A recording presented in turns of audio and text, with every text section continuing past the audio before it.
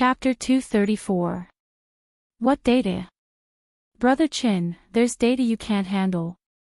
Gu Nianji excitedly sat in front of Chin Lai's computer and browsed through his files. It's in here. There's too much data, and normal software is too slow to handle it. Help me write a small program that can quickly retrieve and analyze the data. The main problem is that this access is too slow.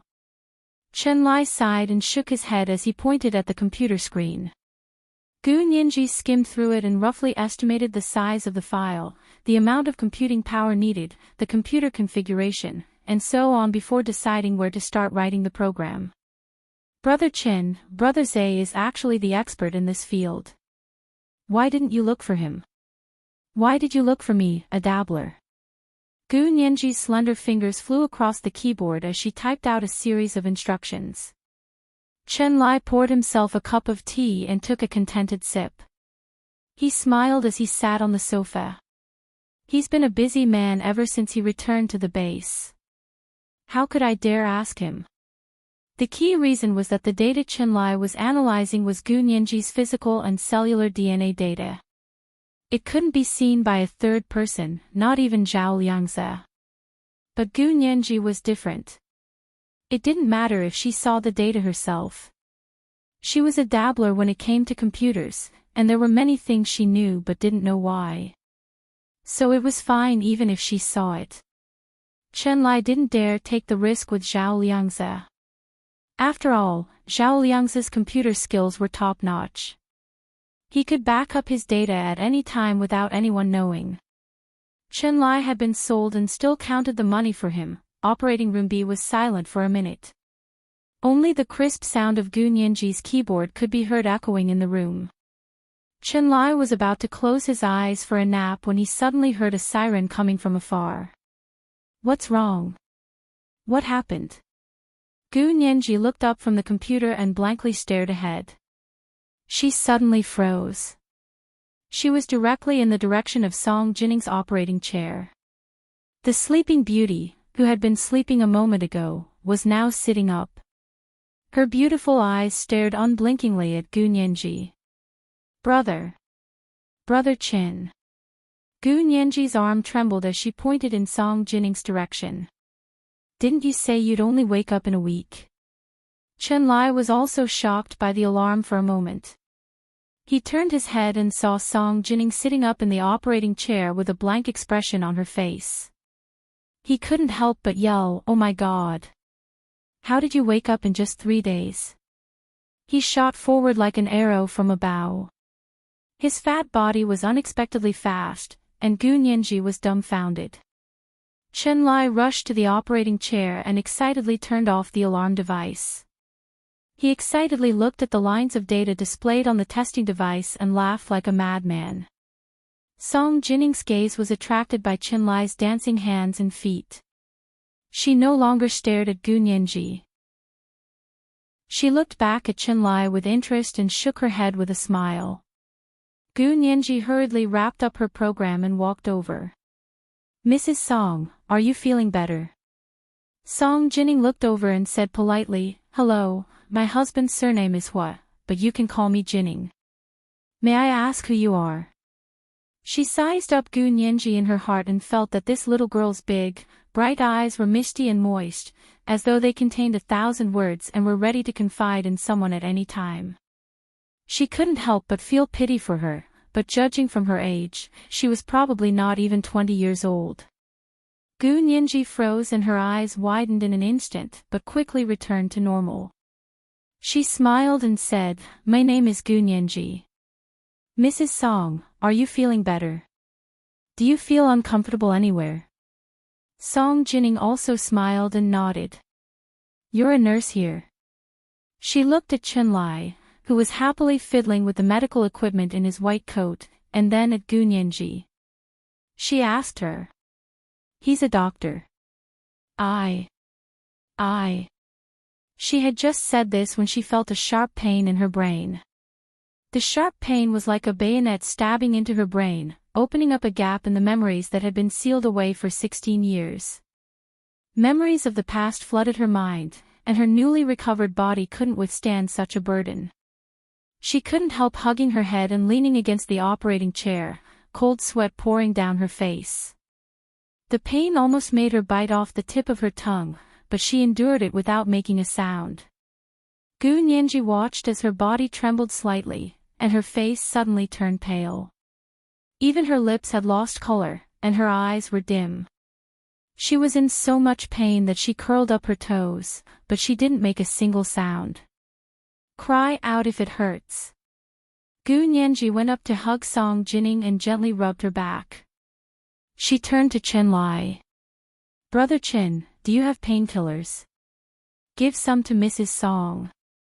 Chen Lai looked up from behind the equipment as if he was dreaming, his eyes almost unfocused. Eat what? Painkillers. Gu Nianji pouted. What are you thinking? Mrs. Song just woke up, so she might not be feeling well. Look. She pouted at Song Jining. She didn't expect Song Jining to still have the energy to look at Gu Nianji at a time like this. She felt very close to Gu Nianji when she saw her, and couldn't help lecturing her. Girls shouldn't pout. Song Jining's voice was very soft. If she hadn't been so close to Gu Nianji wouldn't have heard what she was saying. Gu Nianji was speechless. She looked down at Song Jining, who was leaning against her shoulder. She was a bit ashamed to see that Song Jining hadn't lost her poise despite the pain. She murmured. I'm sorry, Mrs. Song. I'll be more careful next time. Okay. Song Jining replied softly. She sighed, and the pain in her head gradually subsided. Leaning against Gu Nianji, her condition did improve. This little girl made people feel happy as soon as they saw her. Chen Lai reluctantly put down his equipment and brought 2 painkillers and a glass of water. He handed them to Gu Nianji. Give this to Mrs. Song. Gu Nianji held the painkillers in her palm and brought them to Song Jining's mouth. Mrs. Song, do you want to eat this? What brand of painkiller is this?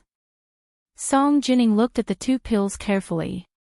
Which factory produced it? What are the active ingredients? How long does it last? Are there any side effects? Gu Nianji was speechless. She suddenly felt like she was being inspected by the professor for being absent-minded in class. Chen Lai was even more nervous than she was. As soon as he heard the question, he immediately said, This is high-concentration aspirin. It's 100 times more effective than the ones sold on the market. The main ingredient is high-purity salicylic acid, so it won't cause addiction. 1 pill lasts for 2 hours, and 2 pills can extend the effect to 3 hours. The side effect is that it will cause gastrointestinal discomfort and may cause nausea and other effects. Song Jining looked at the 2 white pills and frowned. I've never heard of aspirin with such high concentration. Then he pushed Gu Nianji's hand away and refused to take the pills.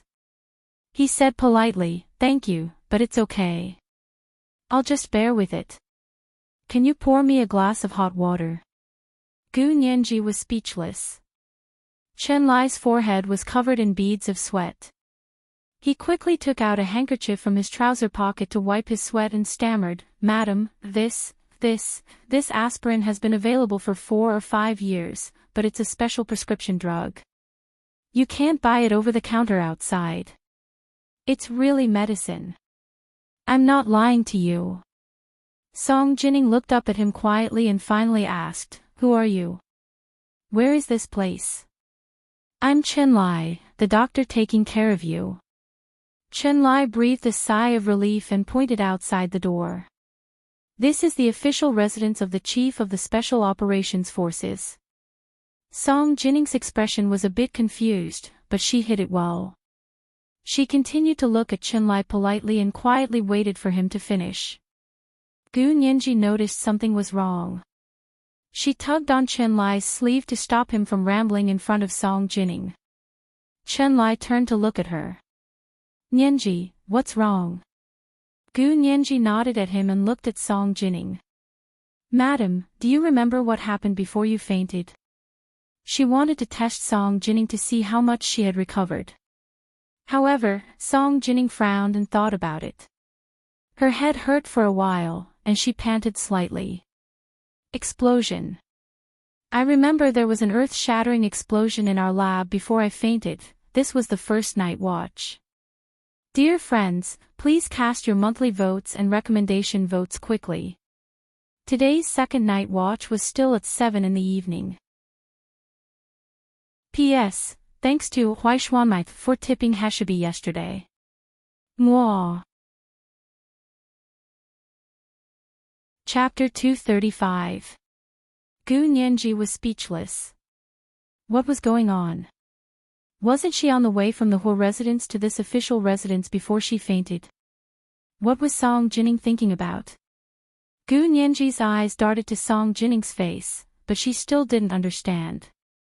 Explosion. What explosion? Chen Lai looked up abruptly, his round eyes burning behind his round glasses as he stared at Song Jining. Madam, are you talking about the experiment from 16 years ago? He knew that Song Jining had ended up like this because of that failed experiment, 16 years ago. Although Song Jining was still in a daze, she still acutely caught on to what Chen Lai was saying. What do you mean 16 years ago? Song Jining's expression changed. What are you talking about? Gu Nianji finally understood. Song Jining had regained consciousness, but her memory seemed to have stopped at the time of the big explosion 16 years ago. She couldn't remember anything after that. That made sense. Because after she got sick, she only remembered memories from before she was 18 years old. She couldn't remember anything from when she was 18 years old to now.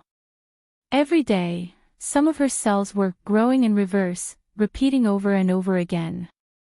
Day after day, she would forget the events of the previous day and forever remain 18 years old. This means that Madam has more memories after she regained consciousness. Chen Lai looked down and began recording on Song Jining's medical record. Madam is 48 years old this year, so her memory has already recovered from before she was 18 to before she was 32 years old, which is 16 years ago. Gu Nianji was speechless. She moved closer to Chen Lai's ear and whispered, "What about the memories from the past 16 years? Is there really nothing left?" "That's hard to say." Chen Lai sighed and shook his head.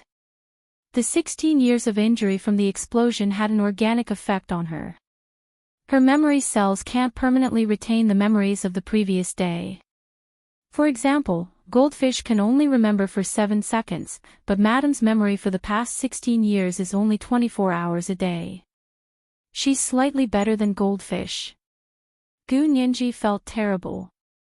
She looked at Song Jining in a daze. How much had happened in the past 16 years? It was too cruel for Song Jining. However, she did not remember anything about it. She did not know if it was a good or bad thing. Song Jining was confused by Chen Lai and Gu Nianji's conversation. "What are you guys talking about?" "I'm 48. That can't be right, right? Isn't he 32? She looked suspiciously at the rotund Chen Lai, then at the slender and beautiful Gu Nianji. She felt that Gu Nianji was more trustworthy. She stared at Gu Nianji and asked, "You're Gu Nianji? Can I call you Nianji?" "Yes, madam." Gu Nianji hurriedly said, "Don't worry, speak slowly." Song Jining closed her eyes, her mind in a mess. As she stayed awake longer and longer, memories of the past kept rolling in her mind. The earth-shattering explosion, the sky-covering fire, and the laboratory that was almost razed to the ground after the explosion. Many people were running and screaming in the fire. She thought she was going to die, but someone rushed over and pushed her and her father out of the lab. She rolled a dozen times on the ground and hid behind a large rock in front of the laboratory building. She saw that her father was running back. And then, there was no then. She watched helplessly as everything turned to ash in front of her. The aftermath of the explosion was extremely powerful, and the magnetic field at the scene changed dramatically. She still remembered the shock wave that almost penetrated her brain. It was not a shock wave that could erupt in a laboratory. Song Jining opened her eyes in a daze and looked at Gu Nianji, then at Chen Lai. What happened? Tell me. Madam, why don't I call Hua Xiao over and let him tell you? Chen Lai thought about it. Song Jining had participated in the military's top-secret experiment. For 16 years, the experiment had remained the military's top secret. No other experiment had surpassed its importance, and no one had been able to repeat the experiment. Bai Jini, the director of the Institute of High Energy Physics, had spent 16 years trying to recreate the experiment, but hadn't even begun.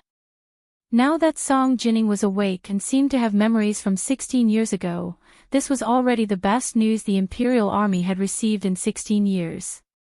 But this information should be kept in Hua Xiaoheng's hands. Chen Lai tugged at Gu Nianji's sleeve and gave her a look. Call Hua Xiao over. Gu Nianji nodded and smiled at Song Jining. Please wait a moment, madam. We'll call Hua Xiao over and all your questions will be answered. Hua Xiao. Song Jining frowned. Is it Guanqin? Where is he? Gu Nianji was speechless. No way. She still didn't remember she had a son. Gu Nianji gritted her teeth. Madam, Hua Xiao is your son. Your biological son. Hua Xiaoheng, have you forgotten? Chen Lai didn't even have time to stop her. He angrily pulled Gu Nianji to the side and growled, Why are you saying it now? Madam just woke up, you can't agitate her like this. But she does have a son. Gu Nianji felt wronged. It's fine if she didn't remember before, but now she remembers she has a husband. Is it strange to have a son? She was feeling indignant for Hua Xiaoheng. Song Jining couldn't forget him when she was sick or even after she recovered. Before Chen Lai could glare at Gu Nianji again, Song Jining whispered from behind them, Xiaoheng? He's only 12, right? What do you want him for? Gu Nianji was speechless. Chen Lai was speechless. They looked at each other and turned to Song Jining. Madam, you remembered wrong. Hua Xiao is already 28 this year. Chen Lai pushed Gu Nianji out. Hurry and call Hua Xiao in. Gu Nianji didn't waste any more time and quickly ran out of operating room B to the corner of the living room. She saw Hua Xiaoheng coming down the stairs from the second floor. He stood tall and straight, wearing a white shirt. The buttons on his chest were neatly buttoned, and the first button of his collar was unbuttoned, revealing his neck and a little bit of his collarbone below his neck. His sleeves were rolled up, revealing a small section of his muscular arms. His hands were tucked into the pockets of his military pants as he slowly walked down the stairs. Hua Xiaoheng was tall and had long legs. He was a natural clothes rack, so no matter what he wore, he would always look indescribable. He had an aura of abstinence that kept people away from him, but at the same time, he attracted people's attention. Gu Nianji liked him immensely when she saw him like this. She ran to the stairs and took his arm. Hua Xiao. Good news. Hurry and come with me. Okay.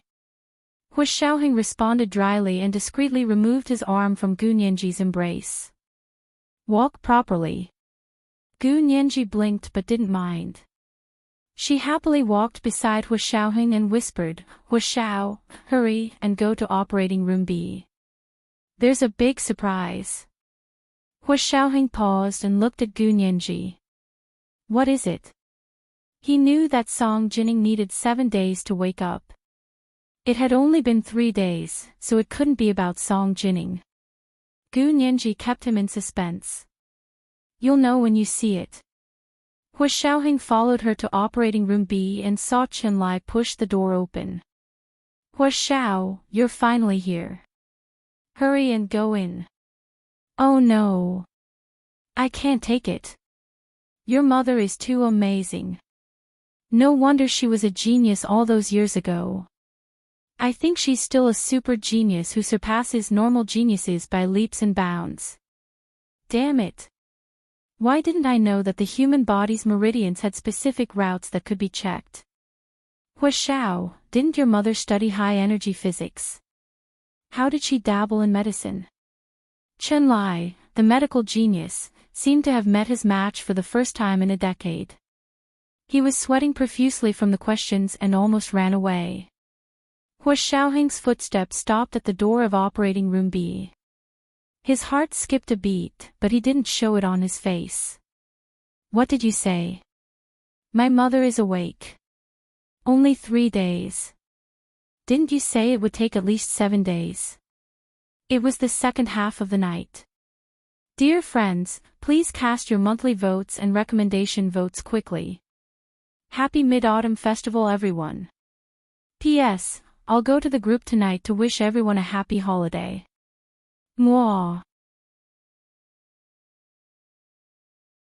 Chapter 236. Sigh, I was wrong, but it's not a big deal. It's actually my first time doing this kind of surgery, so it's normal to make a mistake. Chen Lai boasted shamelessly as he stepped away from the door. Go in, Mrs. Song is waiting for you inside.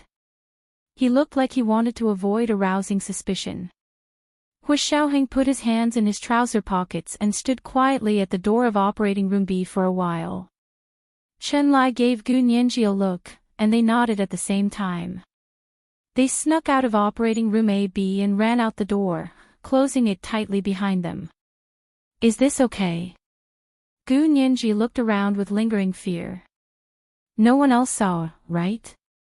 There are cameras and recording equipment in the public areas of this official residence.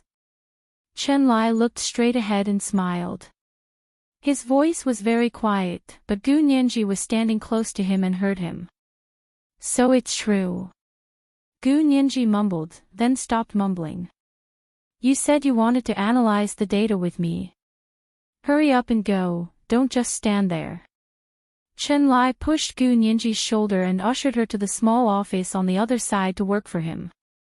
At the door of operating room B, Hua Xiaoheng finally resisted the urge to smoke and pushed open the door.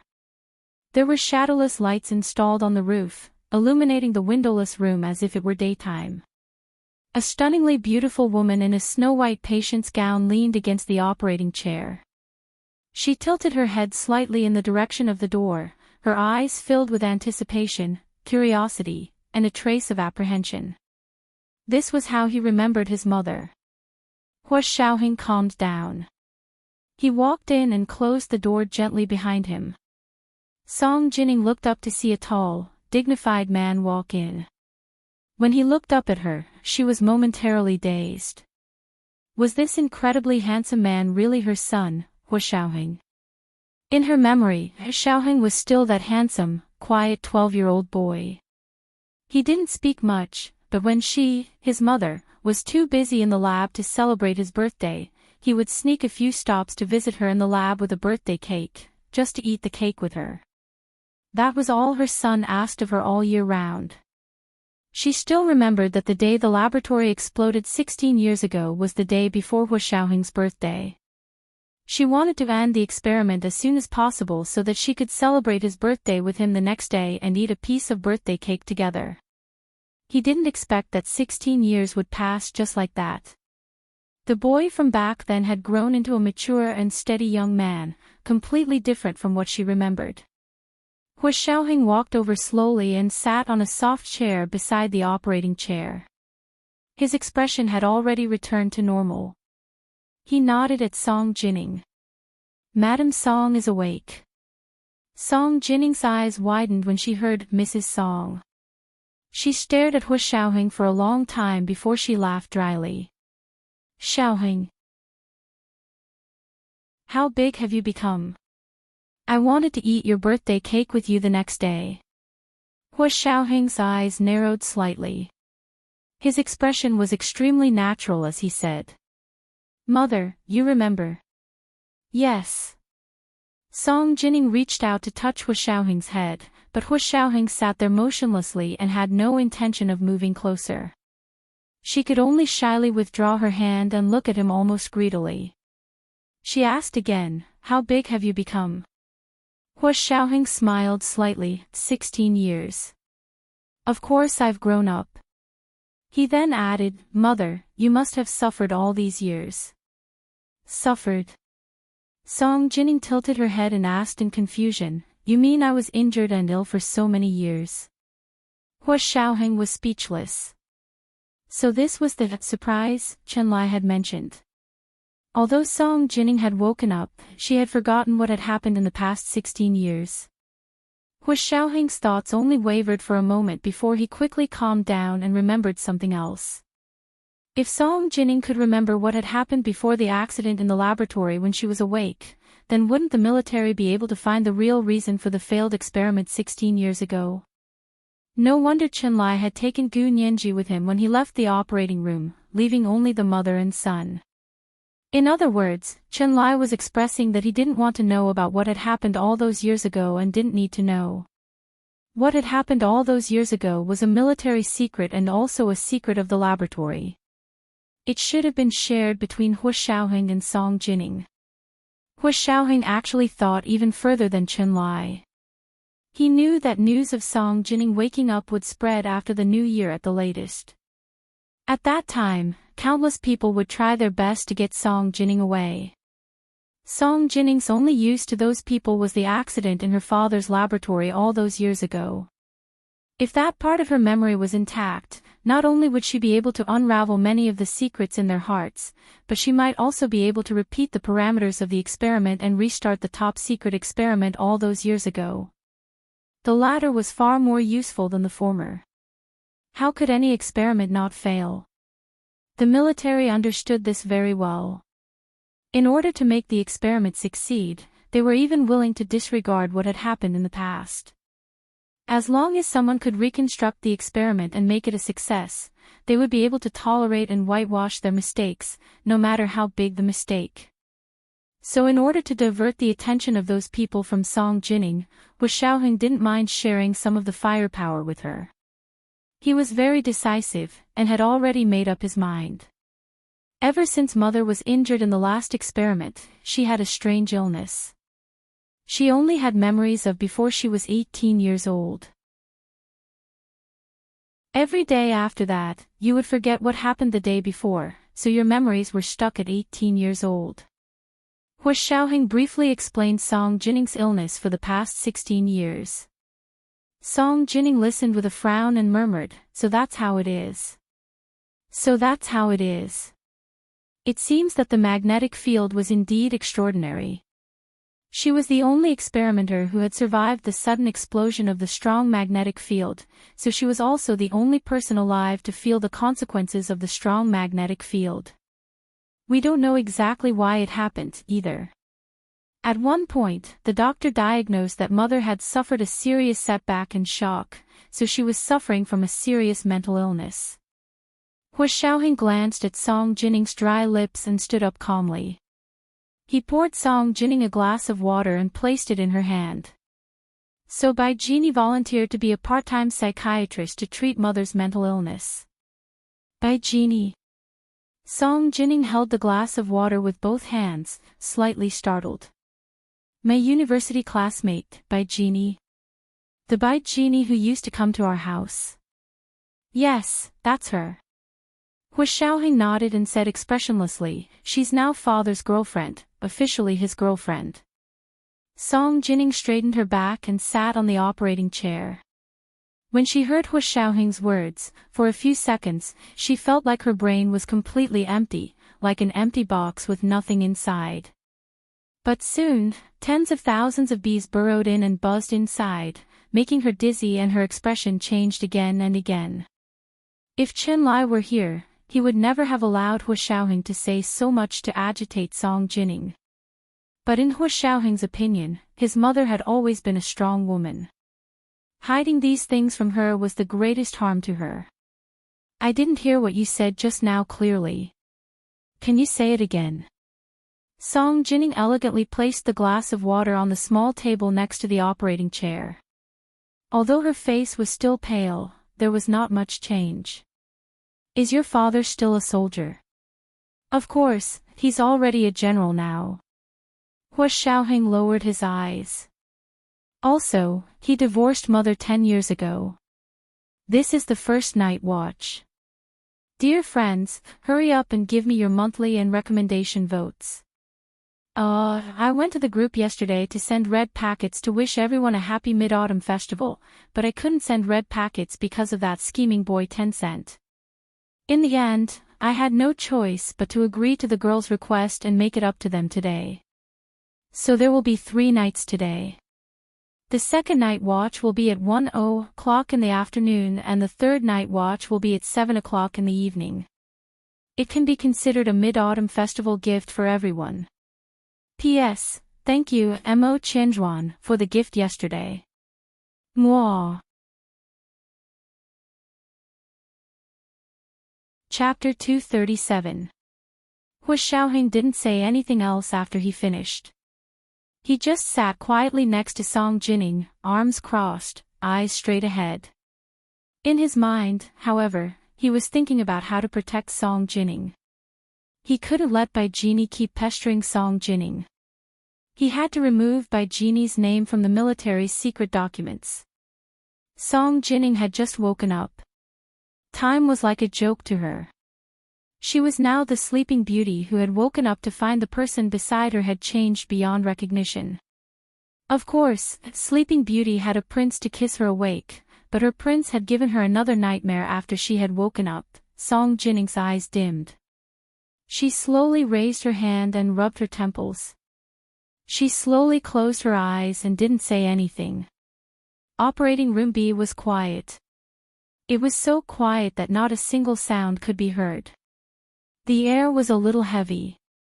Chen Lai and Gu Nianji were in the small study on the other side, organizing data and information. Suddenly, a small program on Chen Lai's computer began to beep. Gu Nianji, who had been processing data on his computer, jumped in shock and quickly called him over. Brother Chen, look, what's going on?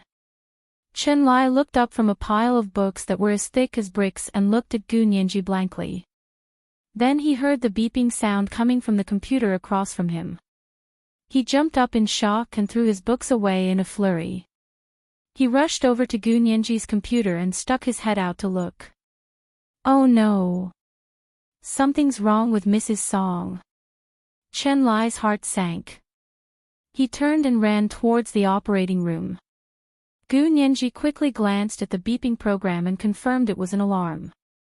It was probably connected to the equipment in the operating room. If the data on the other side exceeded a certain threshold, it would sound an alarm to alert Chen Lai. She dropped the data she had been processing and ran over. Hua Xiao. Hua Xiao. Open the door. What happened? Chen Lai banged on the door of operating room B, anxious to get in. Gu Nianji stood nervously beside him and couldn't help calling out, Hua Xiao. Hua Xiao. Is Mrs. Song okay? The door to operating room B suddenly opened. Hua Xiaoheng stood expressionlessly behind the door and asked, What are you doing? My program sounded an alarm just now. Something must have happened with Mrs. Song. Otherwise, they wouldn't have called the police. Chen Lai desperately squeezed in to see. Hua Xiaoheng glanced at Gu Nianji, and she nodded. It's a small alarm program. It's connected to the equipment here. Mrs. Song's data must have exceeded the threshold that her body can handle. That's why it sounded the alarm and alerted the doctor to the patient's condition. That's right.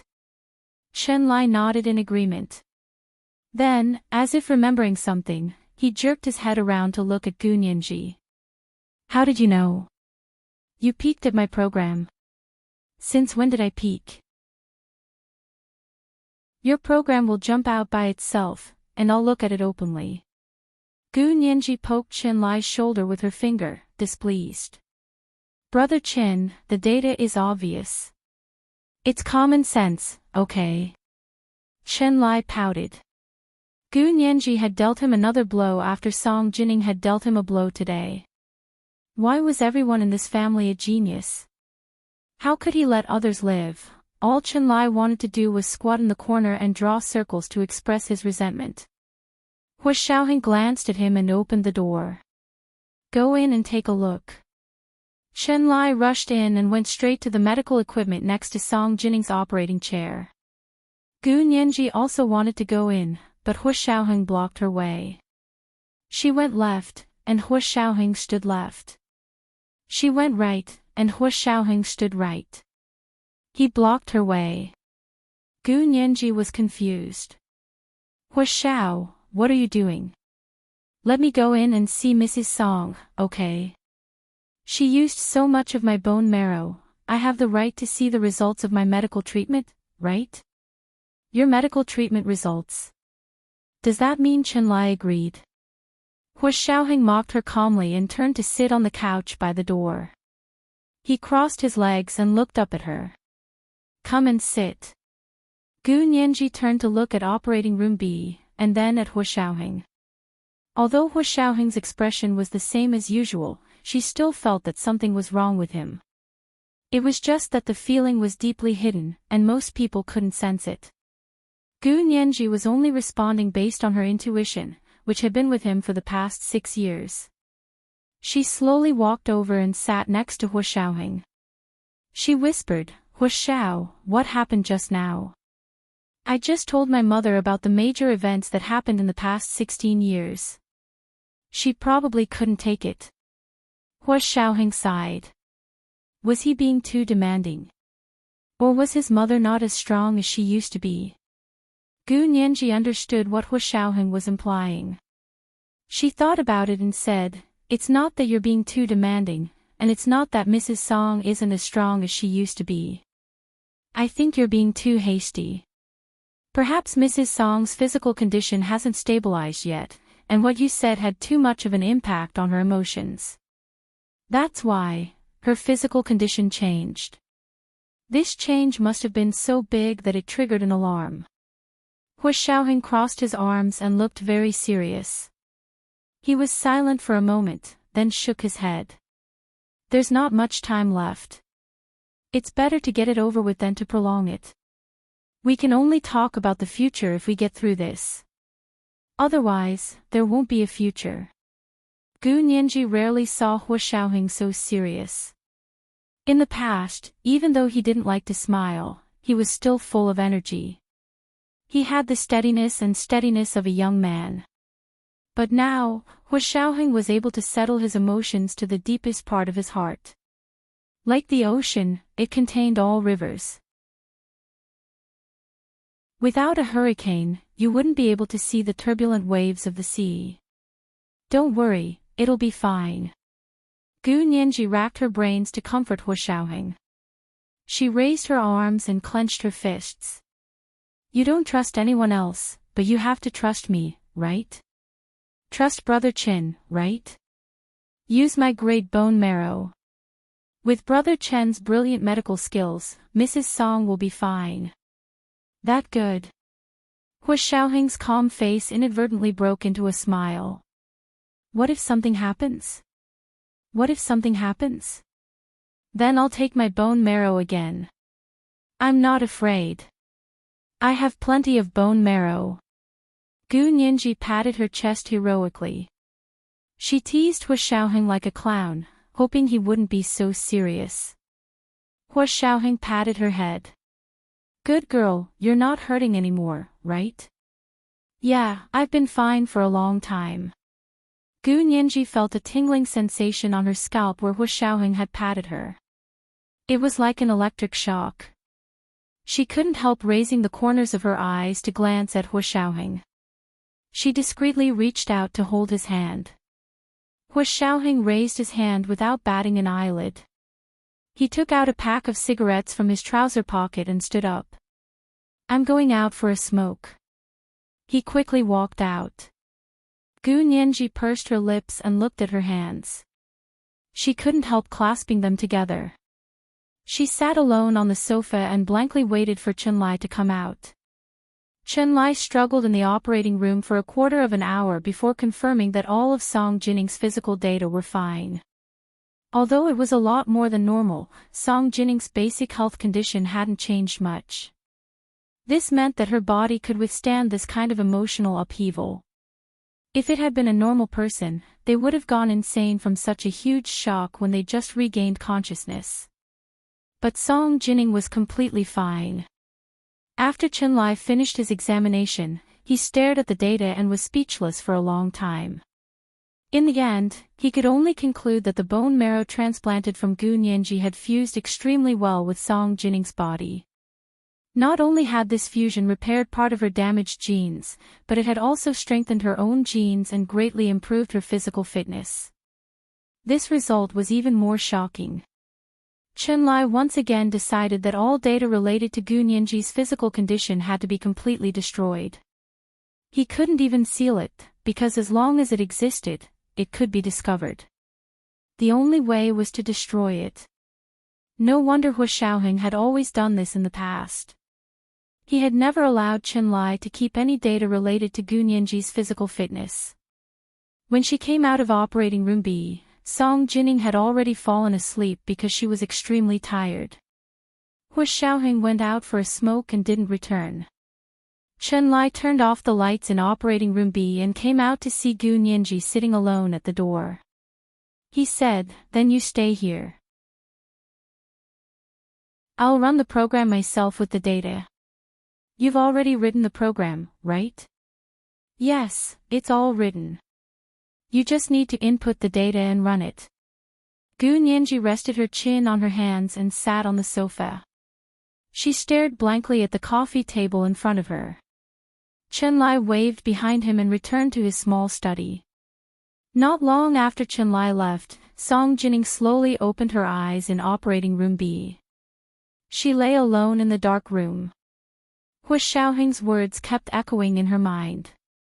"He divorced you 10 years ago. This is today's overtime and second night watch. It's a gift for everyone for the Mid-Autumn Festival. Everyone, kiss me. Everyone, please cast your monthly votes and recommendation votes." The third night watch was 7 p.m. It was a normal update. Oh, intersection_intersection, oh. Chapter 238. Hu Xiaoheng stood alone under a tree in the little garden behind the official residence, smoking. His expression was indifferent, and his tall figure seemed lonely. The tree had already shed all its leaves, leaving only the strong branches that flew diagonally into the sky. He had never been used to talking about such trivial matters, but this time he had made an exception to bring up his father's matters in front of Song Jinning to get her into the right frame of mind as soon as possible. 16 years of memory was not something that could be recovered overnight, and he did not have time to wait for a miracle to happen and for Song Jinning to recover her memory on her own. So he had to focus on the big picture and focus on the important things first. After finishing his cigarette, he was about to enter the house when he heard Zhao Liangzi say over the earpiece, "Wu Xiao, what Jialan has called many times, do you want to pick up?" Hu Xiaoheng didn't want to pick up at first, but on second thought, Song Jinning had already regained consciousness, and he still had to find out her attitude. He said to Zhao Liangzi, "Put it through." A few seconds later, Hu Jialan got through to Hu Xiaoheng. "Eldest cousin brother. It's Jialan." Hu Jialan's timid mezzo-soprano voice came through the earpiece. "Is Mrs. Song feeling better? Are you still mad at me for not picking up my calls?" Hu Xiaoheng ignored her and asked coldly, "What is it?" "If there's nothing else, I'm hanging up." "Yes. Yes." Hu Jialan said hurriedly, not as arrogant as before, "It's like this, grandfather asked me to ask you if you're coming back to the New Year party. The invitations have already been sent out, and everyone knows you're back for the holidays. If you don't go, it won't be nice if word gets out." Hu Xiaoheng grunted and said non-committally, "It depends." Hu Jialan could hear the difference in Hu Xiaoheng's tone towards her and his tone towards Gu Nianji.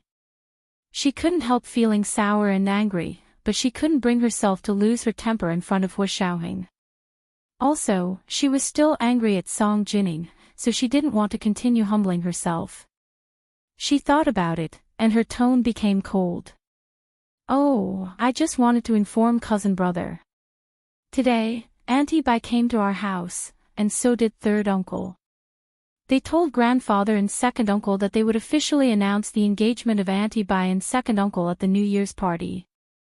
Although Hu Xiaoheng was mentally prepared, he was still taken aback when he heard the news. He calmly replied, "Got it." Then he hung up.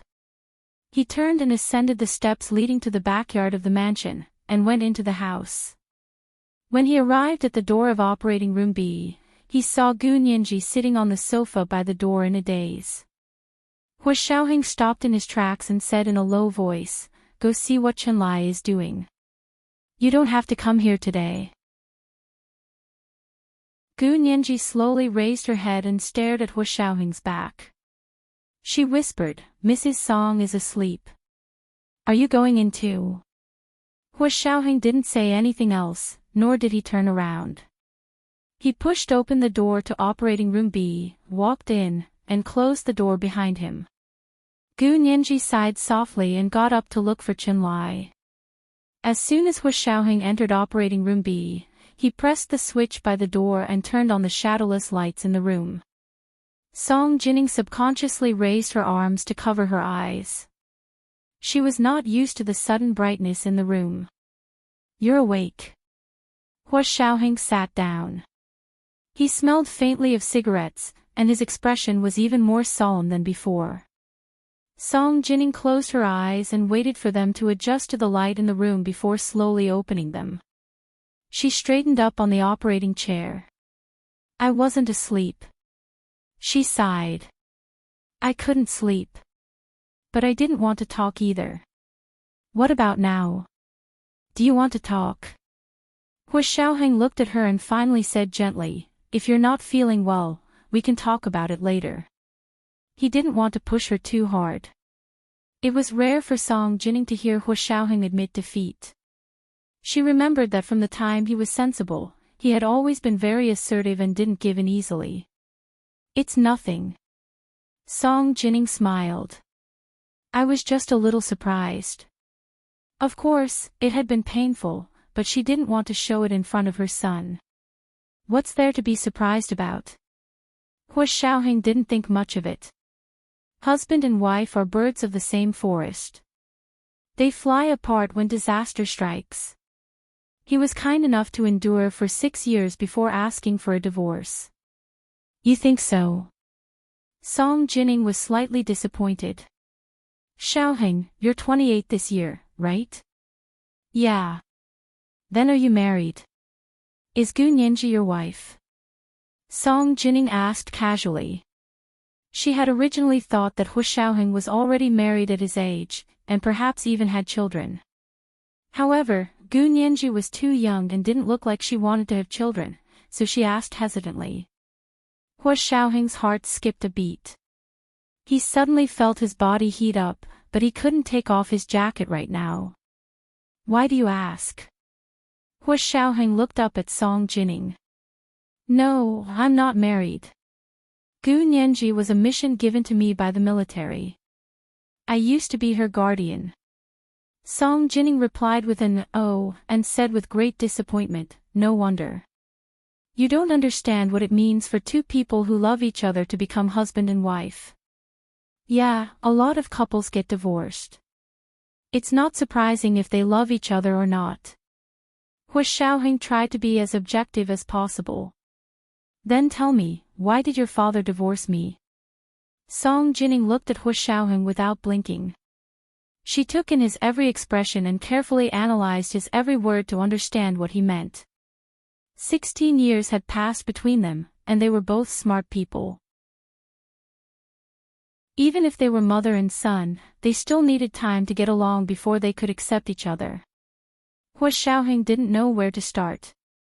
Was the ostensible reason for Hu Guangchen's divorce was because Song Jining couldn't live a normal married life with him? Or was the real reason for the divorce because of the love letters that Hu Jialan revealed after Hu Guanyuan's suicide? Hu Xiaoheng didn't know if his uncle, Hu Guanyuan, and his mother, Song Jining, had an affair. He didn't want to know. He only wanted to give an explanation. Gu Nianji should be the one to answer such an awkward question. At that moment, Hua Xiaoheng remembered Gu Nianji's eloquence. No matter what came out of her mouth, she could always come up with a flowery explanation. He couldn't help smiling. Song Jining was his mother after all. From his subtle expression, she could already tell that her son had someone else in his heart. But she didn't want to get to the bottom of it. She only asked about Hua Guanqin. Also, why is Bai Jini your father's girlfriend? Your uncle has always been her sweetheart. Even when your uncle got married and had a child, she refused to give up. Why would she be with your father? What about your uncle? Hua Xiaoheng froze. He remembered that Song Jining probably didn't know that his uncle had died in the line of duty and disappeared. Mother, don't you remember? Uncle died in the line of duty in that experimental accident. Hua Xiaoheng hesitated. He didn't say disappeared to prevent his mother from overthinking. It was best to say died in the line of duty directly. Song Jining was shocked. She quickly said, "Are you serious? He really died in that accident?" "I think so, although I didn't find any bones. But I later saw the military materials. The scene was so badly bombed that it was impossible for anyone to survive." Hua Xiaoheng only realized what Song Jining had said. "You mean, the person Bai Jini has been pestering is my uncle? This is the third watch of the day. Good night, everyone. Dear friends, please cast your monthly votes and recommendation votes quickly." Chapter 239. Yes. Song Jining felt a little embarrassed and reminded Hua Xiaoheng, "Just keep it to yourself and don't tell anyone else. Although your uncle is no longer around, your aunt and cousin are still around. If they find out, they won't feel good about it either. Besides, I shouldn't gossip about people behind their backs. Although Bai Jini was pestering your uncle, she didn't dare to go too far. She's a very prideful person and wouldn't make a scene in public. So just pretend you don't know." Hua Xiaoheng, at this point, Hua Xiaoheng raised his hand to rub his temples. After thinking for a while, he could only say, "Aunt is no longer around." Song Jining, she blinked her beautiful eyes and stared at Hua Xiaoheng in a daze. "Not here anymore." "What do you mean gone?" "She remarried." If Hua Xiaoheng's uncle, Hua Guanyuan, had passed away 16 years ago, then it wouldn't be unreasonable for his wife to remarry. After all, the dead were dead, but the living had to continue their lives. In this day and age, women didn't have to be faithful to their husbands for the rest of their lives. No, she committed suicide 10 years ago. Hua Xiaoheng shifted uncomfortably on the soft chair. The direct cause of his aunt's death was related to Song Jining, or rather, they all thought it was related to her.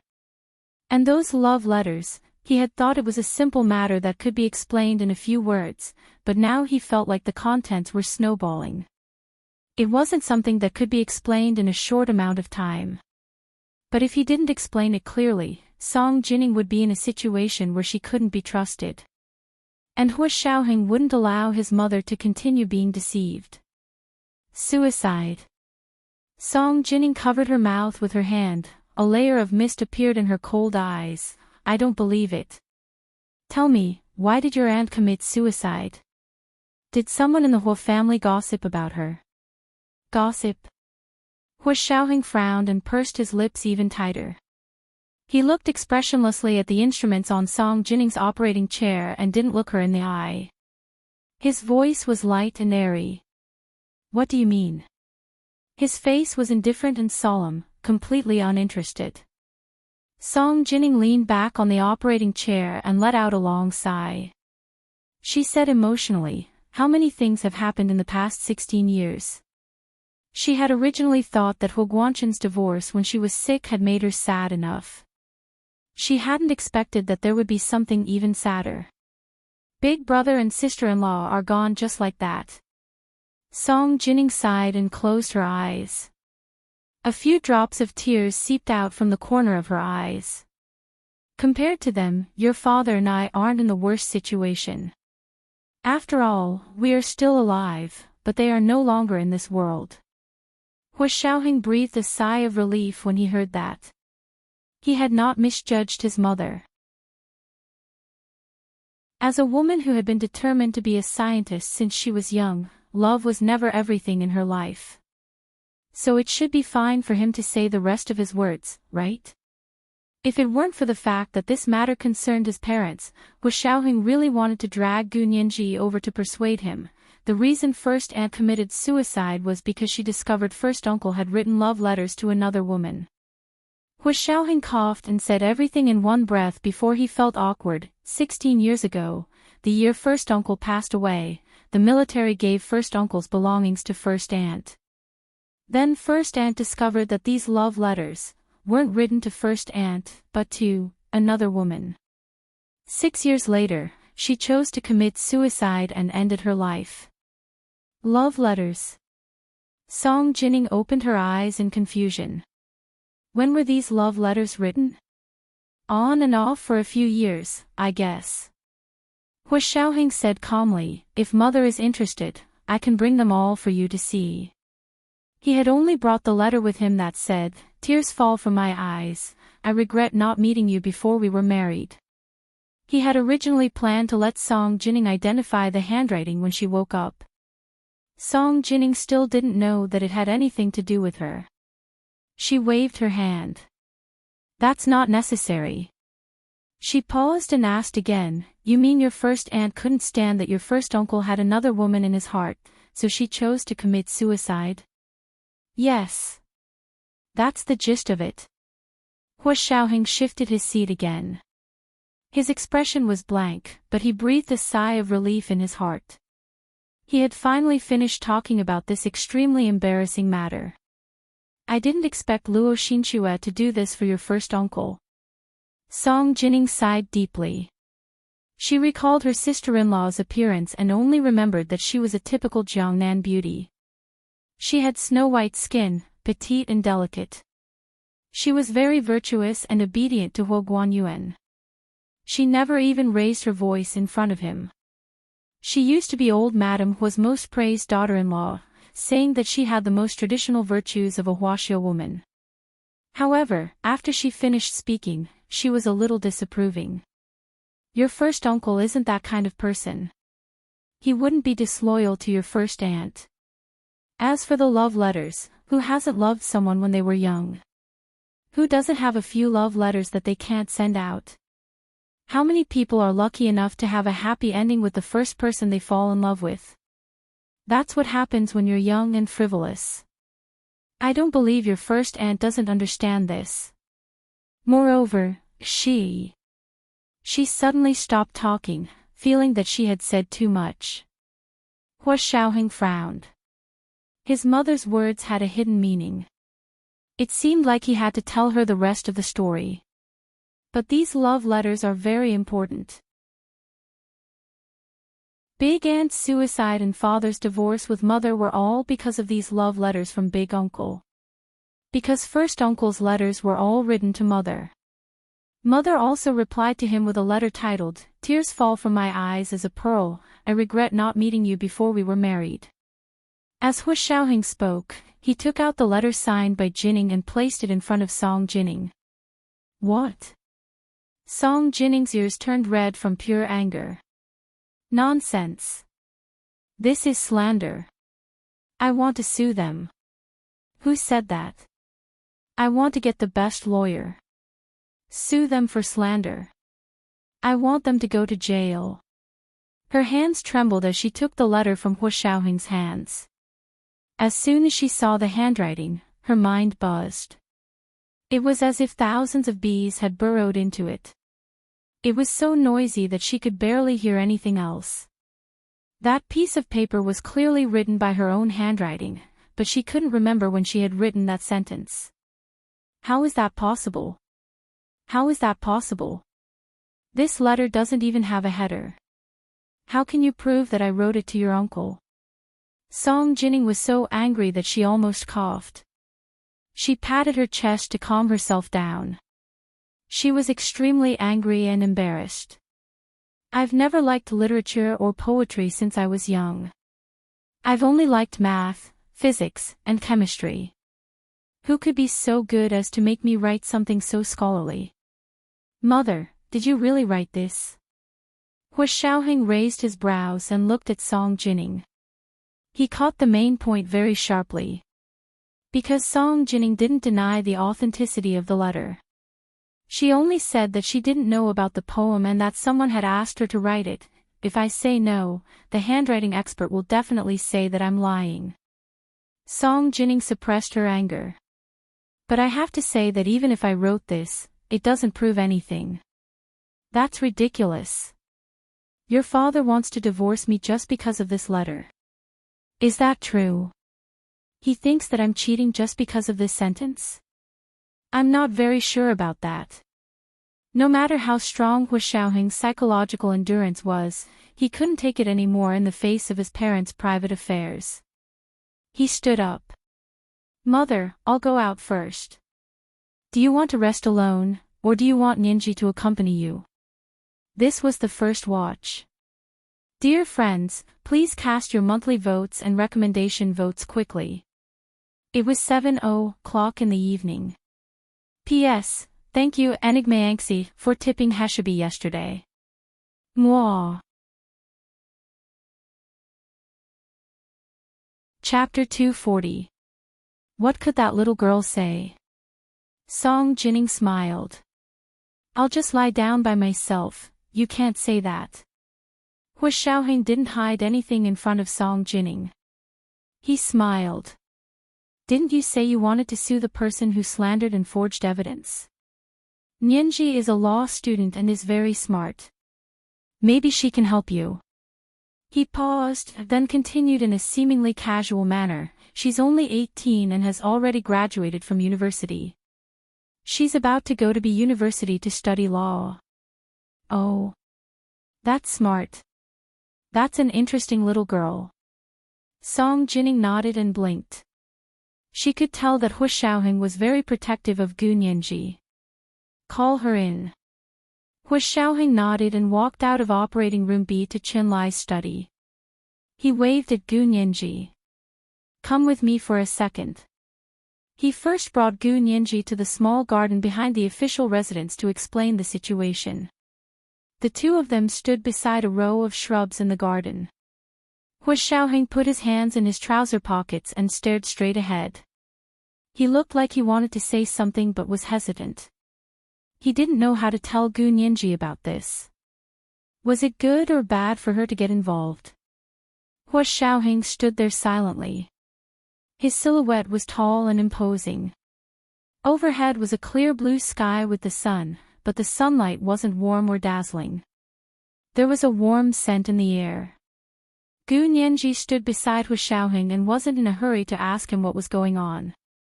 She enjoyed being alone with Hu Xiaoheng like this.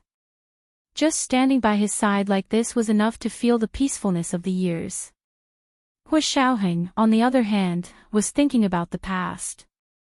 He was a bit annoyed at first, but his gaze moved to Gu Nianji's face. He saw her dark eyes staring at him without blinking. It was as if they could speak and clearly expressed her attachment and dependence. Hu Xiaoheng's heart calmed down instantly. He took out a pack of cigarettes from his trouser pocket and lit one. He took a deep drag and exhaled in the direction of the wind. He didn't smell Gu Nianji. Gu Nianji didn't care at all. She was infatuated with the smell of Hu Xiaoheng, whether it was the faint smell of smoke between her fingers, or the slight smell of gunpowder and leather that lingered on her palm from holding a gun for so long. Mixed together, it made her feel safe and warm. Bai Jini will be getting engaged to my father at the Hu family's New Year's reception tomorrow. Hu Xiaoheng's words were like a bomb that blew away all of Gu Nianji's fantasies. Ah! They were getting engaged. What about Madame Song? Gu Nianji knew that Song Jining and Hu Guanchen had divorced, but Hu Guanchen hadn't remarried after all these years. Moreover, Song Jining had recognized Hu Guanqin even when she was suffering from severe mental illness. If she said she had no feelings for him, Gu Nianji would chop off her own head. There's nothing we can do. Hu Xiaoheng took another puff of his cigarette. His expression was calm.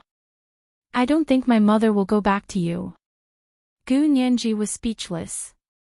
Fine, I'll listen to you since you're handsome. I just told my mother some things that happened in the past 16 years. My mother is a bit emotionally unstable. Go talk to her, Hu Xiaoheng continued. His eyes narrowed slightly as his gaze swept over Gu Nianji's pretty and delicate face. There's one more thing you need to be aware of. What we knew before was only one aspect of the situation. Now that my mother is sober, many things can be explained differently. Gu Nianji nodded quickly. I'll comfort her. Hu Xiaoheng flicked his cigarette and said casually, my mother doesn't admit that she wrote that letter when she was conscious, so... He looked at Gu Nianji, his eyes dark. My mother might want to find the people who slandered her and bring them to justice. You mean, sue them? Gu Nianji suddenly understood. A bright smile blossomed on her face. No problem. Leave it to me. She was a bit embarrassed. But Hu Xiao, are you sure you want me to help your mother? You don't want to. It's not that I don't want to. It's not that I don't have the ability. Gu Nianji was very confident in her abilities. It's just that this is ultimately a private matter between your parents. If I want to be Mrs. Song's legal representative, then, there were many private matters that had to be told to her. Gu Nianji felt that she was going to be Song Jining's daughter-in-law in the future. Was it really okay for a daughter-in-law to know so many of her mother-in-law's affairs? She also needed to know how to avoid arousing suspicion. Hu Xiaoheng pursed his lips and glanced at her. It's nothing. It's not an outsider. The words, it's not an outsider, made Gu Nianji feel like she was floating. She followed Hu Xiaoheng back to operating room B on the first floor of the official residence. She still had that dreamy smile on her face when Hu Xiaoheng left, leaving her alone with Song Jining. Song Jining looked at her quietly for a while and finally couldn't help but smile. Nianji, what are you thinking about? Gu Nianji's heart skipped a beat. She looked at Song Jining's interested eyes and couldn't help blushing. She quickly covered it up. I'm thinking about how to help Mrs. Song deal with those bad guys. Song Jining cocked her head and looked at her. She felt that the girl was becoming more and more beautiful and friendly. She pointed to the soft sofa beside the operating chair. Sit here and talk to me. Gu Nianji sat down and picked up the lychees from the fruit basket on the small table beside her. She peeled them for Song Jining. Do you know about these things? Song Jining had just woken up and was faced with so much explosive news. Even though she was strong-willed and had never been overly sensitive about relationships, it was still a little overwhelming. She needed to confide in someone. She needed to talk to someone about these things. Just thinking about it made it hard for her to breathe. Gu Nianji looked up. Her delicate little face was flushed. She was even more alluring than the lychees she peeled. Her voice was even sweeter and softer. Mrs. Song, are you talking about those love letters? Gu Nianji had more or less learned about Song Jining's situation from her conflict with Hu Jialan the other day. She was indignant that Hu Guanqin had divorced his seriously ill wife just because of a few fake letters. Song Jining sighed softly. She looked down and adjusted the blue-striped fine checkered blanket on her body. I'm sorry. I can't do anything about these things. I don't understand why this happened. Hu Xiao just said that the letter with your name on it might have been written by you in a state of unconsciousness. Gu Nianji saw that Song Jining was in a difficult position, so she decided to be frank. She tried to use the professionalism of a lawyer to discuss the issue with Song Jining. Song Jining nodded. I think so. I don't remember writing such a letter before the explosion. She paused, then asked, have you seen Bai Genie? Gu Nianji nodded without batting an eyelid. I saw her once. She's old and ugly now. One's appearance is a reflection of one's heart. People who steal their best friends' husbands are destined to age faster than others. They're fighting with their lives on the line. Song Jining smiled and said softly, you child, don't say things like that so easily. Yes, yes, yes, I won't say it again in the future. Let me say enough today. Gu Nianji winked at Song Jining, then brought a small bowl of peeled lychees to Song Jining. She put a fork on it. Try it. It's delicious. Only the Huo family's status could enjoy fresh lychees in winter. Song Jining ate too and stopped eating. You eat it. This lychee is too sweet for me. Gu Nianji blinked. There were people who thought lychees were too sweet. No wonder she had a son like Huo Xiaoheng. Gu Nianji admired Song Jining even more. Xiaoheng said that you're a law student, so I wanted to ask you, in this situation, can I find the mastermind and sue them in court? Song Jining felt disgusted from the bottom of her heart at the thought of someone using such a method to slander her name. She didn't want to keep the peace for the sake of her reputation. She didn't want to suffer grievances and suffer in silence. She also didn't want to repay evil with good after being framed. She was a scientist. In the world of science, black and white were clearly distinguished. There was no room for falsehood. It was the second watch. Dear friends, hurry up and cast your monthly and recommendation votes. Good night, dear friends. Wax. Chapter 241. Gu Nianji's interest was piqued at the mention of how to find the mastermind and sue them. She cast aside her concerns and asked Song Jining excitedly, Mrs. Song, since you said you didn't write the letter while you were conscious, I believe you completely. Then it'll be easy to find out who tricked you into writing it and using it to frame you. Song Jining was speechless. She was also a smart person and had been called a genius girl since she was young, but why didn't she think it was easy? Of course, maybe she and Gu Nianji were smarter in different areas. Everyone had their own specialties. Gu Nianji knew nothing about particle physics and was definitely not as good as Song Jining. Song Jining didn't know anything about the law, so they were pretty much the same. Professional things should be left to the professionals. Song Jining quickly understood and smiled happily. Is it really that easy? Then can you teach me how to find that person? Gu Nianji spread her hands to Song Jining. Can you give me this letter? Song Jining unceremoniously placed the letter in Gu Nianji's open palm. It was still folded. Gu Nianji didn't open it and only said to Song Jining, the first thing we need to do is find a professional to verify when this letter was written.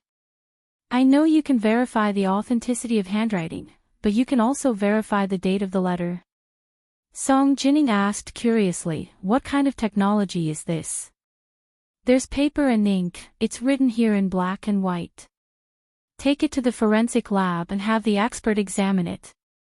They can verify the date of the letter, Gu Nianji said easily. This was often used in the legal world to verify the time of a will. Even though wills nowadays were printed out by computer, they still needed the signature of the person involved to be valid. The time of the will verification was the time of the signature of the person involved. Really? That's great. Song Jining pursed her lips into a smile. Gu Nianji was dazzled by her smile and was almost dazzled by it.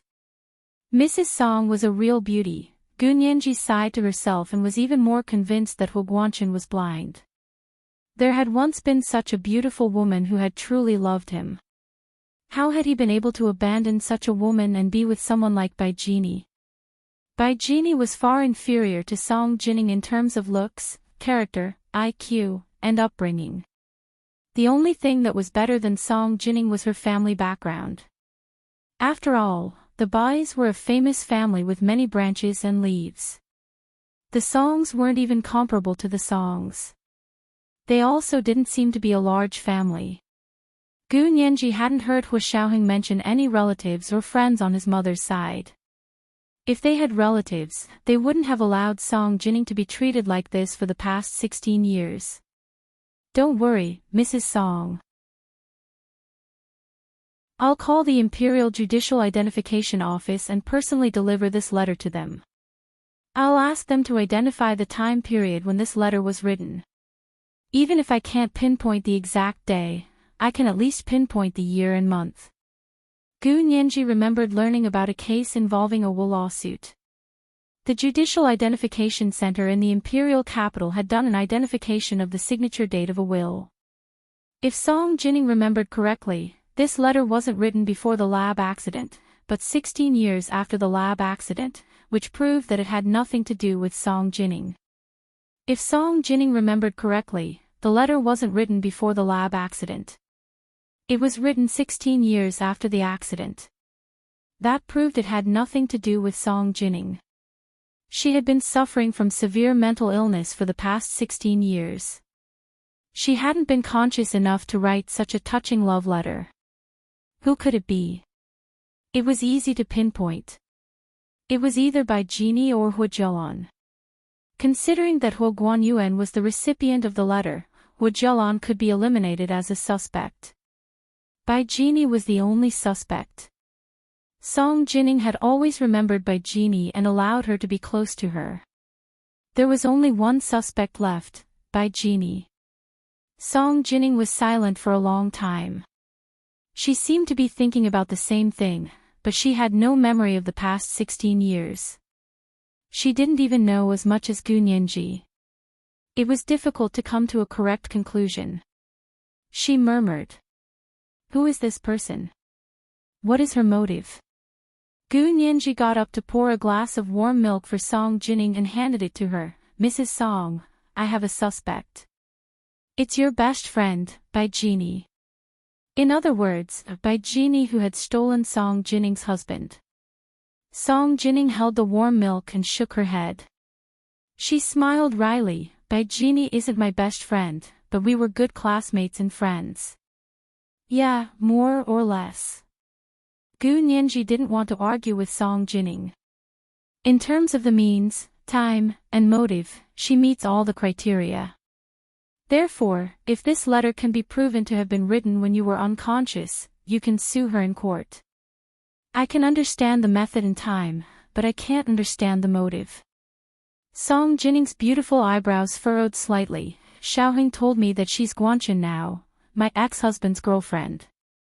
But the person in her heart is clearly not Hu Guanchen, but his older brother, Hu Guanyuan. Tell me, why would she want me to write a letter to Hu Guanyuan like that? Oh. Gu Nianji's mouth was now as round as a small pink lychee, and her large eyes with their own contact lenses were also wide open. Although she didn't say a word, Song Jining already understood what she meant. She couldn't help but be annoyed and amused at the same time. Nianji, what's with that expression? Is this news very shocking to you? It was more than shocking, it was simply horrifying, Gu Nianji quietly complained in her heart. No wonder Hu Xiaoheng had told her that what they knew before was only one aspect of the matter. Now Song Jining was providing another aspect of the matter. She had originally thought that Bai Jini had always coveted her best friend Song Jining's husband, Wu Guanchen, and had secretly seduced her husband, Wu Guanchen, after her best friend had an accident in an experiment and lost consciousness. Then she had concocted a love letter to slander Song Jining's reputation, so that Hu Guanchen, who felt that he had been cuckolded, would divorce in anger. Then Bai Jini would take advantage of the situation and get together with Hu Guanchen, but now she knew from Song Jining that Bai Jini actually liked someone else. This person was none other than Hu Guanchen's eldest brother, Hu Guanyuan, who was also Hu Jialan's father. This was going to be a big deal. Gu Nianji couldn't help but lower her head, her shoulders shaking with laughter, as she recalled Hu Jialan's bitter expression, as if she hated Song Jining for seducing her father. What are you laughing at? Song Jining was even more surprised. Did I say something I shouldn't have? No, no. Mrs. Song, please don't misunderstand. I just remembered something else and couldn't help it. Gu Nianji quickly took a deep breath and suppressed the laughter in her chest. When she looked up again, she had already put on a harmless smile. You child. Song Jining chided her, don't call me Mrs. Song, it's too formal. Just call me Auntie. Oh. Okay. Auntie Song. Gu Nianji greeted her affectionately and reached out to hold Song Jining's hand. Auntie Song, let's put the lawsuit aside for now. After all, the identification of handwriting is not something that can be done in a short period of time, and the Forensic Expertise Center is on holiday tomorrow. We won't get the results until after the new year. Yeah, that's okay. I've already waited for 16 years, a few more days won't matter. Song Jining said gently, but I hope that no matter how long it takes, this matter will not become a mess. Of course. Gu Nianji was also a serious person, and felt closer to Song Jining when she heard this. Auntie Song, then I'll tell you something else. What do you want to do? Although Hua Xiaoheng had said that his mother couldn't go back to him, Gu Nianji felt that she should still respect Song Jining's wishes. Song Jining and Hua Guanchen's matters were between the two of them. Gu Nianji wasn't Hua Xiaoheng, and her standpoint was more feminine. What is it? Just tell me, the situation is already this bad, I won't be surprised no matter how bad it gets. Song Jining spread her hands to indicate that it was fine. Gu Nianji nodded, then I'll tell you. She paused, then tried to speak as gently as possible. I heard that the Hua family is having a grand New Year's reception tomorrow, and that Bai Jini and Hua General will be announcing their engagement. She finished speaking and stared unblinkingly at Bai Jini, afraid to miss any expression on her face. General.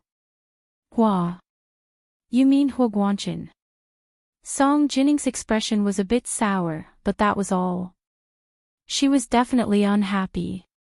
No matter who it was, to wake up after losing consciousness for 16 years to find out that not only was she divorced, but her ex-husband was about to be engaged to someone else, no one would be indifferent.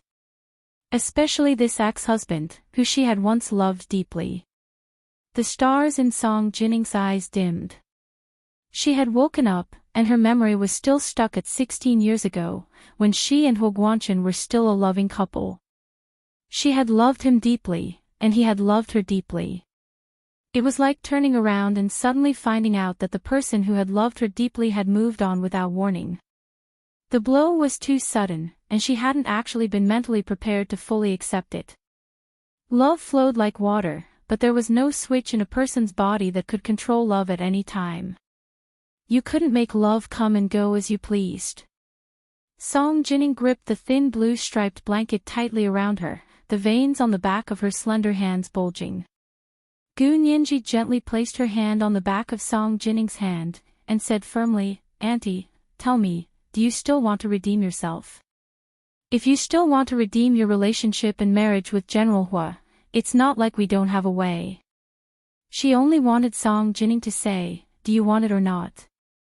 Song Jining mulled over Gu Nianji's words, as if she had swallowed 1,000-kilogram olive.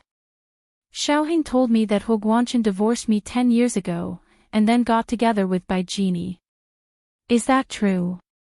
Song Jining tried to make her voice sound normal, but Gu Nianji could still detect the slight tremble in it. She looked down and nodded, it's true. Bai Jini and Hua Jialan both said it themselves. And General Hua is also very close to Bai Jini. Song Jining closed her eyes, and a few more tears fell from the corners of her eyes. Her voice was already choking. Fine, then forget it, let them get engaged. Really? Gu Nianji repeated to confirm, and held Song Jining's hand. Have you thought this through? Once the Hua and Bai families get engaged, they'll definitely get married. Then you and General Hua might never have a chance to be together again. That's okay. Song Jining closed her eyes, and said intermittently. No need. Since something like this happened between us, this kind of rift can never be mended. If my man can't give me all his feelings, body, and mind, then I'd rather not have anything. Gu Nianji froze, then happily hugged Song Jinning's arm. Auntie, that's so well said. That's what I thought too. Song Jinning took a deep breath, and the corners of her mouth twitched. She opened her misty eyes, and raised her hand to caress Gu Nianji's soft face, and smiled. Don't worry, I'll be here with you tomorrow. I won't go anywhere. Gu Nianji adjusted the thin blanket for Song Jinning. Do you want to stay in another room? This operating chair is quite uncomfortable lying in. Song Jinning shook her head. I have to go to the Hua's New Year's party tomorrow. Nianji, can you help me? Oh. You're going. Didn't you say you want to let go? Yes, I want to let go, so I'll go tomorrow, after their engagement ceremony is over. Song Jinning's lips curled into an ambiguous smile. Even though it's impossible for Hua Guanqin and I to be together, I have to make it clear. I can't cheat on him without knowing why. They're shameless, but I'm shameless. This was the 3,700-word first night. Dear friends, please cast your monthly votes and recommendation votes quickly. 7 p.m. the next night. Wax. Chapter 242. Gu Nianji could only nod and agree with Song Jinning. Auntie, if you want to go, I'll definitely support you. How are you feeling right now? I'll ask Brother Chen if you can go somewhere else to recuperate. That way, you'll have the strength to go tomorrow night. Song Jinning felt her body's condition and massaged her arms and legs. She muttered. I should be fine, right?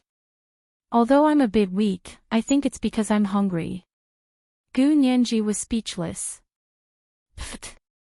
She suddenly felt like laughing. What should she do? Auntie Song was just too cute. Gu Nianji smiled at Song Jinning. She realized that it wasn't a bad thing to forget the past 16 years. It was all bad things anyway. It was fine if she didn't remember.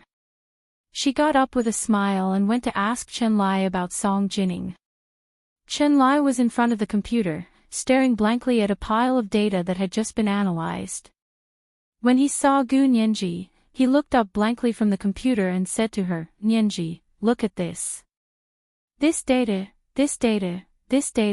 He repeated the data over and over, his round face glowing with excitement. Gu Nianji walked up to him curiously and looked at the computer screen in front of him.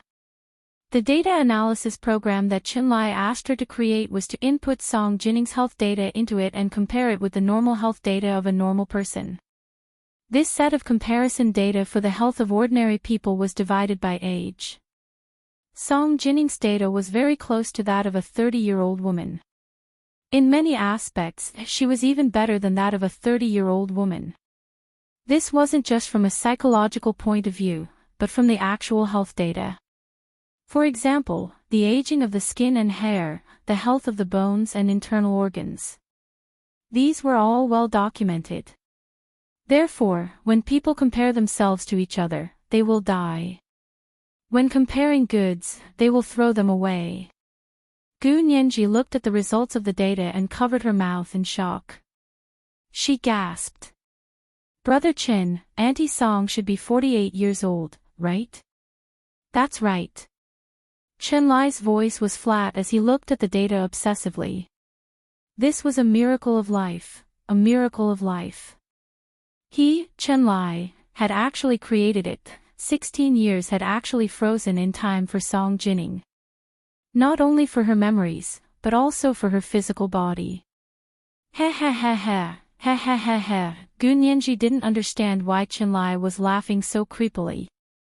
She rolled her eyes at him and bent over to place her hand over Chen Lai's mouse. She smiled and said, Brother Chen, this data is too crazy. You should delete it. Yes, I will delete it. But let me look at them for a while. I need to remember them. Chen Lai pointed at his head. Gu Nianji shook her head and stood up. Brother Chin, let me ask you something. When will Auntie Song be able to get out of bed? It wasn't good for her to lie in that operating room chair all the time, right? Can't she be moved to the bedroom? Chen Lai said dreamily, no problem. Not to mention getting out of bed and walking, he could even go to the gym immediately to work out. TSK, at the age of 48, the body of a 30-year-old, and the memory of a 32-year-old. How perfect! Song Jinning's flawless skin, her beautiful features, and her exquisite figure. If she stood next to Hu Xiaoheng, no one would doubt her if she said she was his sister. Who would believe that she was his mother? Gu Nianji rolled her eyes at Chen Lai. I'm being serious. Is there really no problem? It's okay, it's okay. Chen Lai snapped out of his daze and assured her. Okay, where are you taking her? She doesn't have to lie in that operating chair anymore. Gu Nianji pointed upstairs. There are a lot of rooms up there. I'll get someone to clean one up for Auntie Song. Chen Lai finally noticed the change in the way Gu Nianji addressed Song Jinning. He laughed. Oh. You're calling Mrs. Song Auntie. So intimate. Did Hu Xiao tell you to call her that? No, Auntie told me to call her that. Gu Nianji was very pleased with herself. She cradled her face with both hands and said, I'm just very likable. Yes, who wouldn't like you? Chen Lai narrowed his eyes and looked Gu Nianji up and down. He also coveted Gu Nianji's health data. If only he could get Gu Nianji to research for him, but the thought only flashed through Chen Lai's mind for a moment before he immediately squashed it. Gu Nianji herself wasn't scary, of course. What was scary was the powerful war machine behind her. Whoever dared to capture Gu Nianji and put her in a lab to research would have to face Hu Xiaoheng's wrath. Chen Lai also pitied Gu Nianji. He was obsessed with medicine, but that didn't mean he was a Frankenstein without a bottom line. Bah. What's with that look? Gu Nianji knocked Chen Lai's head with disdain. Okay, I'll go look for Hu Xiao. You go check on Auntie Song. We'll move her out later. Chen Lai agreed and took the equipment to check on Song Jinning one last time. Gu Nianji found Hu Xiaoheng in the study on the second floor. She didn't dare go in alone. Instead, she knocked on the door. Hu Xiao, it's Nianji. Can I come in? Come in. Hu Xiaoheng's deep and magnetic voice came from the study. Gu Nianji pushed the door open and said to Hu Xiaoheng, Hu Xiao, we've talked about Auntie Song. I want to move Auntie Song out of operating room B and into the bedroom on the second floor, okay? Okay. Hu Xiaoheng was typing in front of the computer. He didn't look up and only responded. Also, Auntie Song said she wants to go to the Hu's New Year's party tomorrow night. Hu Xiaoheng stopped typing and frowned. Did you say there's an engagement ceremony tomorrow? Then what was the point of going? Did he really have to get it back? Hu Xiaoheng was very unhappy. His lips were pursed tightly, and the curve of his jaw was stunning. Gu Nianji looked at Hu Xiaoheng with infatuation and whispered. She did. Auntie Song said it's okay. She doesn't want to get back together with General Hu, so she wants to wait until their engagement ceremony is over before going. Hu Xiaoheng sighed in relief and continued typing. Then why do we have to go? What's the point? To him, this kind of thing should be dealt with quickly and decisively. Gu Nianji giggled. Of course Auntie has her reasons. She said her reputation can't be ruined by that letter, so she wants to get justice for herself tomorrow. Hu Xiaoheng was silent for a few minutes before replying dryly, okay, you decide. He was entrusting Song Jinning's matter to Gu Nianji. Gu Nianji wrung her hands in front of her and said sheepishly. Then Hu Xiao won't say I'm messing around, right? She had already come up with 17 or 18 plans in her mind to mess with Bai Jini and Hu Jialan for Song Jining. No, go ahead. Hu Xiaoheng finally looked up from the computer to look at her. I'll take care of it if it gets out of hand. Great. Hu Xiao, you said it. Gu Nianji clapped her hands happily and looked around. There are cameras here, right? You recorded everything Hu Xiao said just now, right? Hu Xiao, you have to remember what you said. You can't go back on your word. Hu Xiaoheng leaned back in his computer chair and said lazily, when did I ever go back on my word? Gu Nianji tilted her head and thought about it. You didn't go back on your word with me, but you did with other people. She was the kind of person who often went back on her word and caused people to lose their lives. Are you other people? Hu Xiaoheng looked at her expressionlessly and tried his best to control himself. Of course not, I'm not other people. Gu Nianji smiled even more sweetly and clenched her fists. She extended her index fingers and poked them in front of her. Hu Xiaoheng's gaze made her dizzy. Then I'll go make the arrangements. Go. Hu Xiaoheng nodded. I'll go with you tomorrow. An hour later, Song Jining was placed in a south-facing bedroom on the second floor. Gu Nianji began making all sorts of preparations for Song Jining. She personally came up with a complete spa plan for Song Jining. Not only her face, but her entire body was covered with a Dead Sea mud and seaweed nutritional mask to remove impurities and cleanse and rejuvenate the skin. She washed in 30 minutes and then went to the sauna. After sweating all over, she went to take an essential oil bath. She repeated the above procedures after coming out. She went through 3 emergency skincare procedures in a row. Song Jining had always been a flawless beauty. Although she hadn't had much skincare in the past 16 years, her skin foundation was good, so she only needed a little skincare to quickly glow.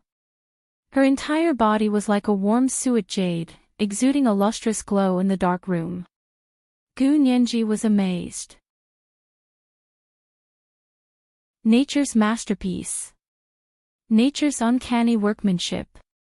I finally understand. Song Jining was embarrassed by Gu Nianji's praise. Okay, you're exaggerating. Nianji, you want to do a face mask too? Here, I'll do it for you. Song Jining was also a very studious person. She didn't want to miss a single one of the skincare classes she had missed in the past 16 years. The two of them laughed and did their skincare in the room. Time passed quickly. When it was time for dinner, Song Jining had 2 bowls of porridge and a bowl of meat stew along with roasted shrimp and stir-fried beef. She was full and went to bed. The next day was December 31st. Gu Nianji woke up early in the morning and went to the Imperial Capital's forensic office to submit the letter. Because the letter didn't have a header and was only signed with a first name, no last name, people who didn't know were not afraid of leaks. Gu Nianji briefly explained the situation and promised to call her after the new year to discuss when to get the results. After leaving the official residence, Gu Nianji went to Sion Square to buy herself and Song Jining an evening gown. Song Jining's evening gown was a carmine brocade one-shoulder fishtail dress. It looked seductive on her mature body. Gu Nianji was wearing a white puffy skirt with pea green patterns, knee-length boots, and a 5-finger-wide ribbon around her waist. Song Jining turned to see her and raised her eyebrows in surprise. She giggled. Nianji, how old are you? 18, I'm 18 now. I'll be 19 next year. Gu Nianji walked behind Song Jining. Auntie Song, you look so good in this. You look so good. You're full of youth. Song Jining glanced at Gu Nianji's chest and clicked her tongue internally. She was only 18 years old and her breasts were already so well developed. Not bad. Gu Nianji took Song Jining's arm. We can go now. Judging by the time, the engagement ceremony should be in progress over there. Hu Xiaoheng was sitting in his bulletproof car and talking to Hu Jialan on the phone. I can't go. Cousin brother, it's second uncle's engagement ceremony today. Are you not going because you have a problem with them getting engaged? Hua Jialan asked excitedly. But grandfather and second uncle want you to come. What does their engagement have to do with me? Hua Xiaoheng closed the document in his hand. Don't wait for me. Let them start. Hua Jialan put down the phone helplessly. She shook her head at Hua Guanqin and Bai Jini, who were looking at her eagerly.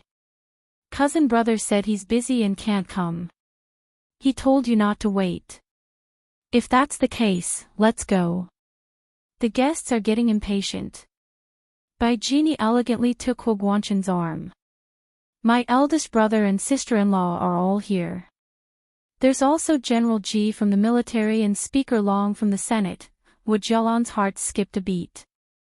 After Bai Jini and the others left, she immediately called Hua Xiaoheng. Cousin brother, come quickly. I forgot to mention that General Ji from the military and Speaker Long from the Senate are both here.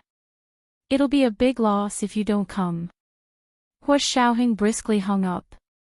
I'm not going. Meanwhile, Gu Nianji and Song Jining got into his car. Hua Xiaoheng ordered the orderly, Fan Jian, who was driving. Drive to the Hua Manor. He added, drive slowly. Zhao Liang's voice sounded over the earpiece. He had interfered with the Hua Manor security system and had gotten all the cameras for the engagement ceremony in the living room. He could broadcast it live to Hua Xiaoheng. Hua Xiaoheng sat in the back seat. He opened his laptop and received the video signal shared by Zhao Liangze. He placed the laptop on Gu Nianji's lap, who was sitting in the middle. The three of them watched the engagement ceremony that had caused a stir in the upper echelons of the Huaxia Empire. This was the 3,700-word second update. Dear friends, please cast your monthly and recommendation votes. Sweat, I'll be writing it tomorrow. Dear friends, I'm so anxious. Oh, ___. Oh.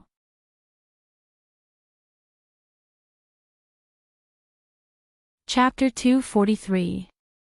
On the laptop screen, the Hua family's living room was beautifully decorated. There were white roses everywhere, and the entire wall facing the main door was a wall of roses. The corners of Gu Nianji's mouth twitched as she whispered. Is this an engagement? Why does it look like a wedding? A ceremonial stage had been set up under the rose wall. It was 2 steps higher than the ground, and was originally made of oak. The white roses made it shine black, but it looked like the luster of rosewood. The Hua family's living room was very large, and the sofa and coffee table in the middle had been moved away to make an empty dance floor. The guests were all rich and well-dressed, and all had cocktail glasses in their hands. They stood in 2s and 3s, whispering and laughing. The men wore black tuxedos, and the women all wore various evening gowns. Some revealed their shoulders, some revealed their breasts with a V-neck neckline, and a high slit that revealed their thighs. Some even had lace gowns that revealed their skin with only a shawl draped over them. The jewelry on their necks and hands was low-key but luxurious, and each piece was a top-notch treasure from Sotheby's or Christie's auctions. The man and woman standing under the rose wall on the oak ceremonial stage were undoubtedly the center of attention. They were Hua Xiaoheng's father, Hua Guanqin, the director of the military political department, and Bai Jini, the director of the Institute of High Energy Physics. Hua Guanqin was already 50, but had taken good care of himself. He looked 40 at most, and had a head of short black hair.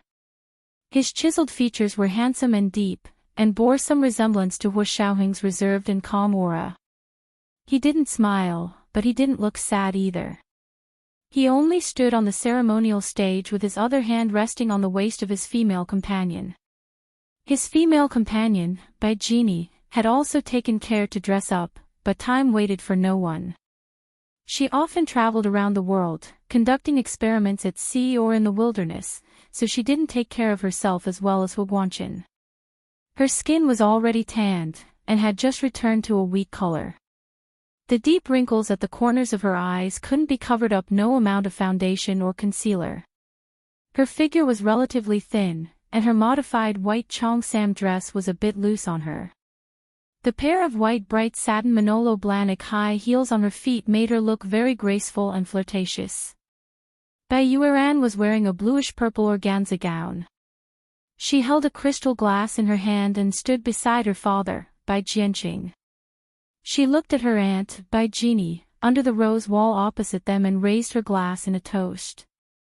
Everyone, quiet down, quiet down. On the stage, an MC in a black tuxedo tapped the wine glass in his hand. General Hua and Director Bai's engagement ceremony is about to begin. The noisy living room immediately quietened down. Everyone looked at the couple standing under the rose wall. Thank you all for coming to witness our engagement ceremony. Huo Guanchen nodded to the guests below the stage. I hope everyone can enjoy themselves and give us their blessings during the new year. The MC smiled and walked over to them. General Hua, would you like to be engaged to Bai Jeannie? Would you like to walk down the aisle together? Huo Guanchen was silent for a moment. His eyes were a little dazed as he looked at Bai Jeannie, who was silent in front of him. He smiled. I do. He took out a box containing a ring, knelt down on one knee, and presented it to Bai Jeannie. Jeannie, would you like to marry me? Bai Jeannie was really touched. Tears fell uncontrollably. She gazed at Huo Guanchen's face and nodded. I do.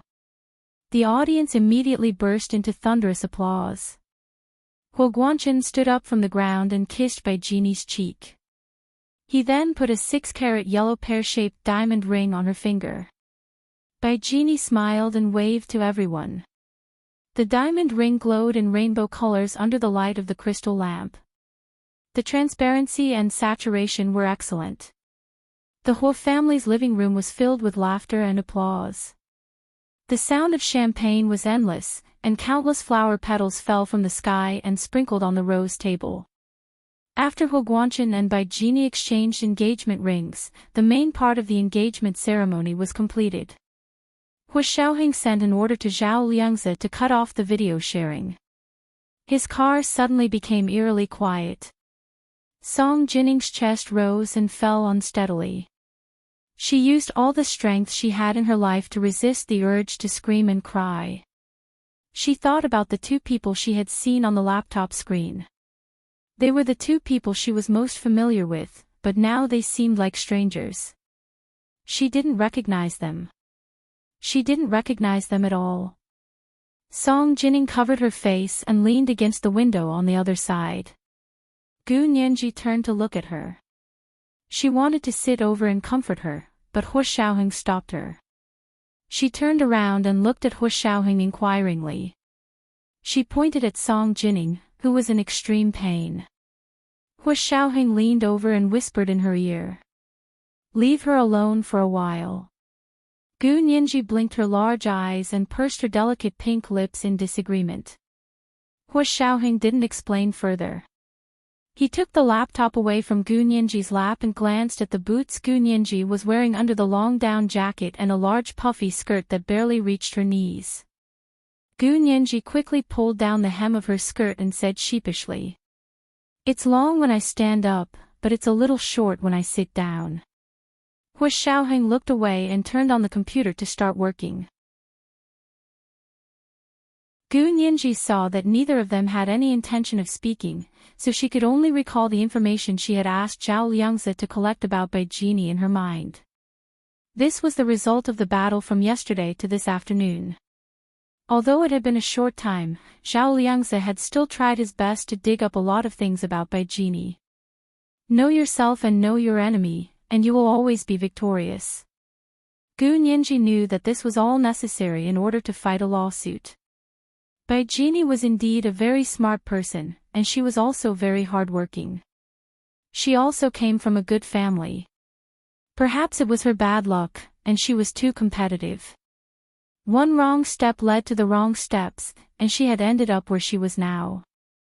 But since the mistake had been made, she naturally couldn't pretend that it had never happened. They drove back to the Huo residence without saying a word.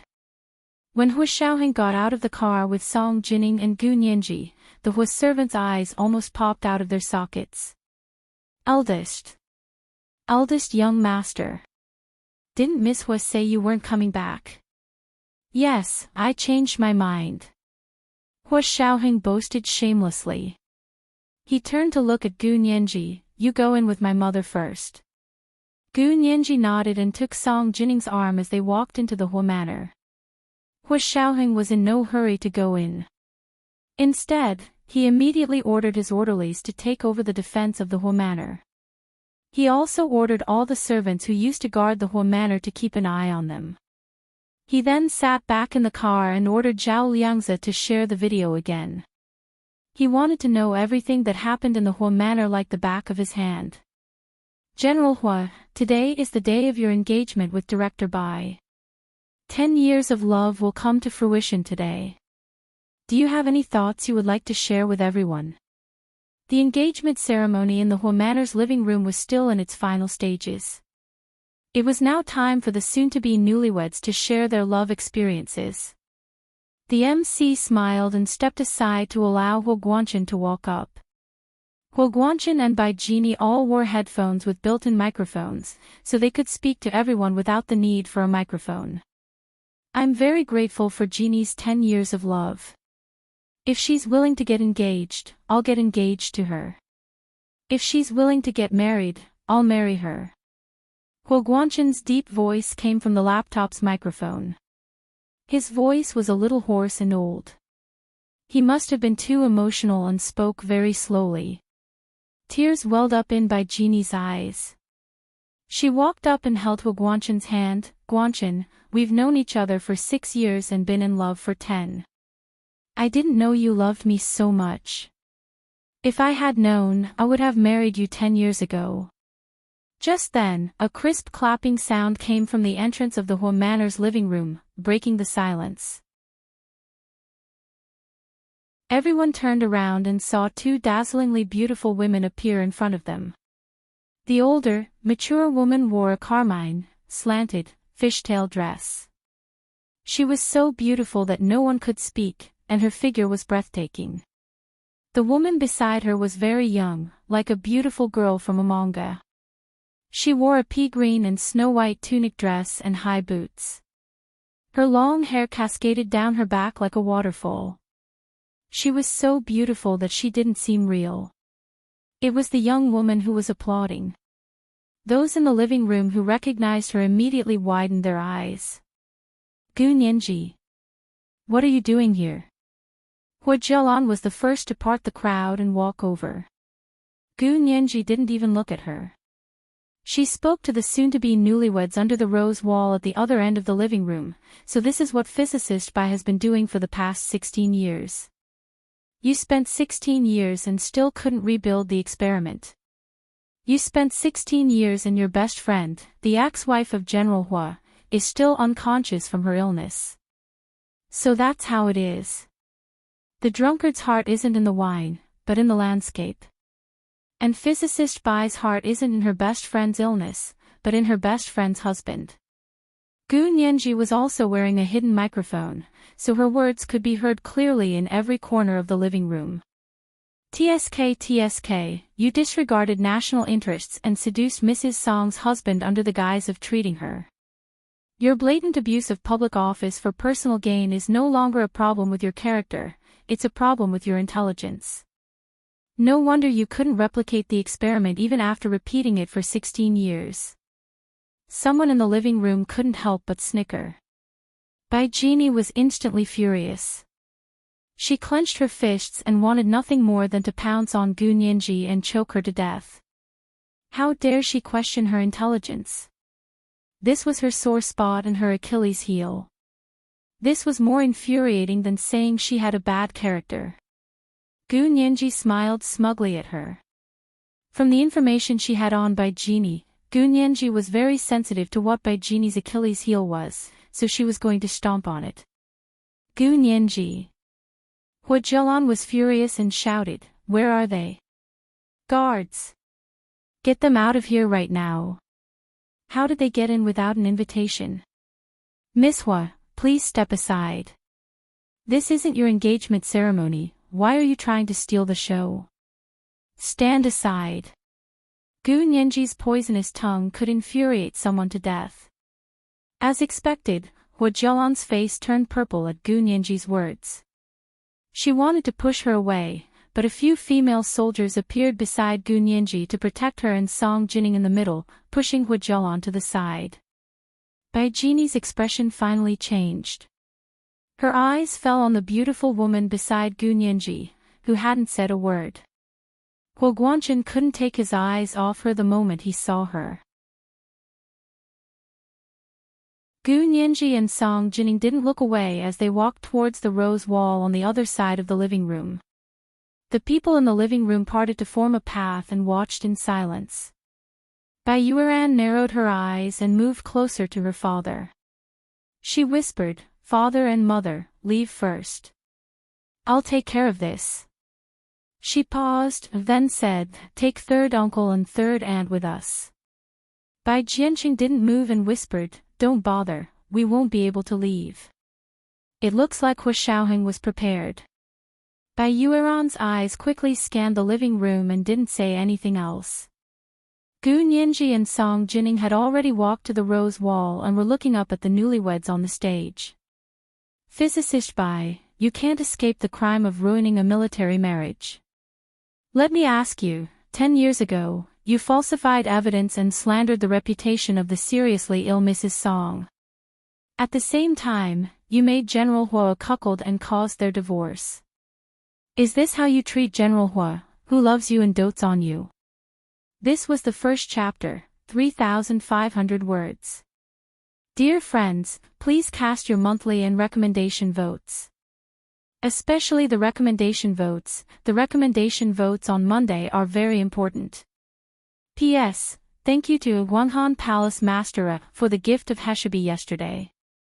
Wax. 7 p.m. the next night. Wax.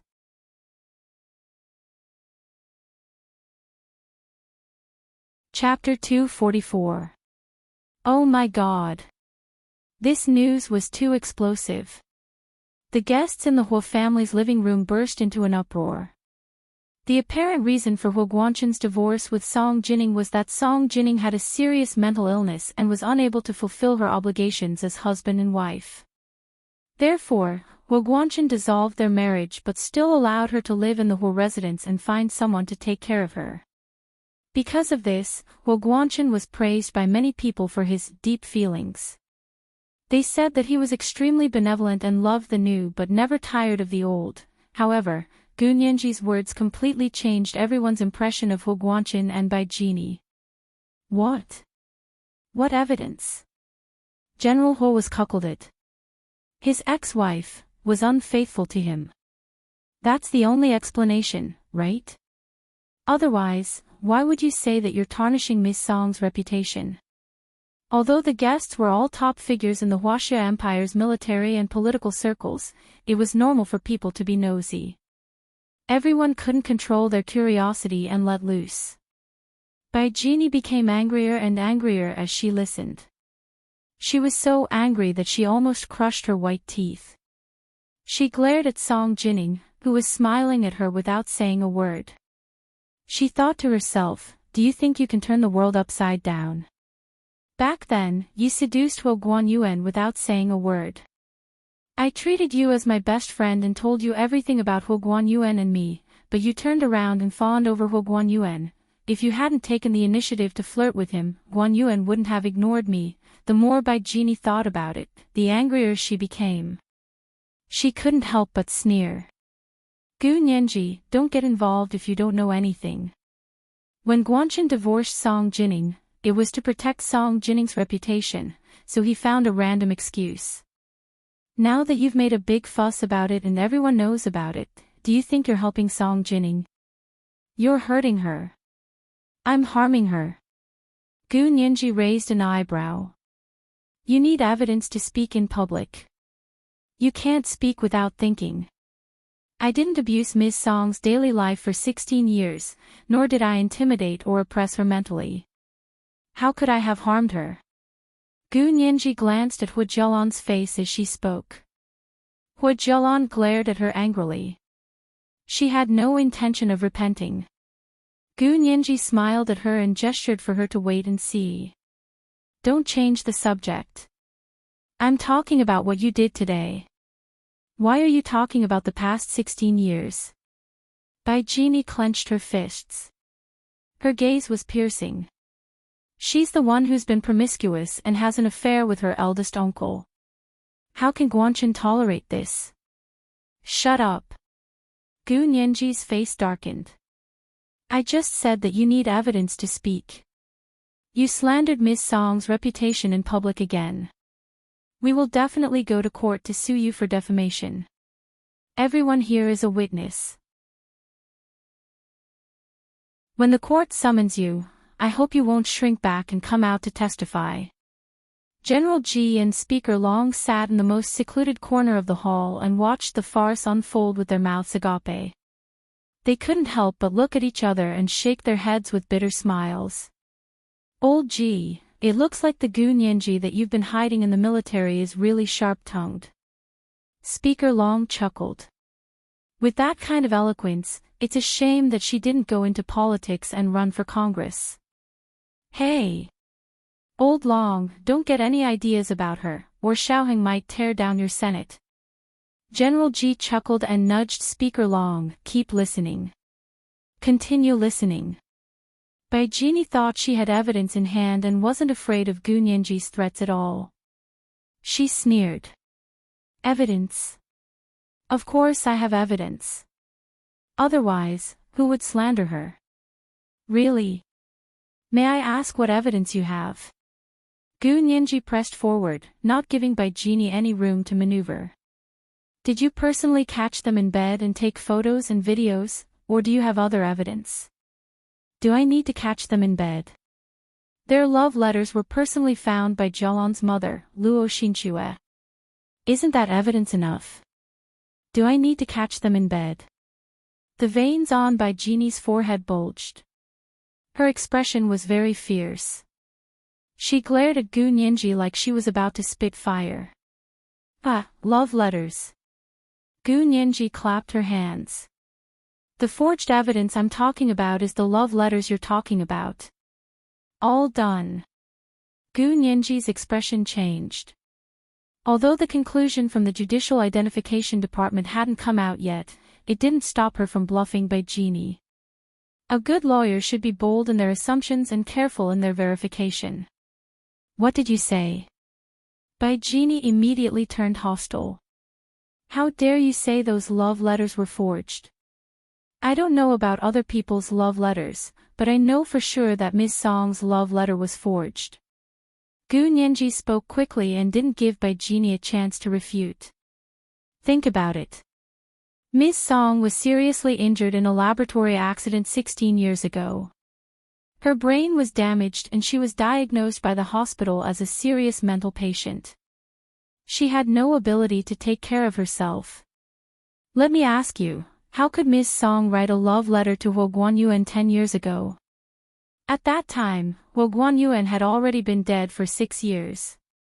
Physicist Bai, I just said that using such a clumsy method to slander and break up a husband and wife is no longer a problem of character.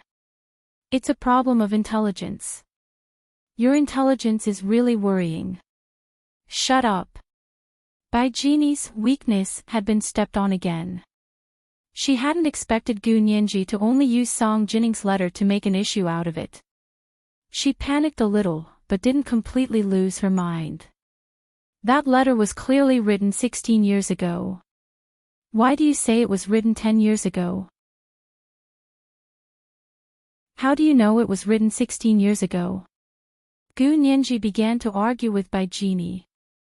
How do you prove that the letter was written 16 years ago? It only appeared 10 years ago, but you're pushing it back to 16 years ago. Physicist Bai, where's your logic? Where's your intelligence? You don't know the cause and effect, and you're quibbling with me. Bai Jini despised Gu Nianji. Do you think you're blind? Then tell me what's going on. Gu Nianji crossed her arms leisurely and began to tap her feet in time. She wanted to get Bai Jini to talk. The more Bai Jini spoke, the more mistakes Gu Nianji would make. If Bai Jini remained silent today, Gu Nianji's plan would be much more difficult to execute. However, Gu Nianji's plan was designed to target Bai Jini's personality and style. Therefore, Bai Jini would only be provoked and continue to be led by the nose. 16 years ago, there was an accident in my instructor's laboratory. Song Jining was the only survivor. Huo Guanyuan was a military representative at the time, and also died in the accident. The military sent Huo Guanyuan's belongings back to his wife, Luo Xinxue, and Luo Xinxue discovered the love letter between Huo Guanyuan and Song Jining. She endured it for 6 years, and only committed suicide 10 years ago when she couldn't take it anymore. That's why we all only found out about those love letters 10 years ago. When Guanchen saw them, he was furious. He couldn't bear to be married to Song Jining anymore, so he filed for divorce. Bai Jini recounted the events of the past in an orderly manner, and even added some details that Gu Nianji didn't know. Gu Nianji saw that Bai Jini had finally jumped into the trap she had dug for herself. She couldn't help but secretly laugh and spread her hands. So, at the end of the day, that forged love letter was the culprit behind General Hua's divorce with Ms. Song. So I'm not wrong, you deliberately planned to be Madame Song's psychiatrist in order to get General Hua, whom you've always had a crush on. Not only did you take the initiative to be Madame Song's psychiatrist, but you also took the opportunity to obtain the secret relationship between husband and wife. Then you forged the love letter to smear Madame Song's reputation, and smear the name of the martyr Huo Guanyuan. In the end, in order to marry your best friend's ex-husband, you delayed treating your best friend, and caused her to live in darkness for 16 years. Physicist Bai, your plan to kill 2 birds with 1 stone was not bad. But I didn't expect justice to catch you. You've committed many unjust deeds, and you've brought about your own destruction. You won't have a good ending. Gu Nianji's words caused everyone present to gasp in shock again. No one had expected that Bai Jini would go to such lengths to get Huo Guanchen. Some things could almost be described as despicable. For example, she had taken advantage of her best friend's serious illness to seduce her, and even seized the patient's treatment rights to deliberately delay the illness. This was no longer a simple affair, but malfeasance, chronic murder, and falsifying evidence to obstruct justice. Bai Yueran's face darkened when she heard this, not to Gu Nianji, but to Bai Jini. She moved closer to Bai Jinqing's ear and whispered, "Father, did you know about this?" "How would I know?" Bai Jinqing said angrily, "I asked her to explain everything that day, and she said it was fine. Now someone else has exposed it." What they knew was that Bai Jini had only developed feelings for Huo Guanchen after his divorce, and the two had only officially and publicly gotten together 6 months later.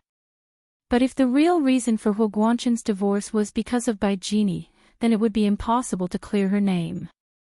Most of Gu Nianji's words were actually speculation. Her goal was not only to accuse Bai Jini of seducing the patient's husband as the patient's best friend and attending doctor, but also to force Bai Jini into a corner and force her to tell the truth. As expected, Bai Jini was furious with Gu Nianji. She shouted angrily, "Don't talk nonsense. When did I have a crush on Huo Guanchen? Don't slander me and spread rumors. You've obviously had a crush on General Huo all this time. You've been secretly in love with him ever since you met General Huo through Miss Song, haven't you?" Gu Nianji deliberately said with finality, "No wonder everyone says to guard against fire, theft, and best friends. Everything you've done is obviously to get General Huo, there's no other reason. You've opened your third eye again." Bai Jini looked down at Gu Nianji below the stage, her gaze sinister. "Listen to me, I've never had a crush on Huo Guanchen before, now, or in the future." "Oh, you've never had a crush, you've always had an open crush." How honorable of you. Gu Nianji clicked her tongue. Now you're openly in love with him, and you're engaged to him. Pfft. Ms. Song must have had 8 lifetimes of bad luck to have a best friend like you.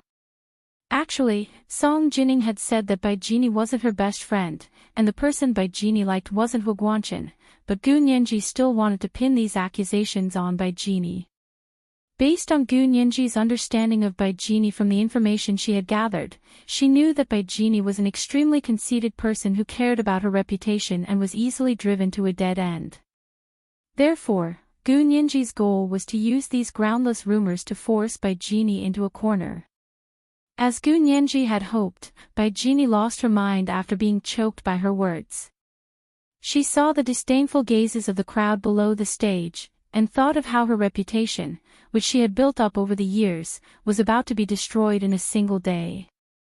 Her eldest and third brothers' faces were livid. She panicked and couldn't help shouting, "I've never had an open crush on Hu Guanchen. The person I like is Hu Guanyuan. Don't you dare slander me." This was the 3,300-word second update. Dear friends, hurry up and cast your monthly and recommendation votes. Especially the recommendation votes. The recommendation votes on Monday are very important.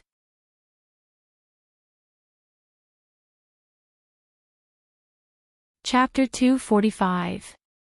As soon as Bai Jini's voice trailed off, the noisy living room fell silent. Everyone was stunned and remained motionless in the same position as before.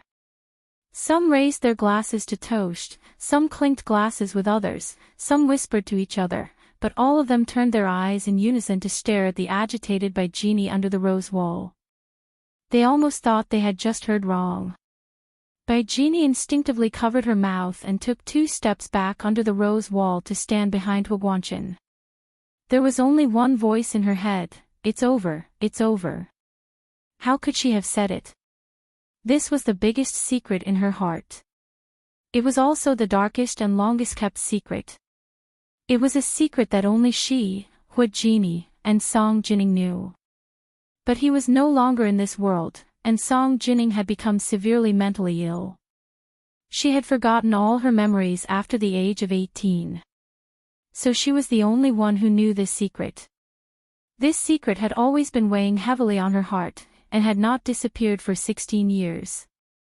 Such deep feelings were hidden in the depths of her heart, and she actually longed for others to know about it, right? So under Gu Nianji's constant pressure and sophistry, Bai Jini had blurted out the secret in her heart.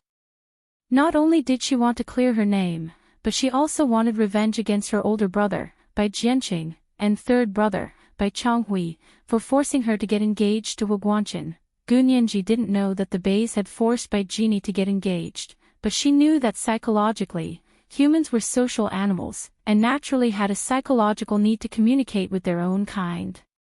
If a person had kept a secret for many years, they would subconsciously have the desire to talk, just like how serial killers sometimes couldn't resist calling the police anonymously to reveal clues about their murders. Only people who had received special training, such as the Special Operations Forces training, could possibly resist the temptation to confess. For most people, when faced with a prepared confession, almost no one could escape the embarrassment of blurting out their own secrets.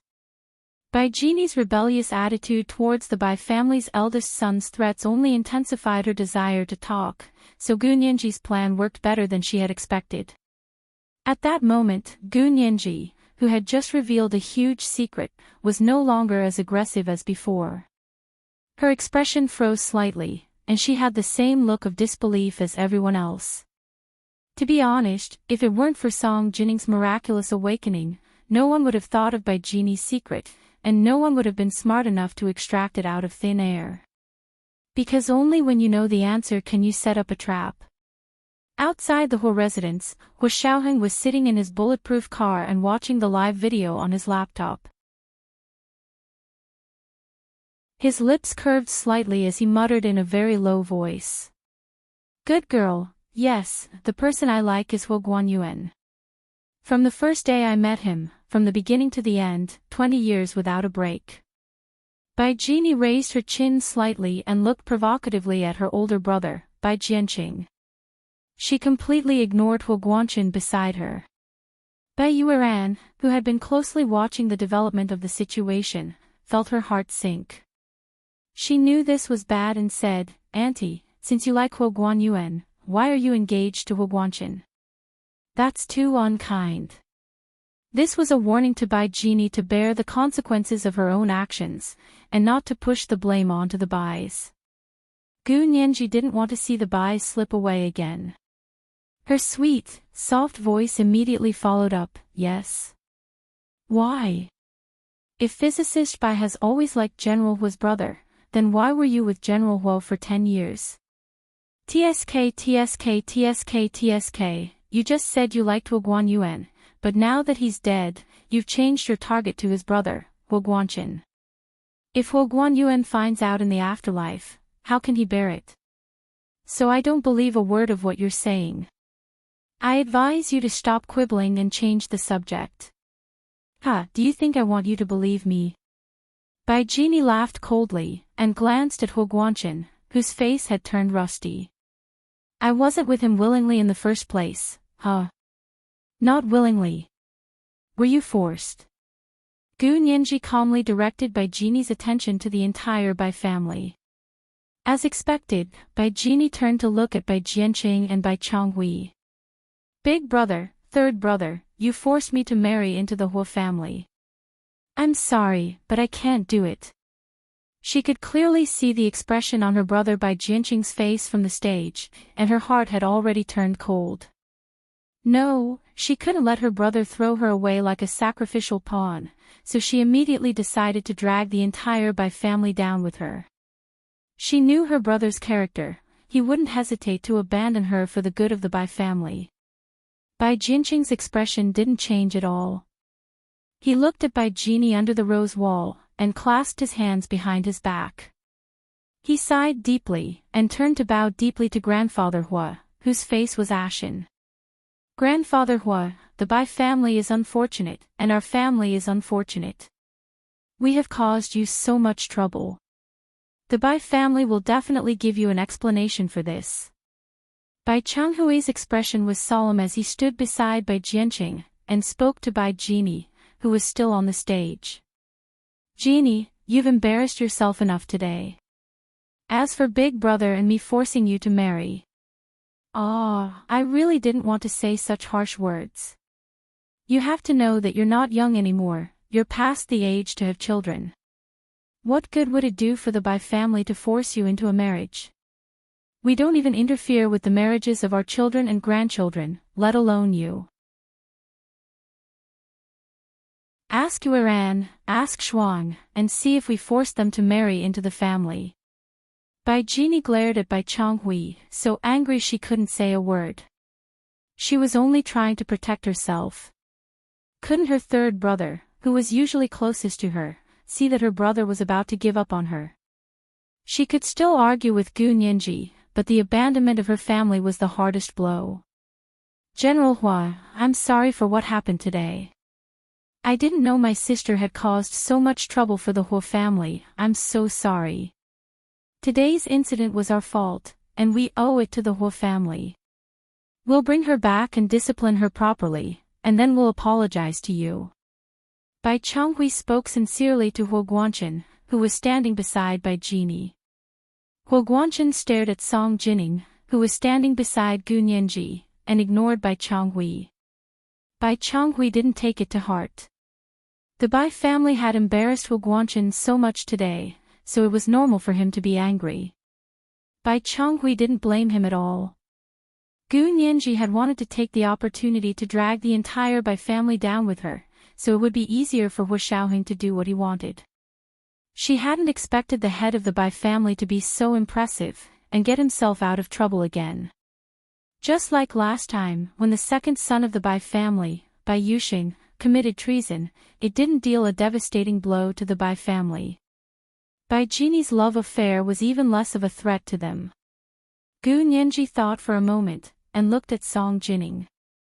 Song Jining nodded at her, and Gu Nianji understood. Gu Nianji understood and raised her voice. Wait. She looked at Bai Chonghui. Mr. Bai, are you taking physicist Bai away? Yes. We're very sorry about what happened today. Bai Chonghui feigned a pained expression. We didn't discipline her properly. Mr. Bai, are you going to drink 3 glasses of wine as a punishment to get over this? Gu Nianji blinked, and pointed out Bai Chonghui's attempt to smooth things over. If 3 glasses isn't enough, then 6 glasses as a punishment. Actually, this is a private matter between Genie and Guanqin. There's no need for an outsider to stand up for them. Bai Chonghui jabbed at Gu Nianji, implying that she was meddling in other people's business. Gu Nianji tapped her left cheek with a delicate finger. Yes, I'm an outsider. Alright, I'll find someone who's familiar with you to come talk to you. Hua Jilan, why don't you ask your good Aunt Bai? She clearly loved your father all along, but she told you that your mother died of anger because of Madame Song. I don't understand that logic. Mr. Bai said that I shouldn't meddle in this matter, but you're the daughter involved. You have the right to meddle, don't you? Everyone turned to look at Hua Jilan, who was standing not far from Gu Nianji. Hua Jilan was completely speechless. Her face was drained of blood, and her eyes were unfocused. Her hands were clenched in front of her chest, and her body was trembling. She couldn't even stand properly, let alone speak. 2 servants from the Hua family hurried over to support her. Gu Nianji waved her hand in front of her face. Hello. Can you hear me? Was the shock too great to have scared her out of her wits? Was that all she had? Gu Nianji looked at her again, then turned to look at Song Jining regretfully. That useless Hua Jilan was usually so arrogant in the Hua family, but when it came to a critical moment, she'd actually shut herself up. How strange, the thought flashed through Gu Nianji's mind. Song Jining coughed and took a few steps forward. She stood in front of Bai Genie, who was walking down from the engagement ceremony stage. Bai Genie's eyes were lifeless as she raised her head. Her gaze swept over Song Jining's breathtakingly beautiful face, and she froze. You. She pointed at Song Jining, her tongue trembling. You are, yes, I'm Song Jining, your fiancé's ex-wife. Song Jining said calmly. Although she was still very, very sad, she wouldn't show any signs of pain in front of these people. Bai Genie, don't be in a hurry to leave. We have to settle the scores for the past 16 years today. Who is she? Who is she? Song Jining. Why does this name sound so familiar? Song Jining. That's General Hua's ex-wife. Didn't they say she had a serious mental illness and lost all her memory? It's actually Song Jining. She's awake. General Ji and Speaker Long, who had been sitting in the small, secluded living room watching the show, stood up together and strode towards the living room with serious expressions. This was the first installment of 3,000 words. Dear friends, please cast your monthly and recommendation votes as soon as possible. P.S. Thank you to 2674282 for the gift of Heshabi yesterday. Wax. 7:00 in the evening. Wax.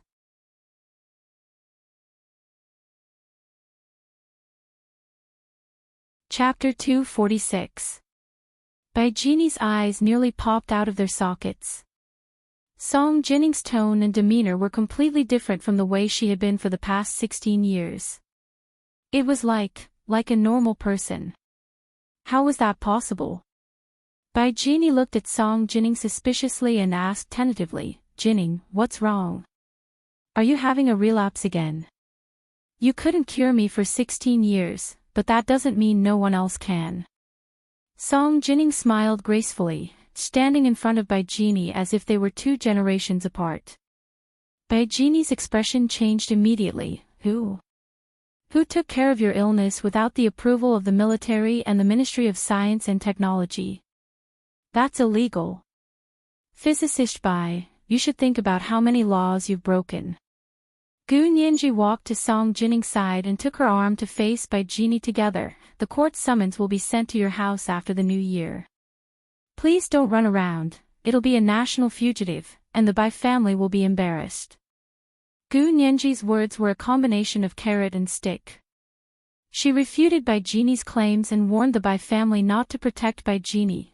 Bai Yueran narrowed her eyes and looked Gu Nianji in the eye for the first time. Bai Jiancheng and Bai Changhui stood side by side, their expressions gradually turning serious when they saw General Ji and Speaker Long approaching. What laws did I break? Bai Jini snapped out of her daze, hating the girl who had embarrassed her today. Don't slander me. I never make unfounded accusations. I always have evidence to back up my words. Gu Nianji shrugged and continued to attack Bai Jini's confidence. Actually, Physicist Bai, when you officially became General Hua's girlfriend 10 years ago, you shouldn't have been Madame Song's psychiatrist anymore, because your position was not fair, and you needed to avoid suspicion. But you didn't, you kept making up the numbers, and delayed Madame Song's easily treatable illness for 16 years. Since then, you've broken the law. Not only did you violate the professional ethics of a psychiatrist, but you also violated the military's principles of fairness and impartiality. I'd like to ask you, what's your purpose in doing this? If you're not doing this for General Hua, then who are you doing it for? Bai Jini's heart skipped a beat. Her palms were sweating. She clenched her fists tightly and bit her lower lip so hard that it almost bled. Song Jinning looked at Bai Jini indifferently, her voice devoid of any emotion. Bai Jini, since you said yourself that the man you love is Huo Guanyuan, I won't say anything else. I'm sure you still remember how many times you begged me to help you and Huo Guanyuan back then. After Huo Guanyuan got married, you still refused to stop and continued to beg me to make things easier for you, but I refused. Did you hate me from that moment on? Otherwise, I really can't think of any reason why you would treat me like this. Haha, of course I remember. I also remember that you used me to get close to Huo Guanyuan and made him fall head over heels for you. A sinister smile appeared on Bai Jini's face. You didn't know, did you? Miss Song. Your eldest uncle, your husband's eldest brother, loves you dearly. I even call out your name in my dreams. Song Jinning had never heard such a disgusting thing. She couldn't help but snap, shameless. You dare to spout nonsense like this only because Huo Guanyuan is dead and can't defend himself. Gu Nianji sighed inwardly. Song Jinning was too ladylike to argue with someone as shameless as Bai Jini. Gu Nianji pushed Song Jinning's arm, signaling her not to get angry. She said calmly to Bai Jini, Physicist Bai, what you just said is legally called subjective speculation. There is no factual evidence to support your argument. Psychologically, what you just said is called a distortion of reality caused by deep sexual fantasies. Your obsession with Huo Guanyuan has already caused you to lose your ability to judge. You're treating subjective speculation as objective reality, and you're forcing it on others. Before Gu Nianji could finish, Bai Changhui suddenly walked over and said, So my sister is mentally ill. Ah, how pitiful. So that's why. Genie, I was wrong about you. Gu Nianji raised an eyebrow. Bai Changhui was trying to use mental illness to get Bai Genie off the hook. If Bai Changhui was allowed to take Bai Genie away so easily, Gu Nianji didn't think she would be able to stay in the legal profession anymore. She shook her head, Mr. Bai, mental illness isn't defined that way. Please don't change the subject and try to get Physicist Bai off the hook. Didn't you just say that my sister is mentally ill? Why are you saying I'm wrong now? Bai Changhui turned to look at Gu Nianji, his eyes devoid of emotion. I didn't say a single word about Physicist Bai being mentally ill. Mr. Bai, I heard that you're the Deputy Secretary General of the Secretariat of the Administration Department. I can only assume that you're too concerned about physicist Bai to say something like that. It's understandable. Gu Nianji had almost said that Bai Chonghui was incompetent at his job, and that he was relying on the Bai family status.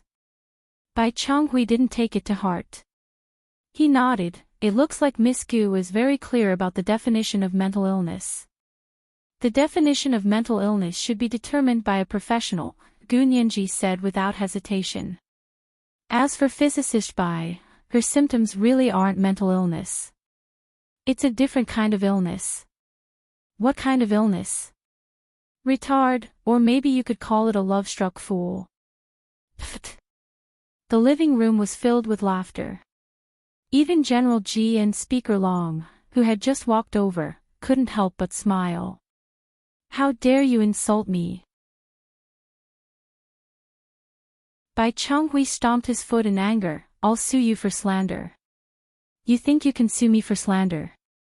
What physicist Bai just said is enough for Madame Song and Huo Guanyuan's family to sue her for slander 100 times over. Gu Nianji spread her hands and continued, if physicist Bai is mentally ill, then how could she interfere with Madame Song and General Huo's marriage, cause them to divorce, and steal Madame Song's husband to be her boyfriend and fiancé? I've never heard of a mental illness like that. She turned to look at the others. Have any of you ever seen a mental illness like her? Although no one in the living room actually responded, everyone's expressions made their stance clear. Everyone would believe it if they said that Bai Genie had gone crazy chasing after a man. But to say that she was mentally ill was to take everyone for fools, especially the Huo family. Song Jining looked at Bai Genie coldly, her tone full of disdain. Even now, you still haven't forgotten to smear someone else's name. That's right, people like you are the best at making something out of nothing. How many times did you tamper with the data for the sake of the article? When you were questioned and rejected by PRL, I stayed up for days and nights to help you reconstruct the experiment and get the correct data. That's how you got the article. You've forgotten all that, haven't you? That's what it means to be grateful, but to be hated, Gu Nianji continued to summarize. Physicist Bai is so narrow-minded that she couldn't catch up to Madame Song no matter how hard she tried. So when Madame Song fell into trouble and fell into her hands, it would be strange if she didn't trample on her. Bai Genie's proudest academic reputation had been blatantly ripped apart by Song Jining. She clutched her chest, feeling like her heart was about to jump out of her throat. You're lying. That's not true. I'm going to sue you. I'm definitely going to sue you. Although the rejection letter and inquiry letter were lost in the explosion of the laboratory building, don't forget that PRL has the original copies. They'll find out as soon as they send someone to check. I even remember the journal number and the year, month, and date. Song Jining raised her eyebrows and exuded an aura that crushed Bai Genie. Bai Genie, you can't go around tarnishing Huo Guanyuan's reputation just because he doesn't like you. He's a hero who sacrificed his life for his country. If you do this, not only will the Huo family not let you off, but the military will not let you off either. Song Jining used both carrot and stick to completely capture Bai Genie. There was no way to prove who Huo Guanyuan had liked back then, and it had nothing to do with Bai Genie. Song Jining didn't like the feeling of being absent from the trial. She felt that it would be blasphemy to a martyr if she said anything more. Yes, the law of the empire emphasizes presumption of innocence. Physicist Bai, if you think that Huo Guanyuan and Madame Song had an affair, you need to produce direct and objective evidence, not pollute our minds with your imagination, Gu Nianji said confidently. As for those so-called love letters, with all due respect, I can't tell who they were written to at all, because Mr. Huo's letters didn't have a header. May I ask why you insist that they were written to Madame Song? Gu Nianji didn't want to know who Huo Guanyuan liked, but it was too despicable to use a few old letters to convict two people who couldn't defend themselves. She couldn't let them get away with it. Bai Genie was speechless for a moment. She turned to see Huo Guanchen looking at Song Jining in a daze, and a sour feeling welled up in her heart. She pulled him over and pointed at Song Jining. Guanchen, tell me, why did you get so angry when you read those letters, and then immediately ask for a divorce? They all said it was my fault, but what did it have to do with me? Jelan was the one who gave me the letters, and you were the one who asked for the divorce. I was with you after the divorce, and I'm innocent. Physicist Bai, how can you be so shameless? Gu Nianji pretended to be dumbfounded. You just said that whether it was in the past, present, or future, the only person you like is Huguan Yuan, and now you're dragging his brother along to prove your innocence. I want to ask you, are you really a pure white lotus, and an innocent person in this whole situation? Huo Guanchen continued to stare at Song Jining, his lips pressed tightly together. His expression was stern, but he didn't say a word. Song Jining didn't even look at Huo Guanchen, and directly confronted by Genie. None of this has anything to do with you. You're that innocent. Fine, as you said, Jelan was the one who gave me the letters, but where did Jelan get the letter you asked me to write? Huo Guanchen was the one who asked for the divorce, but would he have asked for it without that letter? Don't treat others like fools, this really isn't a problem of character, it's a problem of intelligence. This was the second chapter of 300 words. Dear friends, hurry up and vote for me. Mwah. Oh, N_N, oh.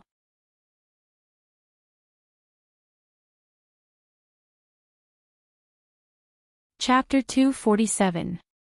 Song Jining knew that it had to be the letter she had written herself.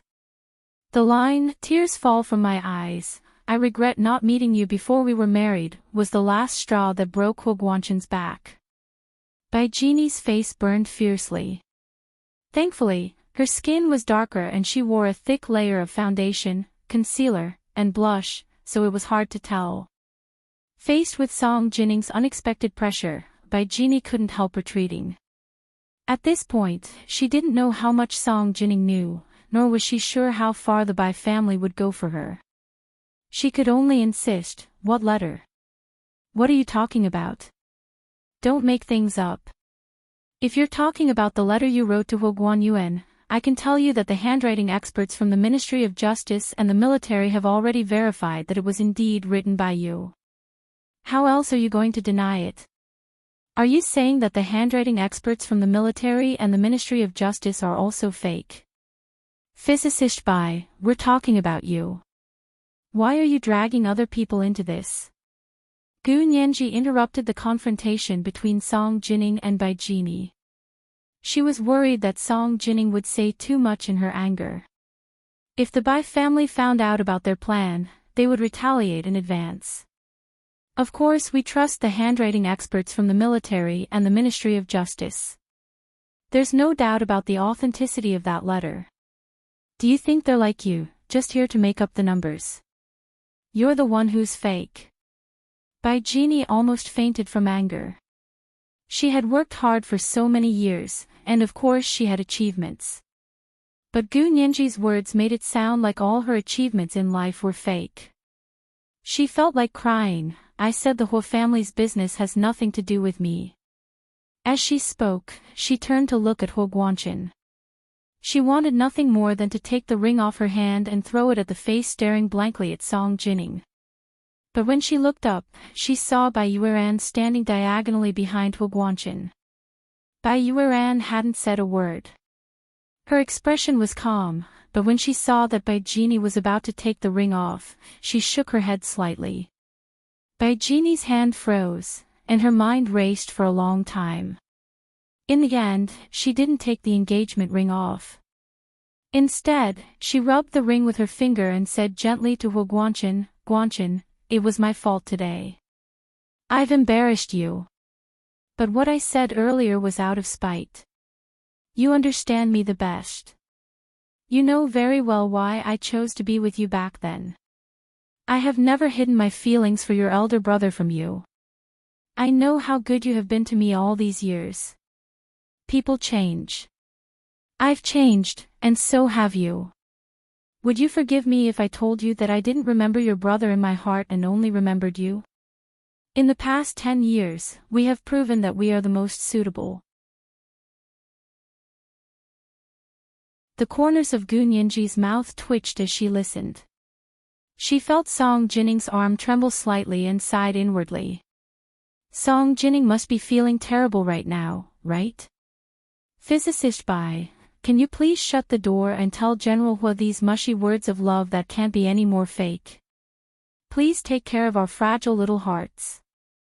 Seeing you act in an idle drama at your age with wrinkles all over your face, we onlookers' hearts all crumble. Gu Nianji covered her eyes and made a gesture of, I can't bear to watch.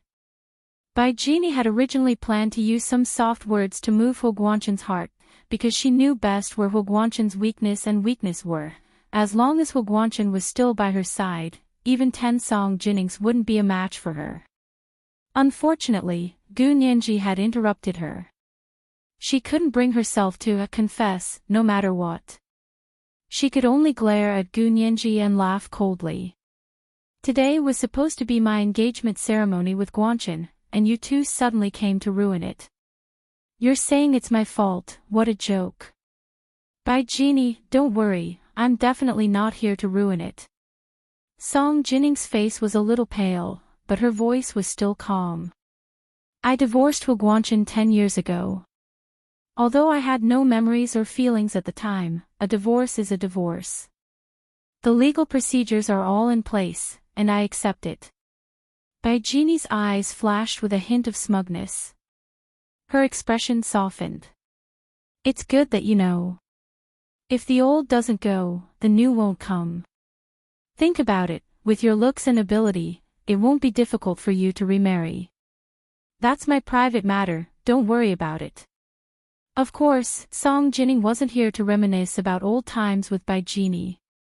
But a divorce is a divorce. You slandered my reputation and got me divorced. I must get justice for that. Song Jinning finally looked at Huo Guanchen, who had been ignoring her all this time. The corners of Huo Guanchen's mouth twitched violently, but he still didn't say a word. He only stared at Song Jinning. 16 years had stopped for this woman. She was even more beautiful than she had been 16 years ago. She was so beautiful that it left people speechless.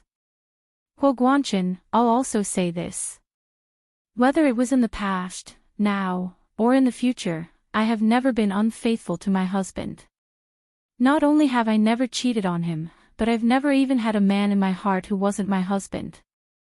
Song Jinning said honestly. Her misty eyes shone with tears. She was stunningly beautiful. Huo Guanchen couldn't help walking towards her as if he was bewitched. Bai Jini came to her senses. She knew she couldn't let go of Huo Guanchen. She quickly grabbed him and said angrily to Song Jinning, you're still saying you're not here to mess things up. You confessed to my fiancé at my engagement ceremony. Do you think I'm dead? Didn't you think Miss Song was dead? You swaggered into the room and used treating Miss Song's illness as an excuse to seduce her husband. Why can't she even say a word now? It seems like this is the typical style of the Bai family. Only state officials are allowed to set fires, but the common people are not allowed to light lamps. Gu Nianji stabbed Bai Jini with dissatisfaction. Song Jinning also raised her slender, willowy eyebrows. Which word of mine was a confession to your fiancé? Say it, there are so many people here today. Still not admitting it. Bai Jini repeated Song Jinning's words with a sneer. Whether it was in the past, now, or in the future, I have never been unfaithful to my husband. Not only have I never cheated on him, but I've never even had a man in my heart who wasn't my husband. Say it. Isn't this a confession to my fiancé? Gu Nianji giggled. Her crisp, sweet laughter was very pleasing to the ear. She tilted her head slightly and stroked her hair. She said to Bai Jini, Physicist Bai, do you not understand human language? Ms. Song made it very clear that her loyalty, in the past, now, and in the future, was only to the man who was her husband. May I ask if your fiancé is her husband? Isn't he? Bai Genie blurted out. As soon as she said it, she knew she had fallen into Gu Nianji's trap again. If your fiancé is Ms. Song's husband, and you're still engaged to him, are you trying to be a mistress and ruin a military marriage? As expected, Gu Nianji was eloquent enough to cut her off. Look carefully. Your fiancé is Ms. Song's ex-husband. Ex-husband. Do you know how to write the word ex-husband? And Ms. Song's loyalty is only to her husband.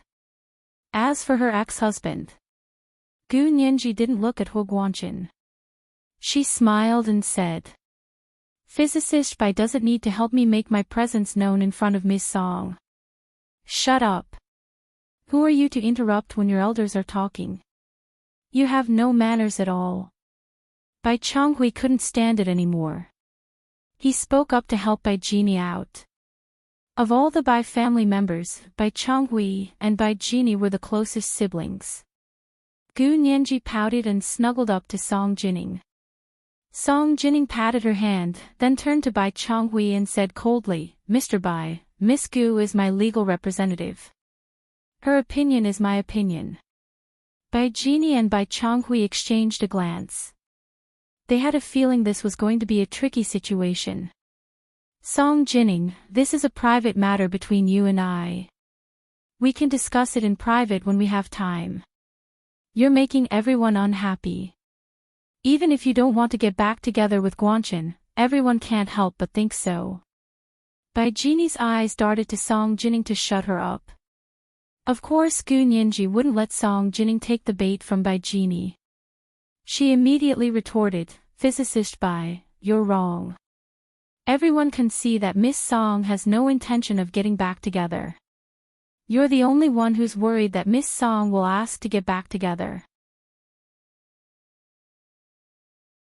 It's no wonder you know you can't compare to Miss Song.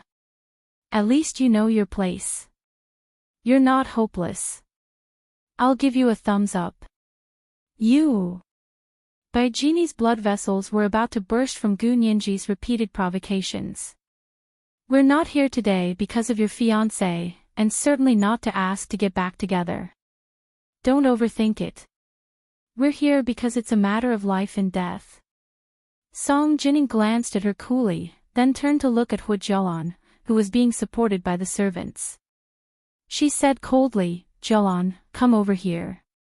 I have something to ask you. Hu Jialan's entire body trembled. She wore a reluctant expression and turned her head away. She refused to look at Song Jining. Hu Jialan, what's wrong with you? Don't you hate that evil woman who forced your mother to commit suicide? Now that the truth is out, you hate the wrong person. Why don't you even apologize? Gu Nianji did not hesitate to expose Hu Jialan's weak facade. You hated Miss Song for 10 years, and abused her for 10 years. If you really did it to avenge your mother, I respect you as a filial daughter and won't say anything. After all, you were deceived by Physicist Bai and thought your mother's death was because of Miss Song. But now that Physicist Bai has admitted that she was the one who coveted your father and caused your mother's death, why don't you hate her at all? How strange, are you really a filial daughter? You tortured Miss Song for so many years. Was it really to avenge your mother? Of course it was for my mother. Hu Jialan was flustered by Gu Nianji's words. And how did I abuse her? I ate well and lived well. Shut up. Gu Nianji cut her off coldly. Don't make me reveal all the good things you've done all these years. The servants of the Hu family are still alive. The attic on the 3rd floor where Miss Song lived for 10 years is still untouched. You've miscalculated if you want to confuse right and wrong in front of me. This is the first 300 words. Dear friends, please cast your monthly votes and recommendation votes. P.S. Thank you to Beiji's Ring for the gift of Heshabi yesterday. Wax. 7 p.m. the next night. Wax.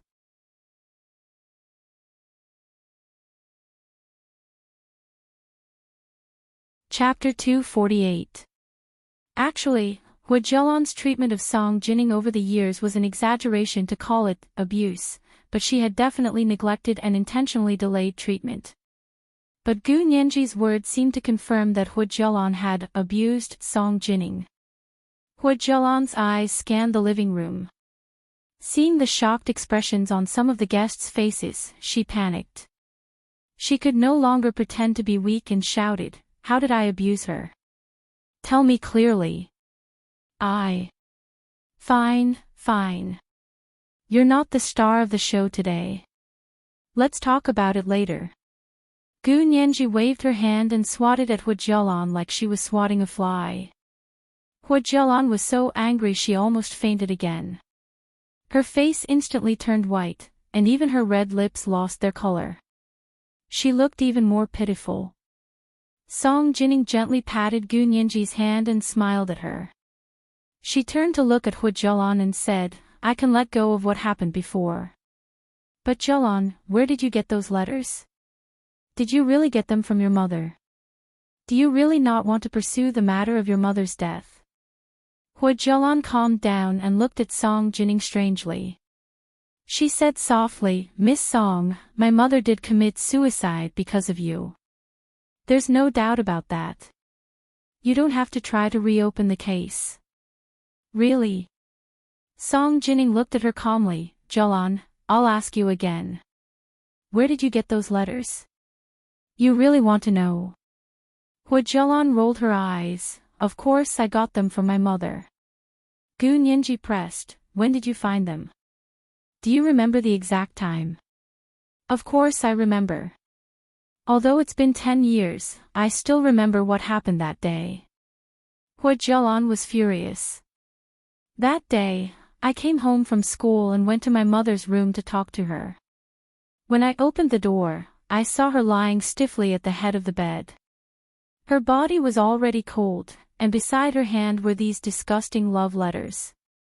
Tell me, if it wasn't for her seduction, why would my mother commit suicide?" Hu Jialan extended her arm and pointed at Song Jining's nose. Gu Nianji pushed her arm away and asked calmly, "So you saw those letters right after your mother passed away?" "Yes." "And you immediately went public?" "Of course, why should I cover for her? She had to bear the consequences of her dirty deeds. So what if she was crazy? Luckily, my second uncle was smart and didn't fall for her lies. He immediately filed for a divorce." Hu Jialan was finally able to speak fluently. She had regained her usual arrogant demeanor. Gu Nianji smiled. She had been waiting for Hu Jialan to speak. If Hu Jialan had continued to pretend to be weak and quiet, it would have been difficult to uncover the truth about the incident all those years ago. So she asked calmly, "Did your mother ever mention these letters to you when she was alive?" Hu Jialan hesitated for a moment. Her eyes flashed, and she didn't know where to look. "Answer me. Did your mother ever mention these letters to you when she was alive? You just have to answer yes or no." Gu Nianji persisted. She had always had the spirit to get to the bottom of things. "No." Hu Jialan was silent for a moment. She felt that it would be more appropriate to say no. If she said yes, who knew how many weird questions Gu Nianji would ask? "Then did your mother ever leave you a suicide note? You just have to answer yes or no." Gu Nianji was already acting like she was interrogating a defendant in court. Hu Jialan had unknowingly been led by the nose by Gu Nianji. She paused and shook her head. "No. That's strange. Since your mother never mentioned these love letters to you when she was alive, and she didn't leave you a suicide note when she passed away, how did you determine that these letters were your mother's belongings? And that they were the cause of your mother's suicide?" Gu Nianji made the final decision. She had perfectly separated the love letters that tarnished Wu Guanyuan and Song Jining's reputations from the cause of Hu Jialan's mother's suicide. Hu Jialan glared at Gu Nianji. She was confused by Gu Nianji's words. It was obvious. The letters were right next to her mother's hand. Why did Gu Nianji make it sound like the two had nothing to do with each other? What had gone wrong? Bai Jini looked on coldly from the side. She spoke up to help Hu Zhelan out. You don't know, but Zhelan's mother, Xinxue, was a very kind woman. She kept quiet after Hu Guanyuan's death for the sake of Song Jinning's reputation. She endured it for 6 years without saying a word. In the end, she couldn't take it anymore and committed suicide. She didn't reveal these love letters to anyone until her death. Zhelan chose to reveal them in the end because she had lost too much. If you blame her for this, then you're being too selfish and vicious. Are you saying that only your lives are important, but her parents' lives aren't? Bai Jini's words were not completely unreasonable. People in the living room had already begun to nod in agreement. They felt that this was a perfect explanation for why Luo Xinxue had kept these love letters a secret for 6 years. Gu Nianji quietly waited for the whispers in the living room to die down. She raised her voice. That's right, this is an explanation. But it's a very far-fetched, erroneous, and misleading explanation. How is it far-fetched? What's more, it's full of mistakes and changing concepts. Hu Zhelan had unwittingly moved to stand beside Bai Jini. That's the reason. Don't try to please my eldest cousin brother by fawning over his mother. Don't judge others by your own standards. You didn't even investigate your own mother's death. You only think about pleasing outsiders and torturing your own people. As soon as Gu Nianji said this, Hu Zhelan regretted it so much that she wanted to bite her tongue off. Gu Nianji's words were especially harsh when Hu Zhelan mentioned Hu Shaoheng. Hu Zhelan, I'm a law student. I've always spoken from the standpoint of the law. I'd say the same thing even if you were in court. Bai Jini put an arm around Hu Zhelan's shoulders and pretended to be affectionate. She scolded Gu Nianji.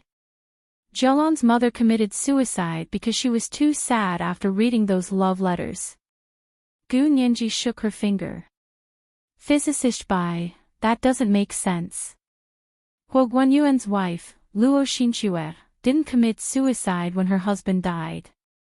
She didn't commit suicide immediately after reading the love letters her husband had with another woman. She waited 6 years before committing suicide. Isn't that too much time? Bai Jini was speechless. Also, according to Hu Zhelan, Luo Xinxue kept these letters a secret. Even her only daughter didn't know about their existence before she committed suicide. May I ask how you know that Luo Xinxue saw these letters 6 years ago? Did she tell you about them? Bai Jini was speechless. Physicist Bai, may I ask how you know that Luo Xinxue received these letters 6 years ago? I'm just making a general deduction. Since they're Hu Guanyuan's belongings, then they should have been given to her 6 years ago. So... Bai Jini stammered. So in the end, it's all just your subjective deduction. There's no evidence to support it. Gu Nianji turned around, her eyes sweeping across the faces of the guests in the living room. I can also make a subjective deduction and come up with another conclusion. That Luo Xinxue didn't receive these letters 6 years ago. Someone deliberately showed them to her 6 years later, and that's why she committed suicide. Or maybe they were placed on her bed after she died. So who gave these letters to her? Why would this person have Hu Guanyuan and Song Jinning's handwritten letters? Who would have the ability and motive to do so? Gu Nianji's eyes were already on Bai Jini's face as she spoke. She was practically pointing a finger at Bai Jini's face. It's you, it's you, it's you. Bai Changhui's expression darkened. He said angrily, be careful with your words, Miss Gu. You can't just say things like that. You yourself said that you were just making assumptions. How could you be an alarmist and pin the crime of murder on my sister? But your sister blamed her subjective deduction on someone else. She made that person take the blame for 10 years. Her husband betrayed her, her marriage broke up, and she was abused for 10 years. Gu Nianji looked at Bai Changhui fearlessly. That person wasn't my sister. Bai Changhui's temper flared and he blurted out what was on his mind.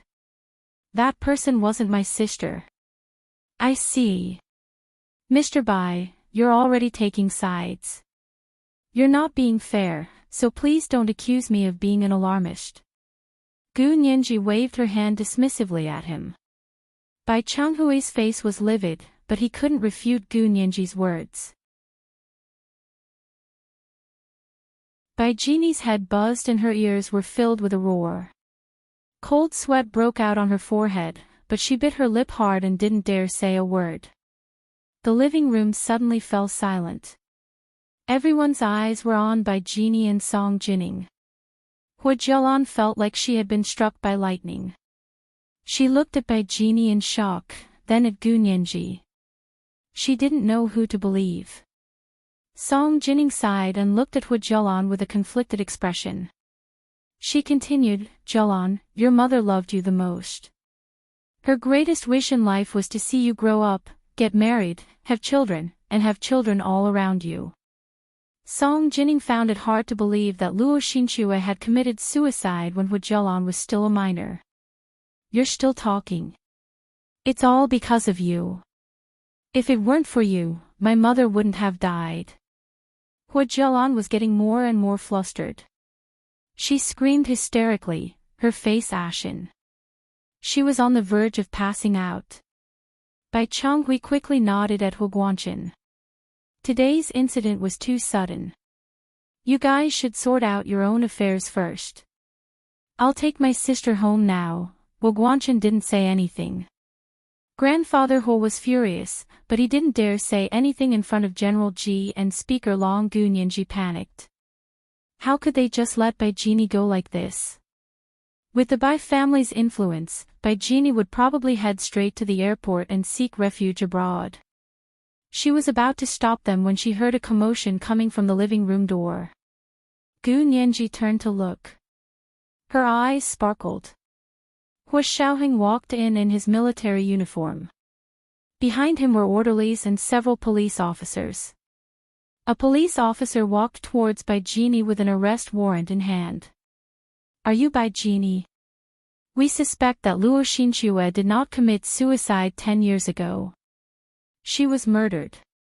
Please come back to the police station with us to assist in the investigation. Bai Changhui looked up in shock. Do you have evidence? Who dares arrest people without evidence? Deputy Secretary General Bai, the evidence is being gathered. Hua Xiaoheng's calm, powerful voice was magnetic. Gather my ass. Luo Xinchue's body was cremated 10 years ago. Her ashes were buried in the cemetery. Major General Hua, where are you going to find the evidence? Or are you trying to get a confession out of her? Bai Jeannie couldn't believe her ears. What right did they have to arrest her? Where was the law? Luo Xinchue's body was not cremated. Hua Xiaoheng folded his hands behind his back and stood behind Gu Nianji and Song Jining. His tall, imposing figure was like a mountain. 10 years ago, I asked someone to freeze Luo Xinchue's body. I was waiting for the day the case was reopened. This was the second installment of the 3,500-word update. Dear friends, please cast your monthly votes and recommendation votes quickly. Good night, dear friends.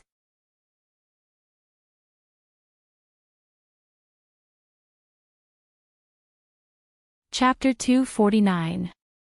This was a net that had been cast for 10 years, and had finally been fully tightened today. The noisy living room was so quiet that even the sound of breathing could be heard clearly. Some people sucked in a breath of cold air, some panted heavily, some flapped their nostrils, and some were so shocked that they even forgot to breathe. They held their breath as they watched this scene. After a while, they realized that they were about to suffocate, so they immediately gasped for air. Everyone remained motionless, frozen in their original positions like wax statues. All eyes were on Hua Xiaoheng, who had just walked in. His back was straight and strong, his side profile lean and strong. His sculpted features cast heavy shadows under the chandelier hanging in the living room, and his handsome, unsmiling face shone with a brilliance that even the glittering crystals couldn't offset. Gu Nianji tried her best not to reveal her infatuated expression in front of everyone, but the pride in her heart was overflowing. Unlike everyone else's shock, Gu Nianji wasn't surprised by Hu Xiaoheng's actions at all. Although she hadn't known about Hu Xiaoheng's move beforehand, it didn't stop her from feeling proud of him. She knew that with Hu Xiaoheng's shrewdness and ability, he wouldn't just let her cause a scene. He had to have a backup plan. You froze Luo Xinchua's body 10 years ago. That's impossible. Bai Jini couldn't believe it, her eyes widened like a cow's.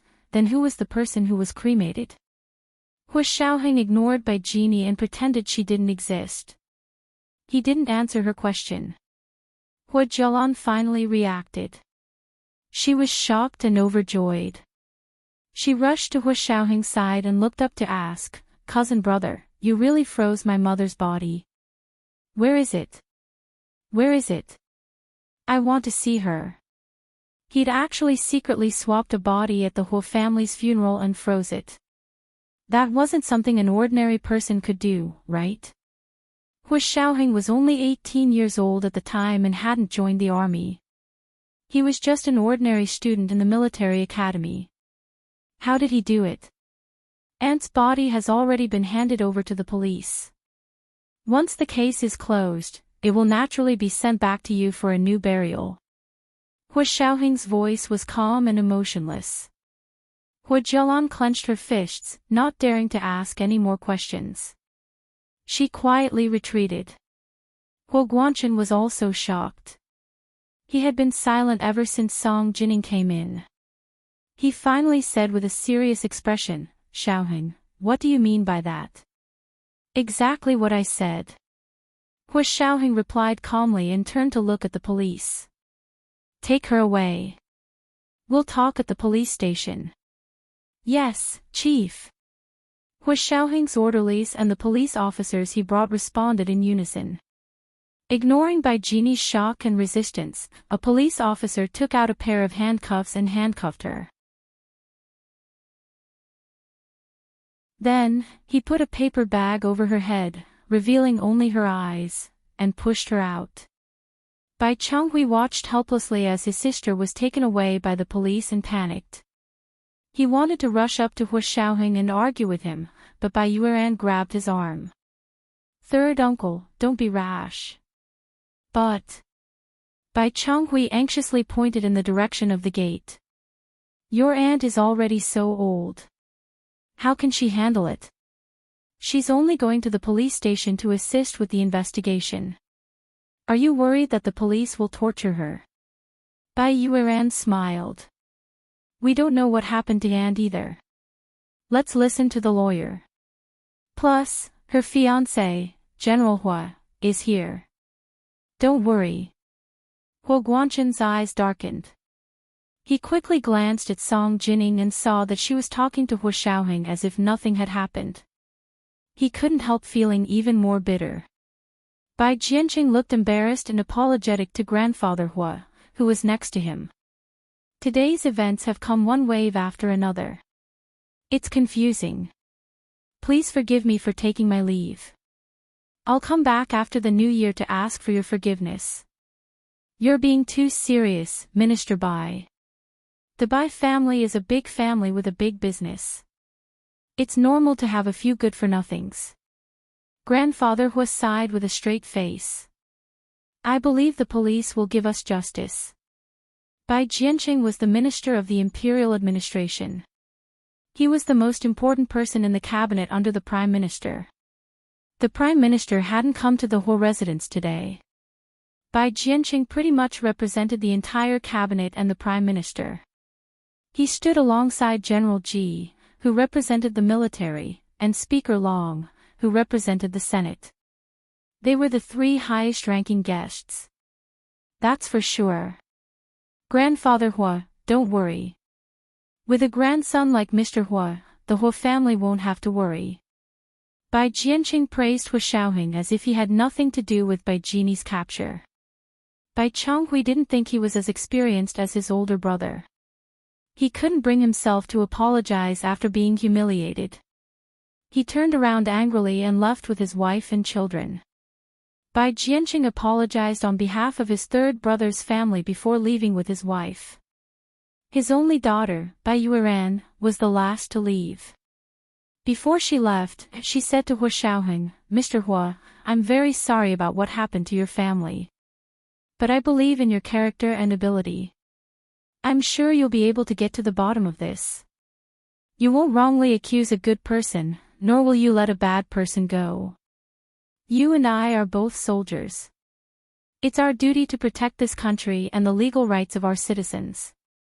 Hu Xiaoheng nodded. "Don't worry, Director Bai. Upholding justice is the responsibility of the Ministry of Justice and the police. The military won't interfere." Bai Yueran left with Hu Xiaoheng's assurance. As soon as she left, most of the guests also took their leave. The Hu family's New Year's party was supposed to be an engagement ceremony, but it had turned into a fight between old and new lovers. In the end, the groom-to-be's son had intervened and taken the bride-to-be to the police station. It was an eye-opener for the guests. Everyone left in twos and threes, whispering and laughing to each other. However, when they reached the door, they were faced with Hu Xiaoheng's armed orderlies and personal secretaries. Yin Shixiang and Zhao Liangzi stood at the door in their military uniforms. They smiled at the departing guests and said, "Please delete all the photos and videos of the Hu family on your phone." It was too convenient to use phones to take photos and videos nowadays. It was inevitable that some of these high-ranking officials and nobles liked to take nude photos of other people and upload them online for attention. Therefore, it was necessary to inform them not to keep any photos or videos. "Oh, no, why would I?" The guests laughed as they secretly deleted the photos and videos on their phones. Since the Hu family had greeted them face to face, if they didn't give them face, they would become enemies. With Hu Xiaoheng's strong appearance today, the high-ranking officials and nobles of the empire would have to re-evaluate the Hu family's strength and Hu Xiaoheng himself. Because of his profession, Hu Xiaoheng had been hiding his strength in the empire for the past 10 years. He never showed his face. His reputation overseas was much more prominent than in the empire. However, this time, he didn't continue to be a silent shadow like before. Instead, he stood out and showed his existence and ability to the world. This was also General Ji's request. Because Hu Xiaoheng couldn't just be the boss of the Special Operations Forces forever. His future was much further than what he could see now. Zhao Liangzi smiled as he watched the guests walk past him one by one. Occasionally, he would grab one or two guests and say with a smile, "Your phone." The guests he stopped were the ones who had escaped the net with photos and videos on their phones that hadn't been deleted. With Zhao Liangzi, who was a computer genius, these guests couldn't hide anything from him. Moreover, these people's phone numbers were within the Special Operations Force's surveillance range. If they didn't delete them on their own, Zhao Liangzi could access their phones at any time and teach them a lesson. Soon, only the Hu family and a few close friends were left in the Hu family's living room. General Ji and Speaker Long didn't leave. They stood on either side of Grandfather Hua and kept looking at Song Jining. Song Jining wasn't familiar with these two people. She only had a vague impression of them. However, after 16 years, General Ji and Speaker Long had aged a lot. They couldn't match up with the two capable middle-aged men in her memory. Hu Xiaoheng introduced them to her. "This is General Ji from the Supreme Military Council, and this is Speaker Long from the Senate." He paused for a moment before continuing. "Back then, Grandfather's laboratory was built with their strong support. The experiment that caused the accident was also directly authorized by the Military Supreme Council. Our Senate group voted unanimously to approve it," Speaker Long said with a smile. He then looked at Song Jining. Do you still recognize me? Song Jining shook her head helplessly. I just woke up. Gu Nianji's heart skipped a beat and she quickly said, Auntie Song just woke up and is still very weak. I was worried that Auntie Song wouldn't be able to hold on after what happened tonight. Song Jining immediately knew that Gu Nianji was reminding her not to reveal her memory loss. This could affect the trial of the case. In order to prevent the Bai family from taking advantage of the situation, Song Jining decided to keep quiet about her condition. She didn't mention it and only rubbed her temples. I'm really tired today. I want to go rest. Hua Xiaoheng stepped aside. Then let's go back first. Where are you going? Grandfather Hua's face darkened and he asked Hua Xiaoheng angrily, This is your home. It's New Year's Eve, where are you going? He was probably so angry that he choked on his breath and burst into an earth-shattering coughing fit. Hua Zhelan hurried over and massaged Grandfather Hua's back to calm him down. Cousin brother, don't leave today. It's almost New Year, can you bear to leave Grandfather alone? The Zhang family, who had been watching from the corner of the living room, finally walked over. Uncle Zhang, Aunt Zhang, please help Grandfather upstairs. Hua Zhelan returned to her usual graceful demeanor and skillfully took care of the Hua family's affairs. She said to Grandfather Hua, Grandfather, don't worry, I won't let cousin brother leave. Stop right there. Hua Xiaoheng took 2 steps forward unhurriedly and interrupted her. He extended an arm and waved behind him, Guards, lock Hua Zhelan up. This was the 3,100 words of the first chapter. Dear friends, please cast your monthly and recommendation votes. 7 p.m. of the second chapter. Mwah.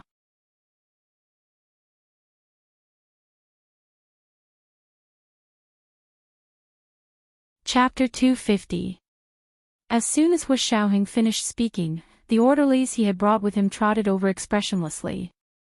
One of them twisted Hua Zhelan's arms behind her back and handcuffed her, while the other deftly taped a large piece of tape over her mouth. Hua Zhelan realized in an instant that she didn't even have a chance to explain herself. Tears streamed down her face, and her legs went weak. She could barely stand. If it wasn't for the 2 orderlies holding her arms, she would have collapsed to the ground like a pile of mud. Grandfather Hua and Hua Guanchen were stunned. They looked at each other, then at Hua Xiaoheng. Xiaoheng, what are you doing? What did Zhelan do? Why are you locking her up? Grandfather Hua's expression darkened. They had all witnessed Bai Genie's ulterior motives, but Hua Zhelan, what did it have to do with her? She was a victim too. Uncle and Aunt Zhang held on to his arms, not daring to look up at the scene. Both of them were frightened by Hua Xiaoheng's imposing manner. He hadn't been home for 6 years, and now that he was back, he had turned the entire family upside down. Zhang Wenna and Zhang Wenjie were even more so. The siblings stood behind their parents, looking at the handcuffed Hua Zhelan with pity. If Hua Zhelan had known that Hua Xiaoheng had come back to settle scores, would she still have tried so hard to get him to come back? But there was no cure for regret in this world. It had happened, so Hua Zhelan had to bear the consequences. Zhang Wenna easily bit her fingernails when she was nervous. She looked at Hua Zhelan's tear-streaked face, and then at Hua Xiaoheng's solemn expression. She felt even more afraid. Hua Xiaoheng had come to settle scores with Hua Zhelan for the past 10 years, right? Hua Xiaoheng's gaze shifted to Grandfather Hua. Grandfather, Hua Zhelan may know something about Aunt's death. To be safe, she has to be detained until the trial is over. Do you want her to be taken away by the police like Bai Genie and locked up in the police jail, or would you rather have me detain her instead? She had something to do with your aunt's death. Grandfather Hua was shocked. No way. Zhelan. Zhelan. Let her say it, I don't believe she's so heartless. Grandfather Hua had watched Hua Zhelan grow up and was the only daughter of his eldest son, Hua Guanyuan. He could not let anything happen to her. Everyone in the Hua family was shocked speechless by this news. When Huijialan heard this, she shook her head frantically and made muffled noises to show that she had nothing to do with her mother's death. However, Hu Shaoheng ordered someone to tape her mouth, so she couldn't muster up any strength no matter how glib her tongue was. As a law student, Gu Nianji felt that she should have given Huijialan a chance to speak. However, Huijialan had been ordered by Hu Shaoheng to tape her mouth. Therefore, Gu Nianji believed that Hu Shao must have done the right thing. He must have had a reason that couldn't be made public. That was why he had taped Huijialan's mouth. She rolled her eyes and said, "Mr. Hua has been investigating this since 10 years ago. Grandfather Hua, shouldn't you trust Mr. Hua a little more? I believe Mr. Hua must have a reason for doing this." Hu Shaoheng's gaze swept past her face and back to Huijialan, who was being dragged by the orderlies. He ordered again, "Take her away and lock her up in the Special Operations Forces Detention Center." "Tell me, what are you trying to do?" Hu Guanchen was also angry. He had been suppressing his anger all night and finally couldn't take it anymore. Hu Shaoheng folded his hands behind his back and looked straight ahead. "A lie detector test. We need to conduct a lie detector test on her." Huijialan's heart jumped. She could no longer withstand the immense mental pressure and finally fainted. 2 orderlies dragged the unconscious Huijialan out of the room. Grandfather Hua opened his mouth but didn't make a sound. Instead, he burst into a fit of violent coughing. He coughed so hard he almost bent over like an old prawn. Uncle Zhang and Aunt Zhang quickly massaged his back and rushed to take him upstairs.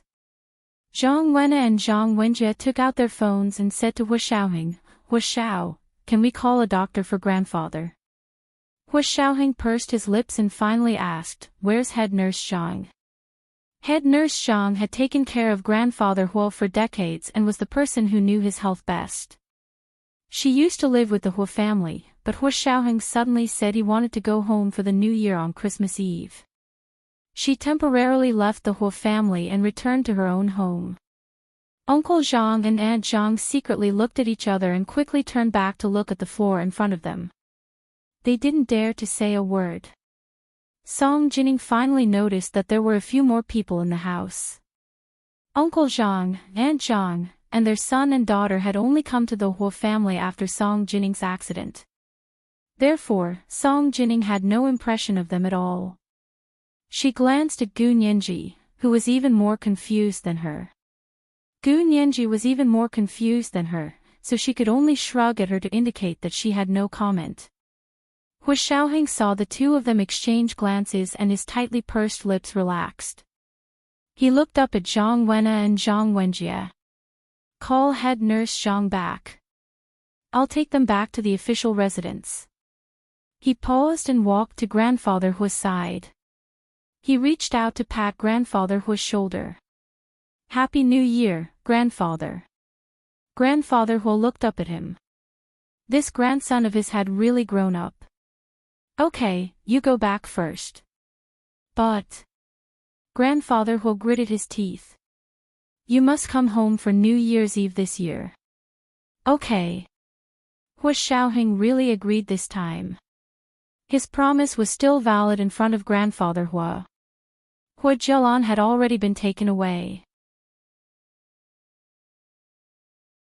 Hu Shaoheng turned around and left the Hua family home with Gu Nianji and Song Jining. Hu Guanchen watched them leave in a daze. Finally, he couldn't help but run after them. Hu Shaoheng had already gotten into the car at the Hua family's large iron gates. Gu Nianji got in behind him and sat in the middle of the back seat. The other empty seat was reserved for Song Jining. But Hu Guanchen ran out and finally grabbed Song Jining's sleeve. When they came out of the house, Gu Nianji and Song Jining were both wearing coats. Gu Nianji was wearing a knee-length down jacket, while Song Jining was wearing a light and warm lavender cashmere coat. Her voluptuous figure was wrapped in a straight cashmere coat, and one could actually see the curves underneath. Hu Guanchen looked at Song Jining with a mixture of sadness and joy. He grabbed her sleeve tightly and refused to let her go. After all the twists and turns tonight, and seeing and hearing Huo Guanchen's intimacy with Bai Jini, Song Jining had completely given up. She grabbed Huo Guanchen's hand and pushed it away forcefully. She dusted off her coat and said, "General Hua, please behave yourself." "Jining, do you hate me?" Huo Guanchen's eyes were slightly moist, but he didn't let it turn into tears. After so many years, the impact he had experienced tonight was no less than Song Jining's. "General Hua, why would I hate you?" Song Jining raised a brow and tightened her coat. She was still sad, but there was no need to make it public. Huo Guanchen closed his eyes. "Jining, you must hate me for saying that. I've always known that the calmer you appear, the more you're hiding your deepest thoughts." "Oh. You know that too." Song Jining let out a long sigh. "You know me so well, but you still listened to other people's instigation and chose to divorce me when I couldn't defend myself. Jining, do you really think I'm that stupid to believe that you had an affair with my older brother just because of a few letters?" Huo Guanchen's voice was very solemn. He didn't want to say it because he didn't want to tarnish his older brother's reputation, but he couldn't stand Song Jining misunderstanding him like this. The only person he had truly loved in his life was Song Jining, but because he loved her too much and cared for her too much, he was so angry when he saw those letters. It was as if the deepest fear in his heart had finally come true. He couldn't face the fact that she would turn around and leave, so he let go early and cut off all his love for her. Song Jining looked straight ahead in silence. The winter nights in the imperial capital were very cold. There was no moon or stars in the sky. The street lamps outside the Huo residence emitted a pale light that shone on Song Jining's pale face. It was impossible to read her emotions. Huo Guanchen looked at her in a daze and said bitterly, "Jining, do you know? Back then, on the night before our wedding, my big brother got drunk and told me personally that he liked you, that you were the only one in his heart. But you chose me. Do you know how happy I was? How happy. How excited.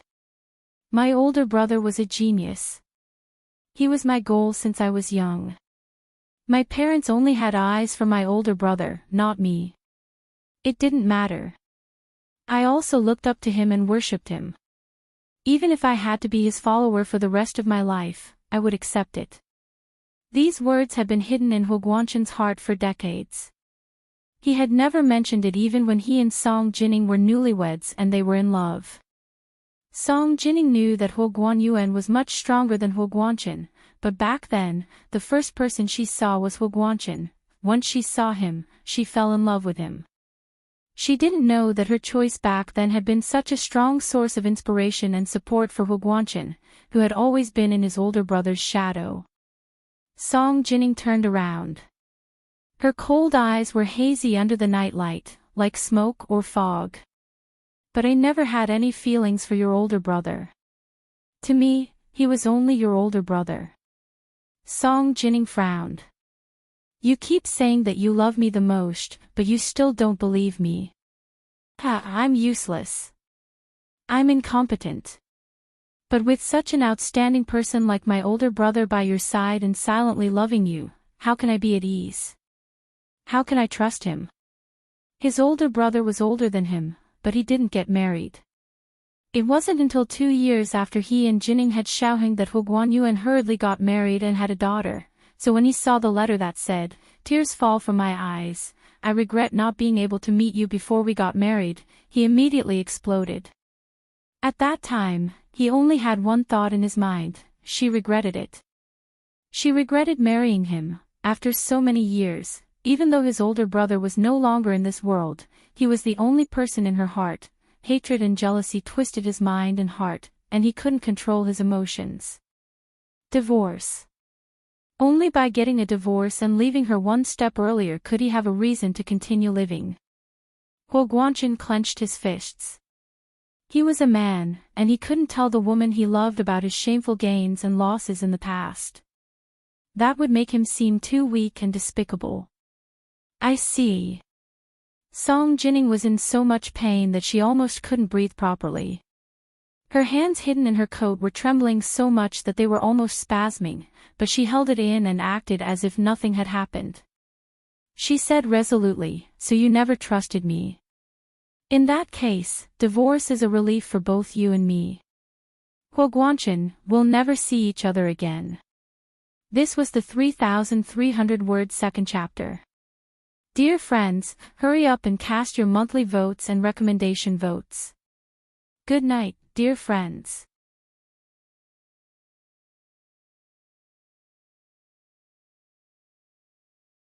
Chapter 251. Pushing Huo Guanchen's hand away, Song Jining turned around decisively and got into the car, slamming the door shut. "Drive," Huo Xiaoheng ordered immediately. His bulletproof car started up and quickly left the Huo family's mansion. When General Ji and Speaker Long chased after them, they could only see the taillights of the car leaving a trail of dust behind them, drawing a long arc in the night. The streetlights in front of the iron gates glowed white, making it seem like it was daytime in front of the gates. Huo Guanchen stood despondently under the lights, his face twitching and his eyes glistening with tears, but they did not fall. General Ji looked at him and asked about Song Jining. "Guanchen, wasn't Song Jining sick all this time? She seems to be better today. Do you know when she recovered? When did she regain consciousness?" Huo Guanchen was stunned for a moment, then recovered and shook his head. "I don't know either. She was still sick when Xiaoheng took her away a few days ago. So Xiaoheng found someone to cure her." "Yes, I have to go see Xiaoheng." General Ji patted his shoulder and comforted him. "It's no use thinking about it now. Take care." General Ji and Speaker Long got into their own cars and chased after Huo Xiaoheng's bulletproof car without stopping. They followed to the Special Operations Forces headquarters. General Ji and Speaker Long both had passes to enter the Special Operations Forces headquarters, so they were quickly let in. Huo Xiaoheng had just gotten out of the car with Gu Nianji and Song Jining when a message came through his Bluetooth headset. "Huo Xiao, General Ji, and Speaker Long's car are here. Let them in," Huo Xiaoheng said as he accompanied Gu Nianji and Song Jining into the house. Chen Lai came out to greet them with a smile.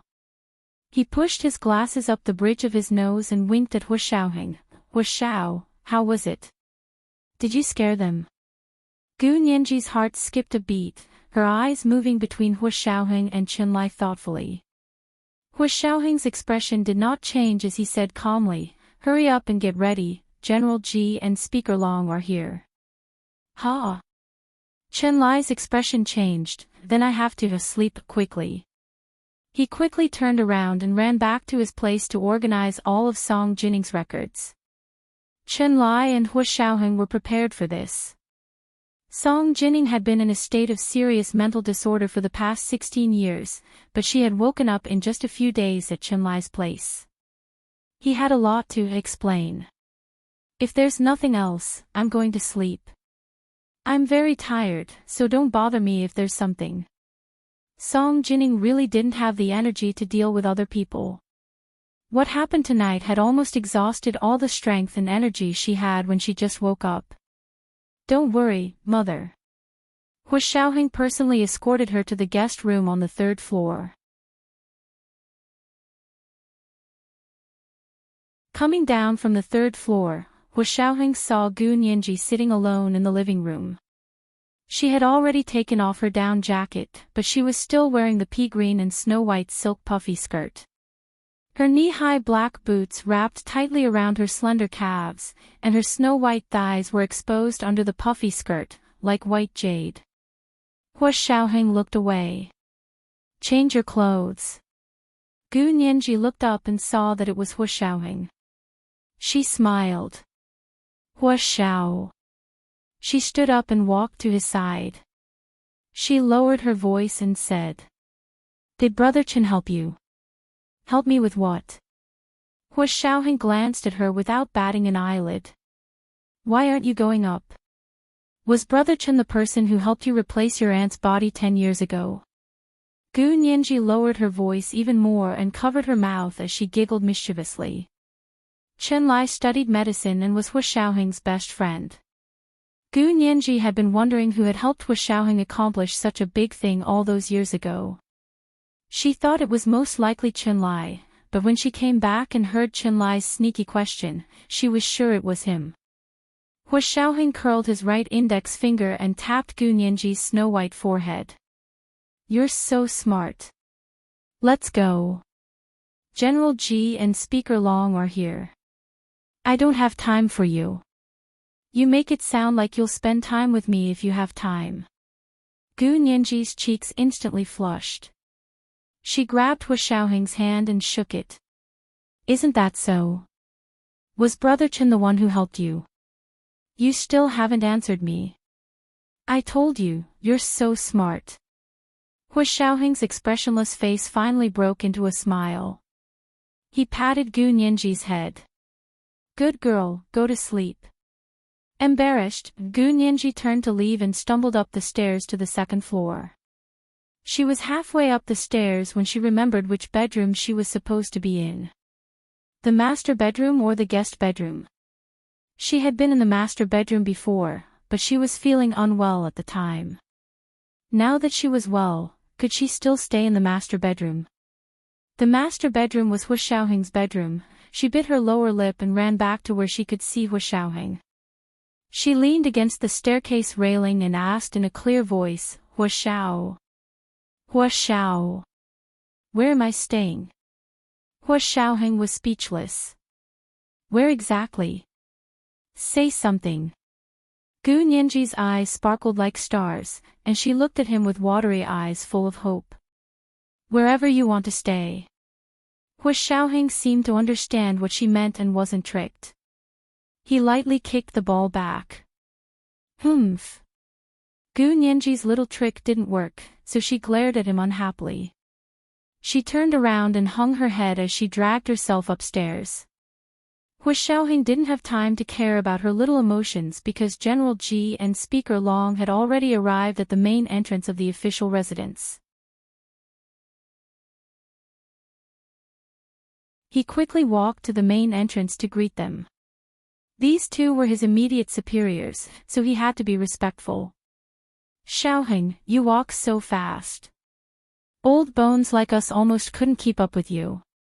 Speaker Long teased him humorously as he entered Hu Xiaoheng's official residence with General Ji. "This is the headquarters of the Special Operations Forces. This is our first time here. Your place is so heavily guarded, ah." Speaker Long looked around and sat down on the sofa in the living room with General Ji. "If my place wasn't heavily guarded, how would I be able to carry out my work?" Hu Xiaoheng waved for the orderly to bring tea and place it on the coffee table in front of them. "That's true. The team led by Xiaoheng is our secret weapon, the trump card of our trump cards. We have no choice but to be heavily guarded." General Ji explained to Speaker Long with a half-truth. The military had its own secrets, and not everything could be laid out on the table. Speaker Long nodded. Understood, understood."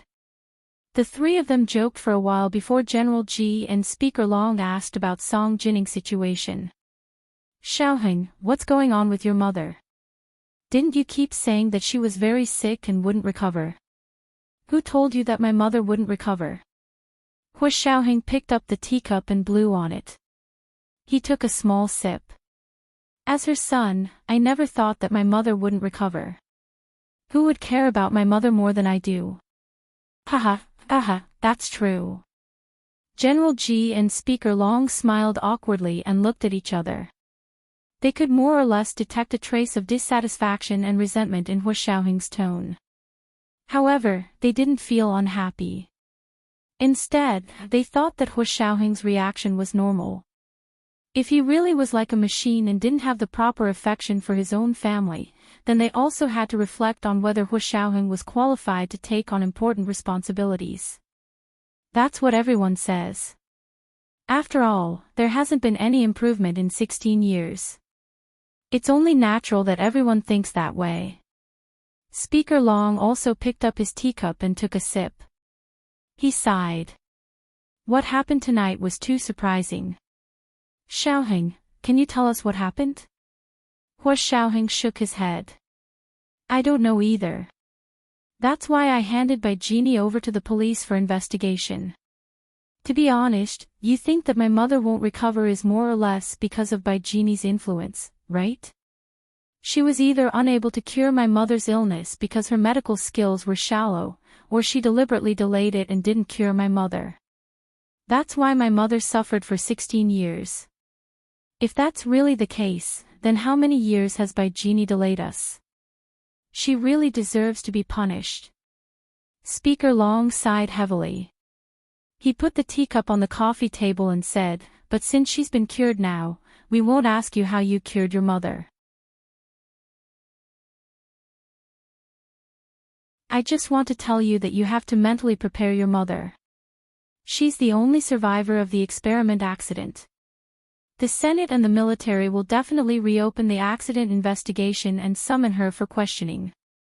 This was the first watch. Dear friends, please cast your monthly votes and recommendation votes quickly. 7:00 the next night. Wax.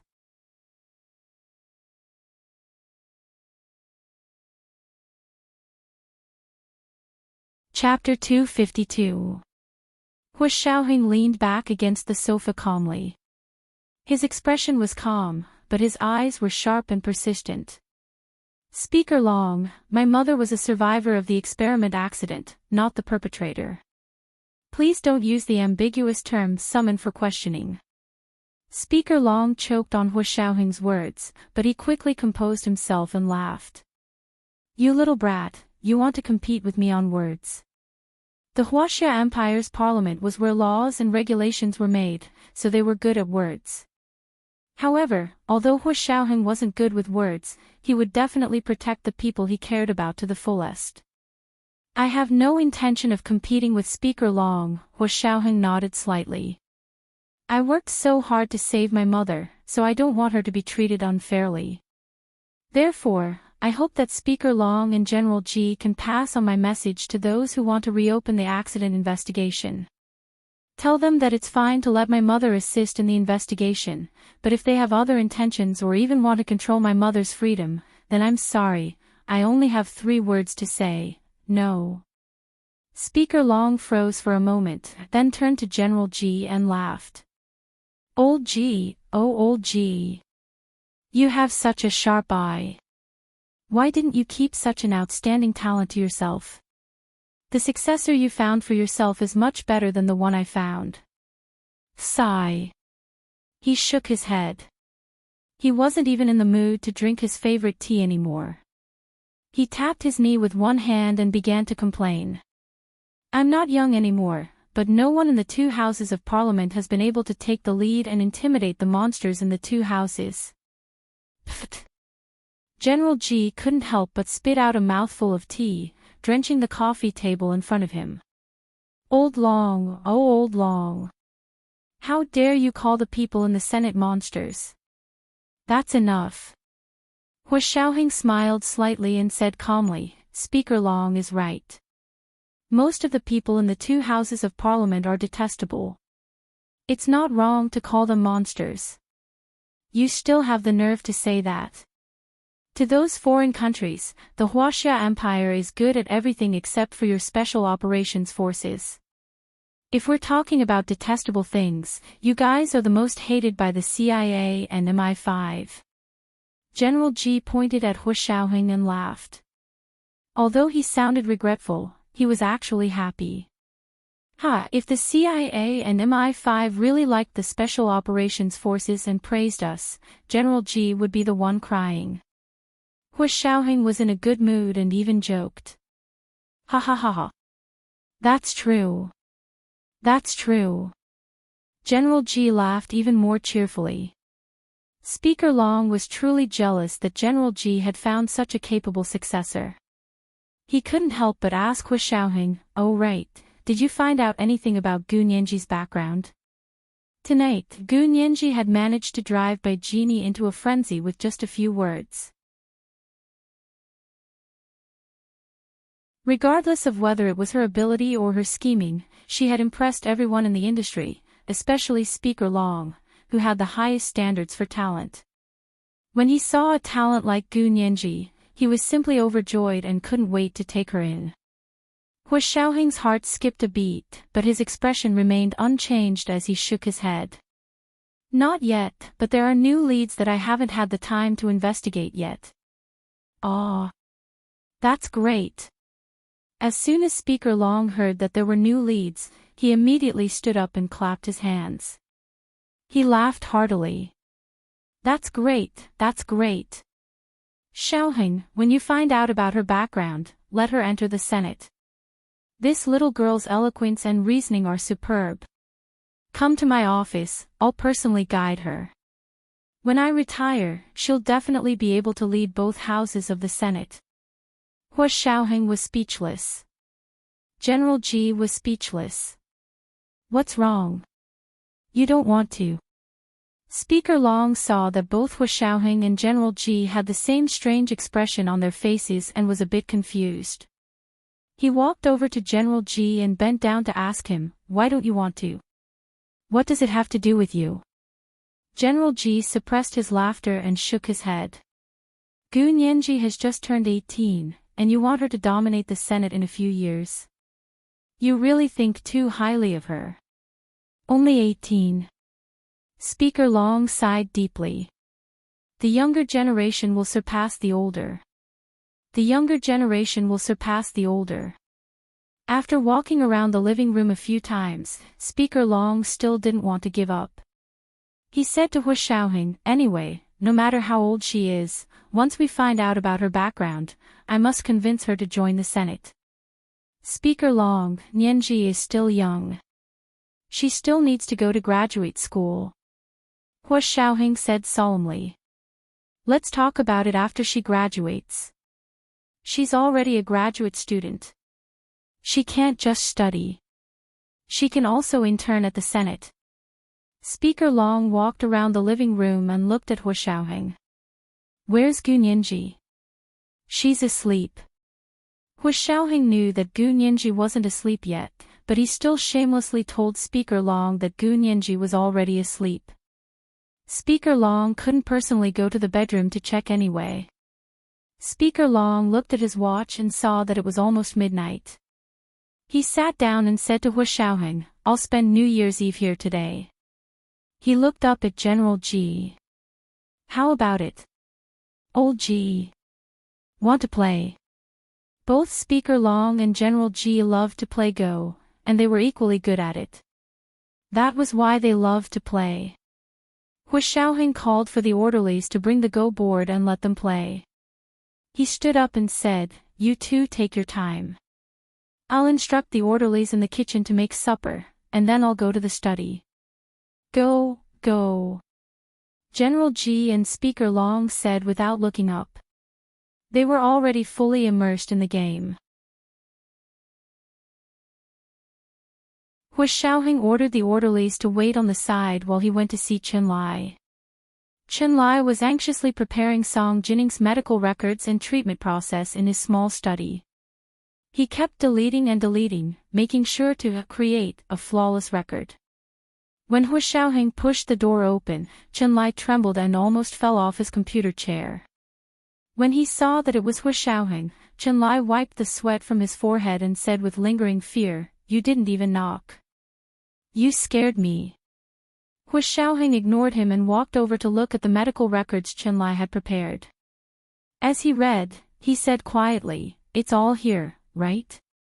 Don't tell me it's not here. No, no, of course not. Chen Lai pushed his round glasses up the bridge of his nose. His round nose was glistening with sweat. Don't worry, I'm in charge. 10 years ago, when I was still a medical student, I was pulled onto your pirate ship and helped you steal the day. Even now, no one knows what happened.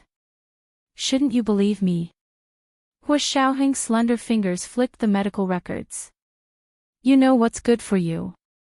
Gu Nianji's name was not mentioned, nor was there any mention of the bone marrow donation. Instead, It was mentioned that a suitable match was found in the hospital's secret bone marrow bank, and that Song Jinning's bone marrow transplant would help her weak body recover as soon as possible. Mental illness had always been a gray area in medicine. It was difficult to say how it was caused, and it was difficult to say whether it could be cured or not. Chen Lai was an expert when it came to playing dumb. Therefore, he avoided the important points and focused on the trivial.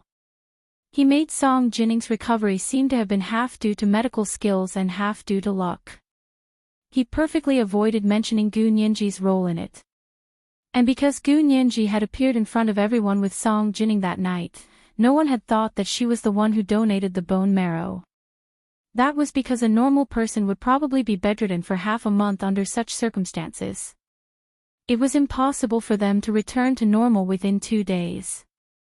He didn't have to worry about Chen Lai anymore. Hu Xiaoheng thought about it and went to the 3rd floor to check on Song Jinning. Song Jinning was already asleep, and the bedroom door was tightly shut. Although Hu Xiaoheng could enter, he didn't.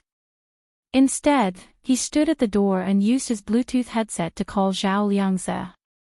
He confirmed that Song Jinning had entered the room and hadn't come out. There were no cameras in the bedroom, only in the hallway. Coming down from the 3rd floor, Hu Xiaoheng paused when he passed the 2nd floor, but still walked towards the bedroom. The 2nd floor had a master bedroom that took up almost half the floor. There were also 3 guest bedrooms, a living room, a study, a conference room, a gym, and a single kitchen. Hu Xiaoheng first went to his master bedroom. He opened the door and looked around. Gu Nianji wasn't there. He was slightly taken aback and wanted to ask Zhao Liangze, but the call was cut off before he could say a word.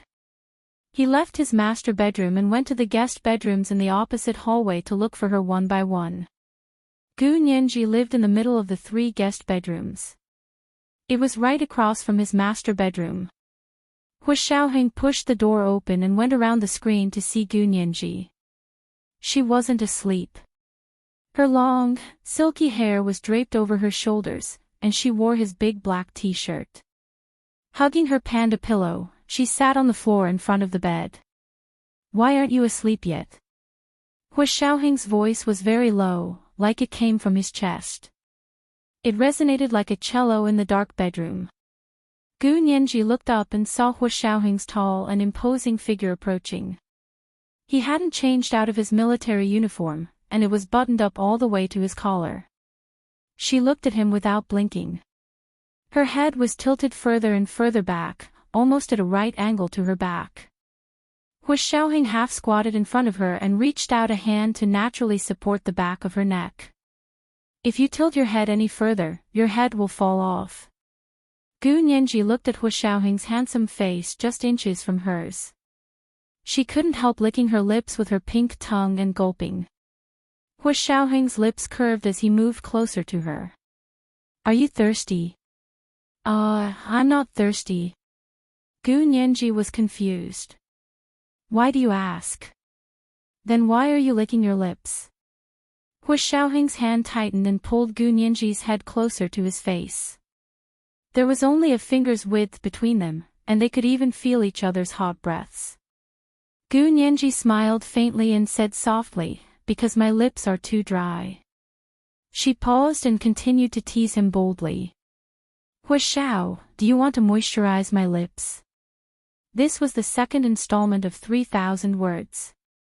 Dear friends, please cast your monthly and recommendation votes. Good night, dear friends.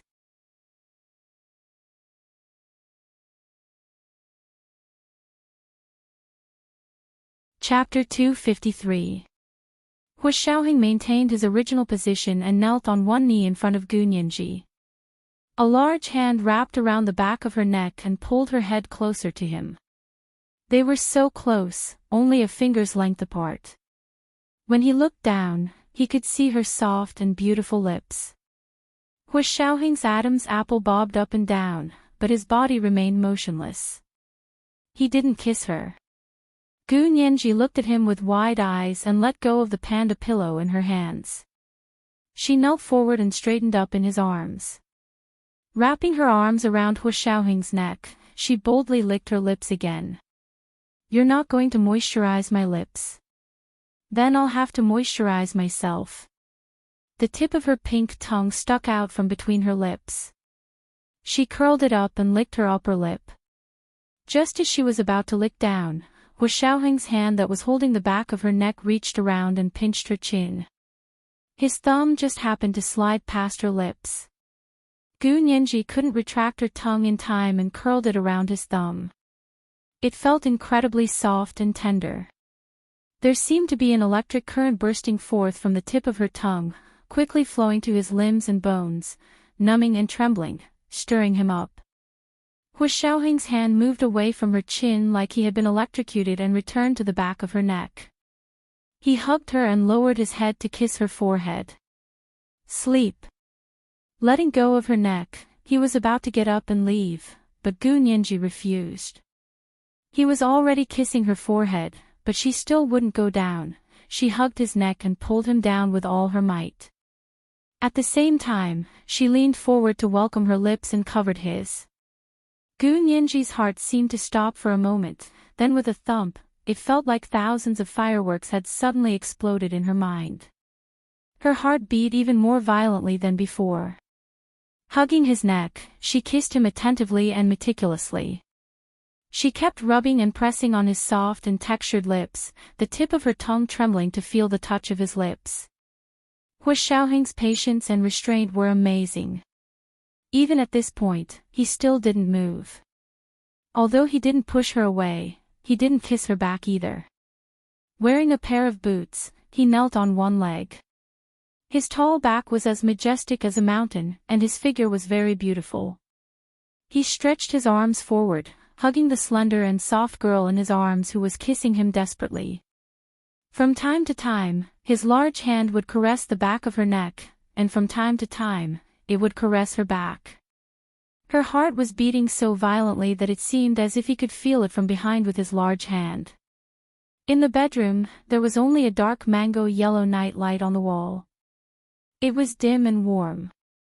Hu Xiaoheng looked down and saw that the light was shining on Gu Nianji's face.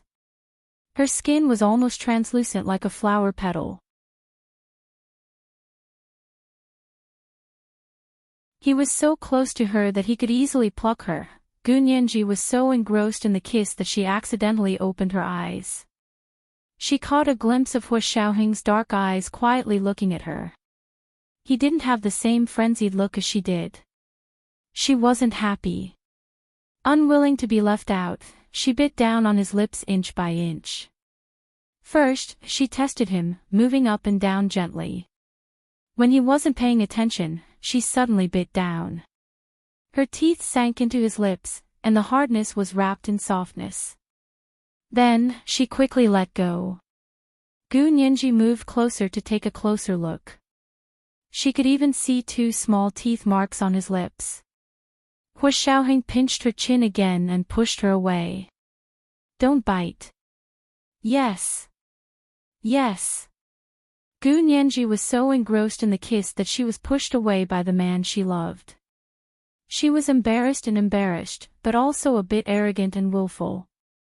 She was even more unwilling to let the beauty on her lips be taken away just like that. She pounced on him like a little kitten. Hu Xiaoheng only used one hand to grab her arms and twist them behind her back. He exerted a little force, and Gu Nianji instinctively leaned back. Her chest arched forward. With just one movement, the chest area of her long black t-shirt that was propped up trembled twice, moving even though there was no wind. Hu Xiaoheng closed his eyes patiently. He picked up the eiderdown quilt from the bed and wrapped her up from head to toe. He carried her and tossed her onto the bed. Go to sleep. I can't sleep.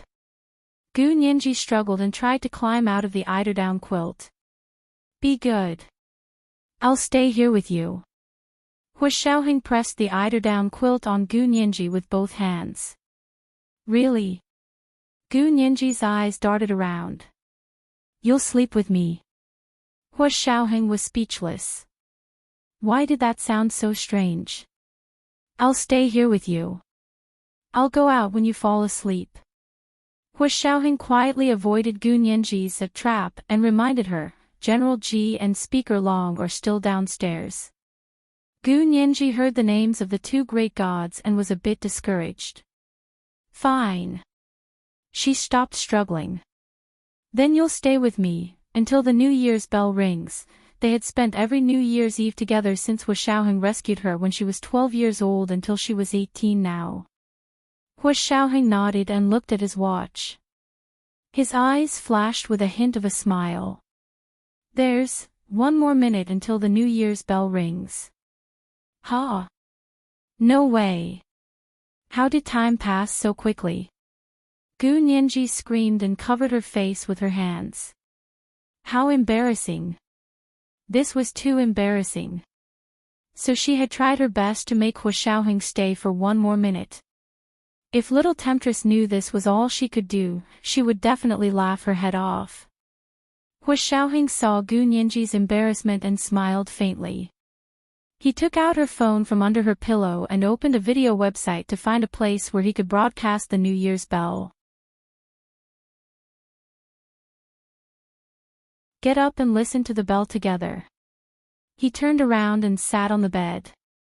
He picked Gu Nianji up with the eiderdown quilt and held her in his arms. Gu Nianji held the phone in his hand and waited with him for the New Year's bell to ring. On the phone screen, a tall building was illuminated by colorful lights. A large balloon hung at the top of the building. It was the last minute. The music played on the video and everyone was cheering. The large balloon slowly fell as everyone counted down. 10, 9, 8, 7, 6, 5, 4, 3, 2, 1. Happy New Year. It's the new year. Happy New Year, everyone. The people who had come to watch the live countdown on the video burst into earth-shattering shouts and cheers. People hugged their friends and loved ones. There were even lovers who started kissing when the countdown started. When the countdown ended, they could say, "We kissed for a year." Gu Nianji looked at the passionate people on the phone enviously. She turned around and couldn't help saying, "Hua Xiao, look at them." Hua Xiaoheng suddenly lowered his head and covered her mouth with his lips. He cut off the phone and threw it on the ground. He hugged her and the quilt in his arms and kissed her deeply. He sucked and sucked. It was much more intense than Gu Nianji's earlier playful kisses. As expected, Gu Nianji couldn't handle it. She was so excited that she almost couldn't breathe. Hua Xiaoheng kissed her fiercely a few more times and ravaged her lips until they were a mess. Finally, he let her go and said in a husky voice, "Happy New Year. Happy New Year." Gu Nianji's eyes stared blankly. She was dizzy from the kisses and her brain was lacking oxygen. She finally collapsed into the soft down pillow and fell asleep. Hua Xiaoheng stood by the bed and quietly left after he was sure she was asleep. Before he left, he picked up Gu Nianji's phone from the ground and held it in his hand as he walked out of her bedroom. He walked to the hallway and closed the door. Gu Nianji's phone rang again. It had just been past midnight. When Gu Nianji turned around to talk to him, Hua Xiaoheng saw a text from Professor He on his phone. He cut off the phone so Gu Nianji wouldn't see it. When he heard the ringtone, he looked down to see it was still from He Zhichu. Hua Xiaoheng thought about it and picked up. "Happy New Year, Nianji." He Zhichu's cool voice came from the other end of the phone. There was a hint of surprise in his voice that couldn't be ignored. It hadn't been easy. He had finally gotten through to Gu Nianji. "Happy New Year, Professor He. Nianji is asleep. Is there something urgent?" Hua Xiaoheng's low and calm voice rang in He Zhichu's ear. He Zhichu's expression changed. He threw his phone on the ground without another word. The poor phone shattered into pieces with a loud bang. It was completely useless. This was the first update.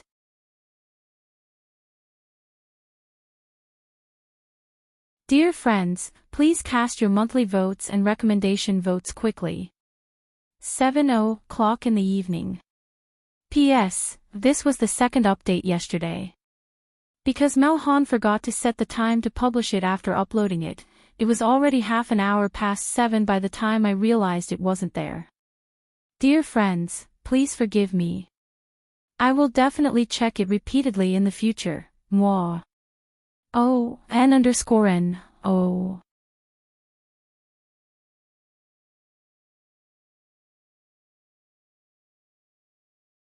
Chapter 254. Hu Xiaoheng heard a loud bang from the other end of the phone. His lips curled slightly as he looked at the call from Professor He, but it was already disconnected. He put away Gu Nianji's phone and spoke to the person on duty on the other end of the Bluetooth headset. Have you finished reviewing the messages on Nianji's phone? You can let her in now. Gu Nianji's phone had always been under strict surveillance by the Special Operations Forces. Unless she called Hu Xiaoheng's line, no one would listen in. All other calls, whether they were made by her or someone else, were recorded and archived. He Zhichu's previous message to her was also being reviewed, and Hu Xiaoheng had intentionally reviewed it for a few more days.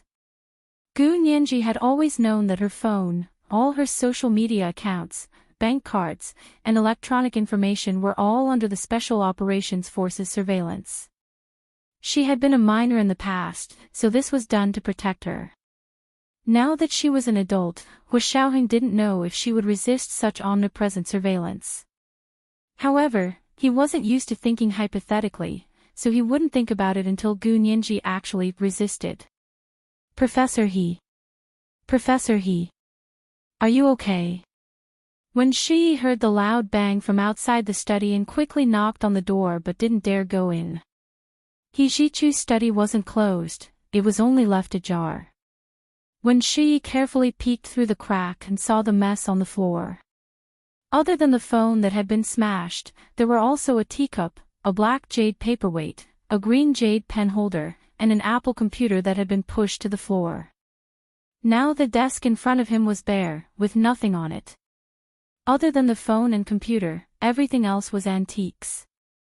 The Yuan Dynasty blue and white Qilin full moon teacup, the Tang Dynasty black jade paperweight, and the Song Dynasty green jade pen holder had all been dragged from the desk to the oak floor. Each of the three items was worth hundreds of millions of dollars, enough to buy a few mansions within the third ring road of the imperial capital. Yet he had smashed them to pieces without a care in the world.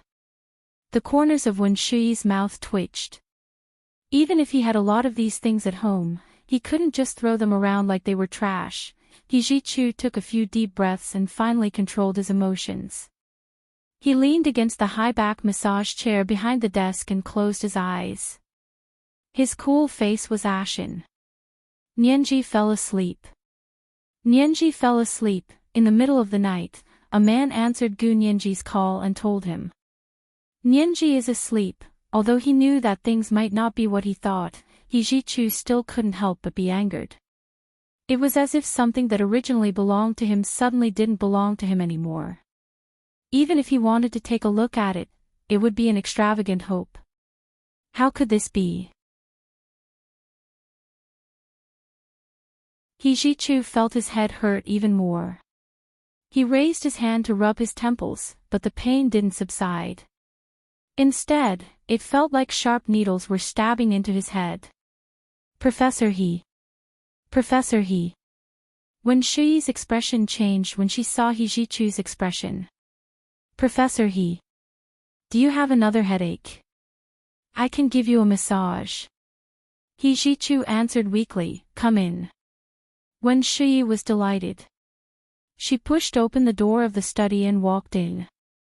After several months, she was finally able to get close to He Zhichu. She washed her hands and warmed them under the hot air dryer. She applied a special massage oil and walked behind He Zhichu to massage the acupoints on his head.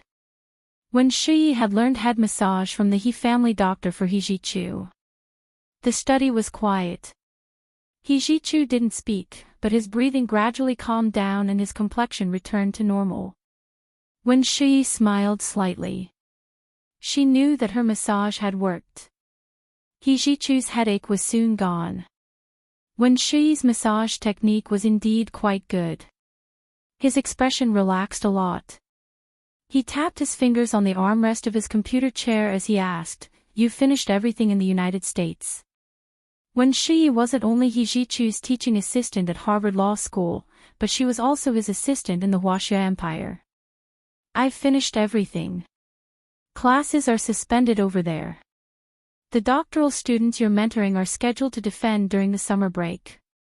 When the holidays are over, you can fly back to defend them." Wen Shi was indeed a very talented secretary. She was also diligent and smart enough to rely on her own abilities to become an associate professor at Harvard. This was already proof of her abilities. He Jichu nodded. "Not bad." After a pause, he asked her, "Are your injuries all healed?" "Much better." Wen Shi smiled. "I've been using the gunshot medicine you brought from your hometown. It's healing quickly. I'm guessing that even the scars will disappear after a while." Wen Shi's gunshot wound had been on Gu Nianji's birthday. She had taken a bullet for her when they encountered pirates in the Caribbean. That bullet had nearly cost her life. Although He Jichu had wanted nothing more than to chase her back to her hometown, he never mentioned it again after she was shot. However, he kept his distance and didn't allow her to get close to Gu Nianji. When Gu Nianji was interning at the U.S. Congress, Wen Shi had been chased back to Boston by He Jichu and didn't stay in D.C. Later, He Jichu decided to shift his focus to be university in the Huaxia Empire. There were too many problems to deal with, so he transferred Wen Shi back. Wen Shi cherished this opportunity very much. It was practically the last chance He Jichu would give her. He Jichu's mind kept replaying the phone call from earlier. His fingers gradually tightened into a fist. He heard himself asking, "That Hua Xiaoheng, how much information can you find out?" "Hua Xiaoheng? You mean, Nianji's guardian?" Wen Shi tilted her head in thought. "He's a rising star in the Huaxia Empire's military. He's a general at a young age and leads the entire special forces. He used to be behind the scenes, but recently he's stepped up to the forefront." "That's it." He Jichu was very impatient. "It's already been a few days, and this is the same information." Wen Shi was speechless. This information was already very difficult to obtain. "Professor He, we've just arrived in the Huaxia Empire and haven't established ourselves yet. If we rashly ask about the most mysterious leader of the special forces in the Huaxia Empire, we'll be targeted," Wen Shi replied airily. How could He Jichu not know this? He just didn't want to wait anymore. As soon as he thought about the phone call that day, his heart felt like it had been sliced into pieces and scattered on the ground for anyone to trample on. "Hurry up and find out more about Hua Xiaoheng." He Jichu narrowed his shimmering almond-shaped eyes, his expression even colder. He refused to think about the possible relationship between Gu Nianji and Hua Xiaoheng. He only knew that as Gu Nianji's guardian, if Hua Xiaoheng dared to steal from her, he would destroy his reputation. Hua Xiaoheng smiled as he put Gu Nianji's phone in his pocket and slowly walked down the stairs. Speaker Long and General Ji were still engrossed in their game of Go. "Happy New Year, both of you." Hua Xiaoheng sat down across from them. His back was ramrod straight, and although he was sitting on the sofa, he maintained a military posture. "Oh. It's already the new year." Speaker Long looked at his watch. "That was fast. We haven't even finished our game of Go yet." "There's no hurry, both of you. If you want to play, take your time. I'm going upstairs to sleep." Hua Xiaoheng didn't hold back. Since the two of them didn't ask how Song Jining was cured, he didn't intend to bring it up. However, General Ji knew him best. He glanced at Hua Xiaoheng through his reading glasses and asked as he collected the Go pieces, "Your mother's illness is cured, but who cured her?" You have to give the military and the Ministry of Science and Technology an explanation, right? I can tell both of you, it was Chen Lai, the military's miracle doctor. With his help, my mother's illness turned for the better. Of course, she hasn't fully recovered yet, and Chen Lai said he wasn't sure if it wouldn't relapse again. Hu Xiaoheng very calmly gave Song Jining a foreshadowing. Speaker Long and General Ji were relieved to hear it was Chen Lai. So it was him, no wonder. Okay, this matter ends here. Tomorrow is a holiday, and the day after tomorrow, prepare to report to the military and discuss with them about the experiment accident that year. This was the second installment of 2,500 words. Dear friends, please cast your monthly votes and recommendation votes quickly. Good night, dear friends. P.S. If you see that some chapters are charged differently, it's because of the word count. Because subscriptions were charged per 1,000 words, a 2,500-word chapter was roughly twice as expensive as a 1,000-word chapter. If you think it's too expensive, I can charge less. I mainly hope that my dear friends who like the Major General's book can support the official subscription and voting. Recommendation votes and monthly votes are all welcome. Because these are all results. If the results are good, it will encourage me to write more. Thank you, dear friends.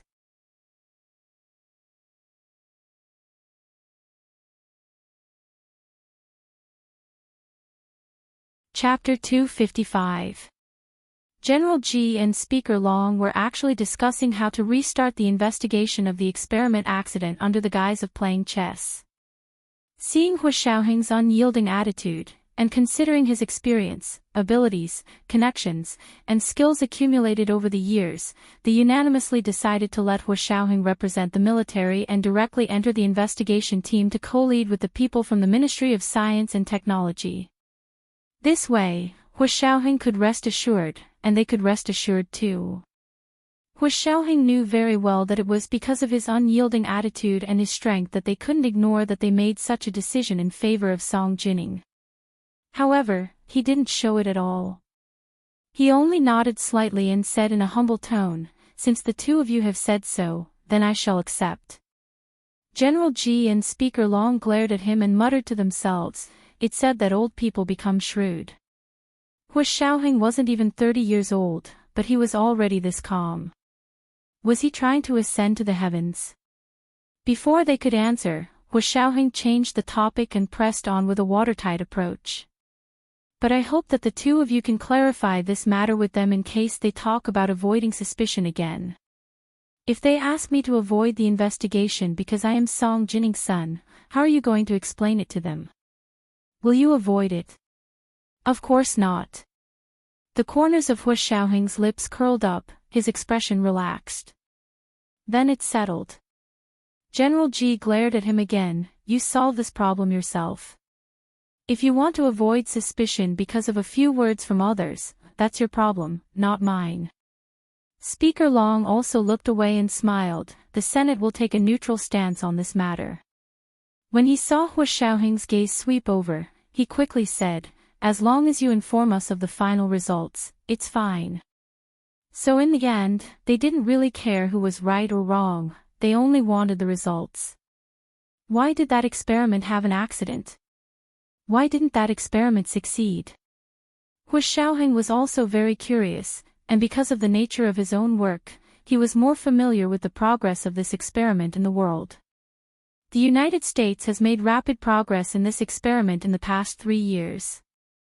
Hu Xiaoheng looked at General Ji and Speaker Long calmly, and 16 years ago, the Huaxia Empire was the only country in this field, and was at least 100 years ahead of other countries. But because of Bai Jini's delay for 16 years, we've been caught up by other countries. At the end of the day, he still wouldn't let Bai Jini go. General Ji and Speaker Long looked at each other with serious expressions. "Xiaoheng, Bai Jini's matter has been handed over to the police. Don't complicate things." Speaker Long warned him solemnly, the affairs of the Bai family are extremely complicated, and a slight change in one part can affect the whole situation. Besides, because of the large number of people in their family, their various in-laws are complicated, so we don't want you to be too ambitious, do you understand? General G sat silently at the side and did not comment. His and Speaker Long's opinions were not always the same, so when he was silent, it usually meant that the two of them had different opinions. Hua Xiaoheng nodded and said calmly, "Don't worry, Speaker Long. What era are we in now? I don't even think it's possible. Besides, it's already too late to execute the whole family." "Ha ha ha ha, good that you know." Speaker Long was amused by him and burst out laughing. "You did a great job with Bai Yuxing last time." "Not at all, not at all." Hua Xiaoheng refused to take credit. "The last time Bai Yuxing was executed, it was the Bai family who put justice before family. I can't take credit for that." "Oh. Ha. You know." General G and Speaker Long looked at each other awkwardly. "It's good that you know this." "I know. What do I do? Did you two forget?" Hua Xiaoheng stood up and helped them put away the chessboard. "It's already New Year's. We'll rest today, and tomorrow I'll go to the military for a meeting and confirm the members of the investigation team." Before he knew it, Hua Xiaoheng had already taken the initiative. He would not allow others to lead him by the nose on this matter. Because it was his mother who was at stake. General G and Speaker Long said their goodbyes and left after discussing this matter. Hua Xiaoheng saw them out, and on his way back, he passed by Gu Nianji's bedroom. He pushed the door open and put Gu Nianji's phone back on her bedside table. Gu Nianji woke up groggily and saw a figure standing by her bed. Her whole body trembled in fear, and just as she was about to scream, a large, warm hand covered her. It was a masculine scent that she was extremely familiar with. Gu Nianji's terrified heart instantly calmed down, and she gently relaxed her body. Slowly exhaling, she opened her hazy eyes to look at Hua Xiaoheng. Her bedroom always had a night light on at night. Hua Xiaoheng only let go when she stopped screaming. He adjusted the duvet for her and turned to leave, but Gu Nianji grabbed his sleeve. He turned around and looked at her inquisitively. Then he looked at her fingers that were tugging on his sleeve. Under the yellow light of the mango lamp, they were as clear as jade, almost translucent like an onion tube, so straight that the joints could not be seen. Hua Xiaoheng struggled but didn't use much force. Gu Nianji was holding him very close, so he couldn't break free. "What's wrong?" he asked her quietly, reaching out to feel her forehead. She didn't have a fever. Gu Nianji had just woken up, so her mind was still not very clear. Her body acted on instinct and leaned towards the person she was most attached to. She reached out from the duvet and wrapped her arms around his neck. She murmured sleepily, "Stay with me." Hua Xiaoheng's body instantly tensed up like an arrow waiting to be shot. He looked down and only saw her forcing her large, sleepy eyes open. She looked at him stubbornly, her arms holding on to him and not letting go. Hua Xiaoheng's lips curled into a smile. He simply sat down by her bed and held her wrists. "Nianji, this is how you seduce me. Can't I?" Gu Nianji blinked, her long eyelashes like butterfly wings, almost fluttering on his face. "You call this seduction? I think you want to use force." Hua Xiaoheng raised his brows and grabbed Gu Nianji's wrists to pull her arms away from his neck. His low voice came out of his mouth, and it was irresistibly seductive. "Oh. You don't like me using force on you?" Gu Nianji was about to give up. She let go and lay flat on the duvet, her eyes smiling.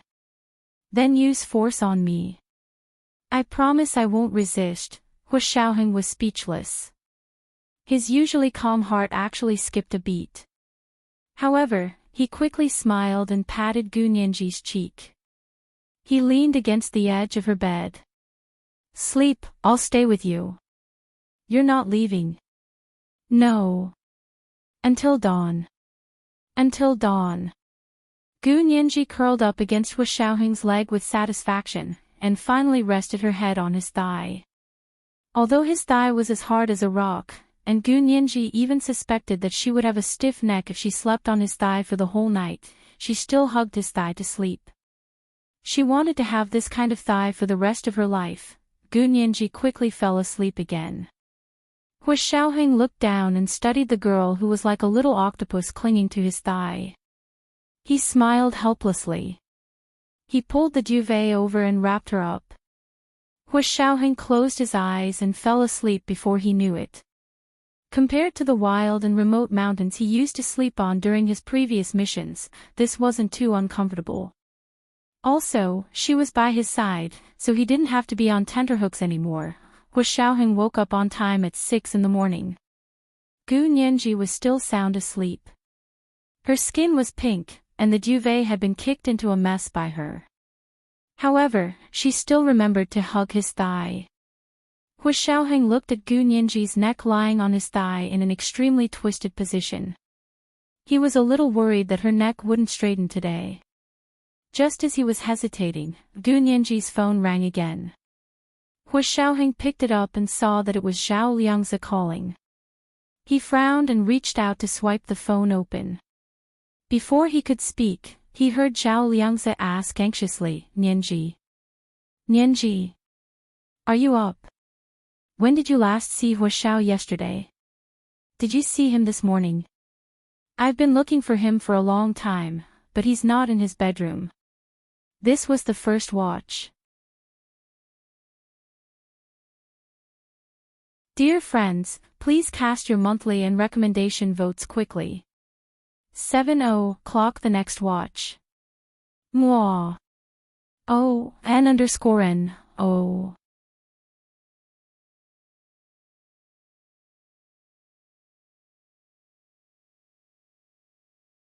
Chapter 256.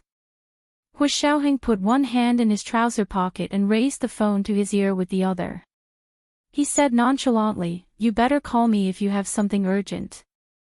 On the other end of the line, Zhao Liangzi was silent for a second, then asked in a trembling voice. Hu Xiao. Yes. Why are you? Nianji wasn't feeling well last night, so I came to see her. Hu Xiaoheng didn't elaborate further. You talk too much.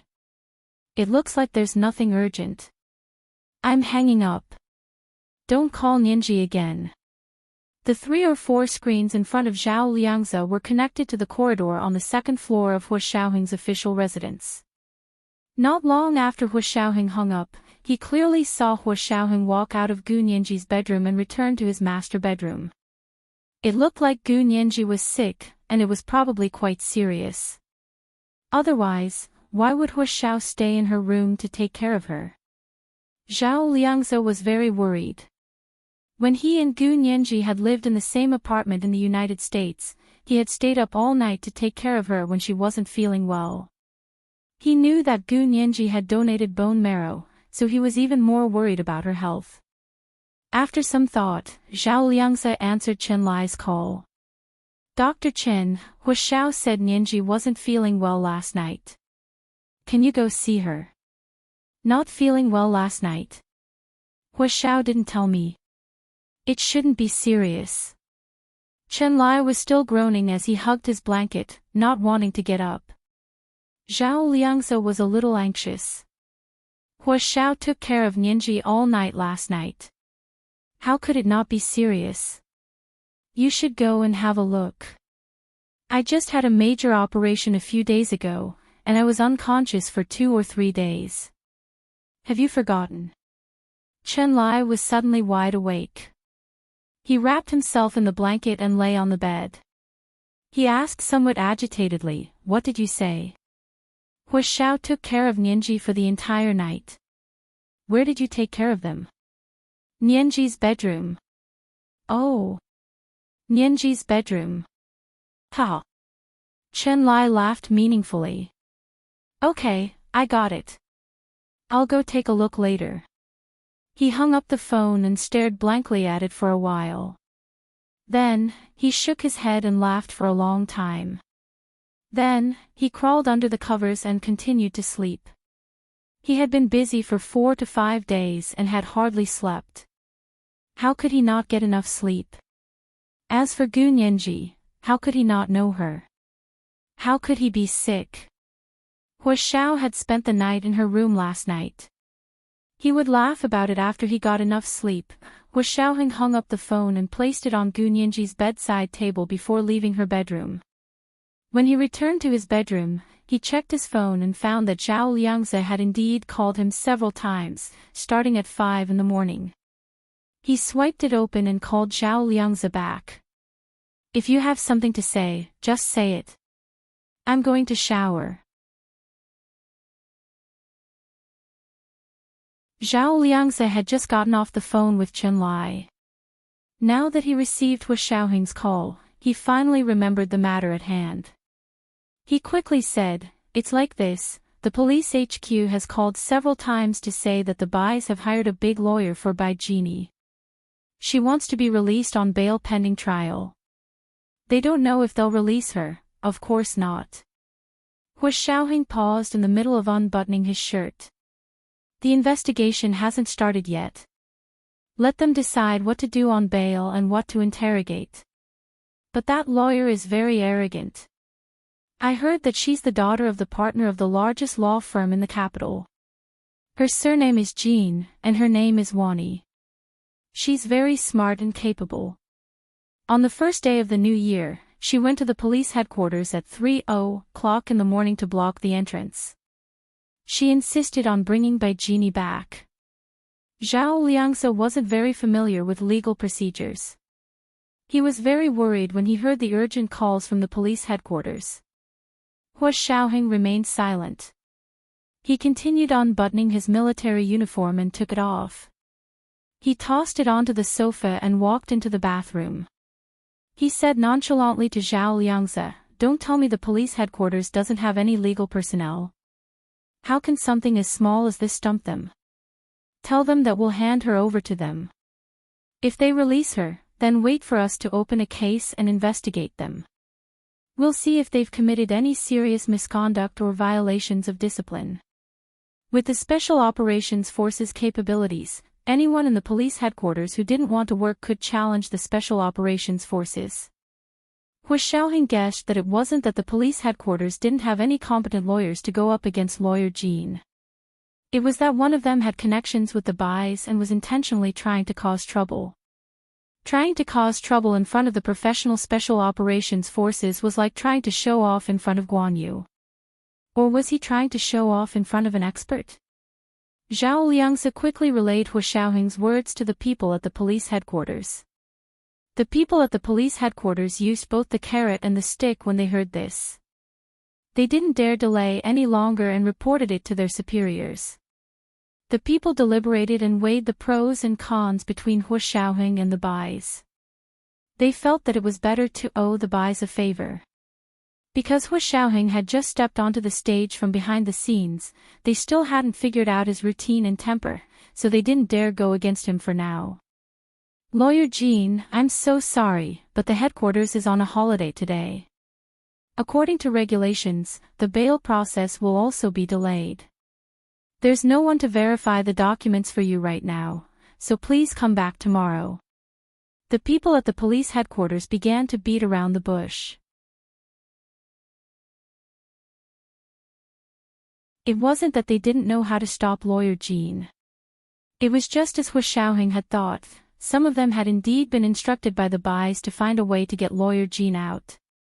Now that Hua Xiaoheng had threatened them, they could only give up for now. When Jean Wani heard the people at the police headquarters change their tune, she immediately knew that someone was pressuring them. She couldn't help but sneer, "Oh my, I've been waiting since 3 in the morning for this excuse. If it's going to be delayed according to regulations, you should have said so earlier. Aren't you messing with me? I'm going to file a complaint." The people at the police headquarters smiled awkwardly. They didn't want to offend her, but they also refused to let her go. They only said, this person was sent by the Special Operations Forces. If we don't follow the rules, they won't forgive us. The two sides were at a stalemate for a while. Jean Wani received a hint from her own people. She finally got up reluctantly and said, then I'll go, I'll come back tomorrow. I want to see for myself what this Special Operations Forces is all about. She left the police headquarters, got into her car, and called her internal line. Section Chief Wang, what's going on? Isn't the Special Operations Forces part of the military?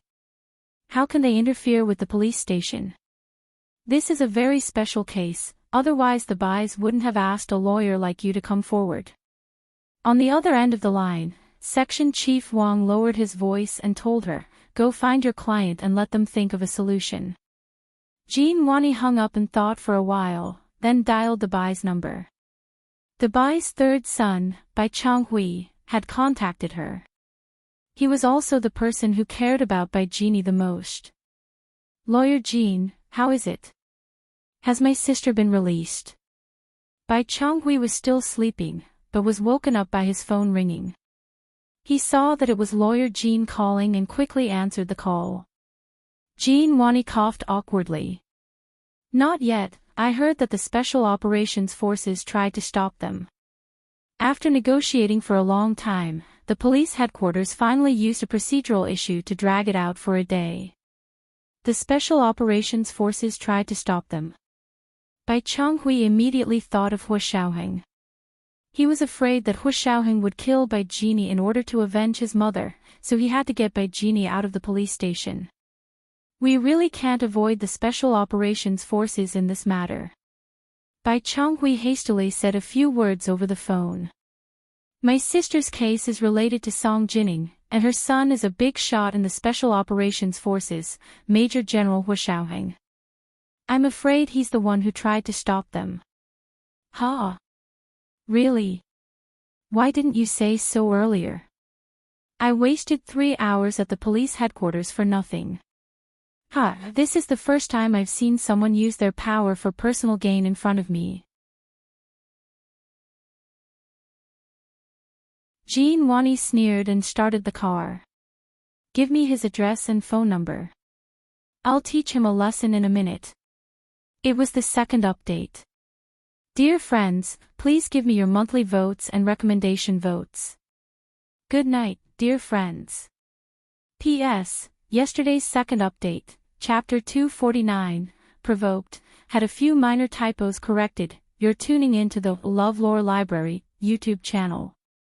We're so grateful for your support, and don't forget to subscribe to join us on this incredible journey through captivating stories. Your generosity through donations truly makes a world of difference, as it's the primary source of revenue that allows me to expand and enhance this channel for you. Thank you from the bottom of my heart for being a part of this adventure.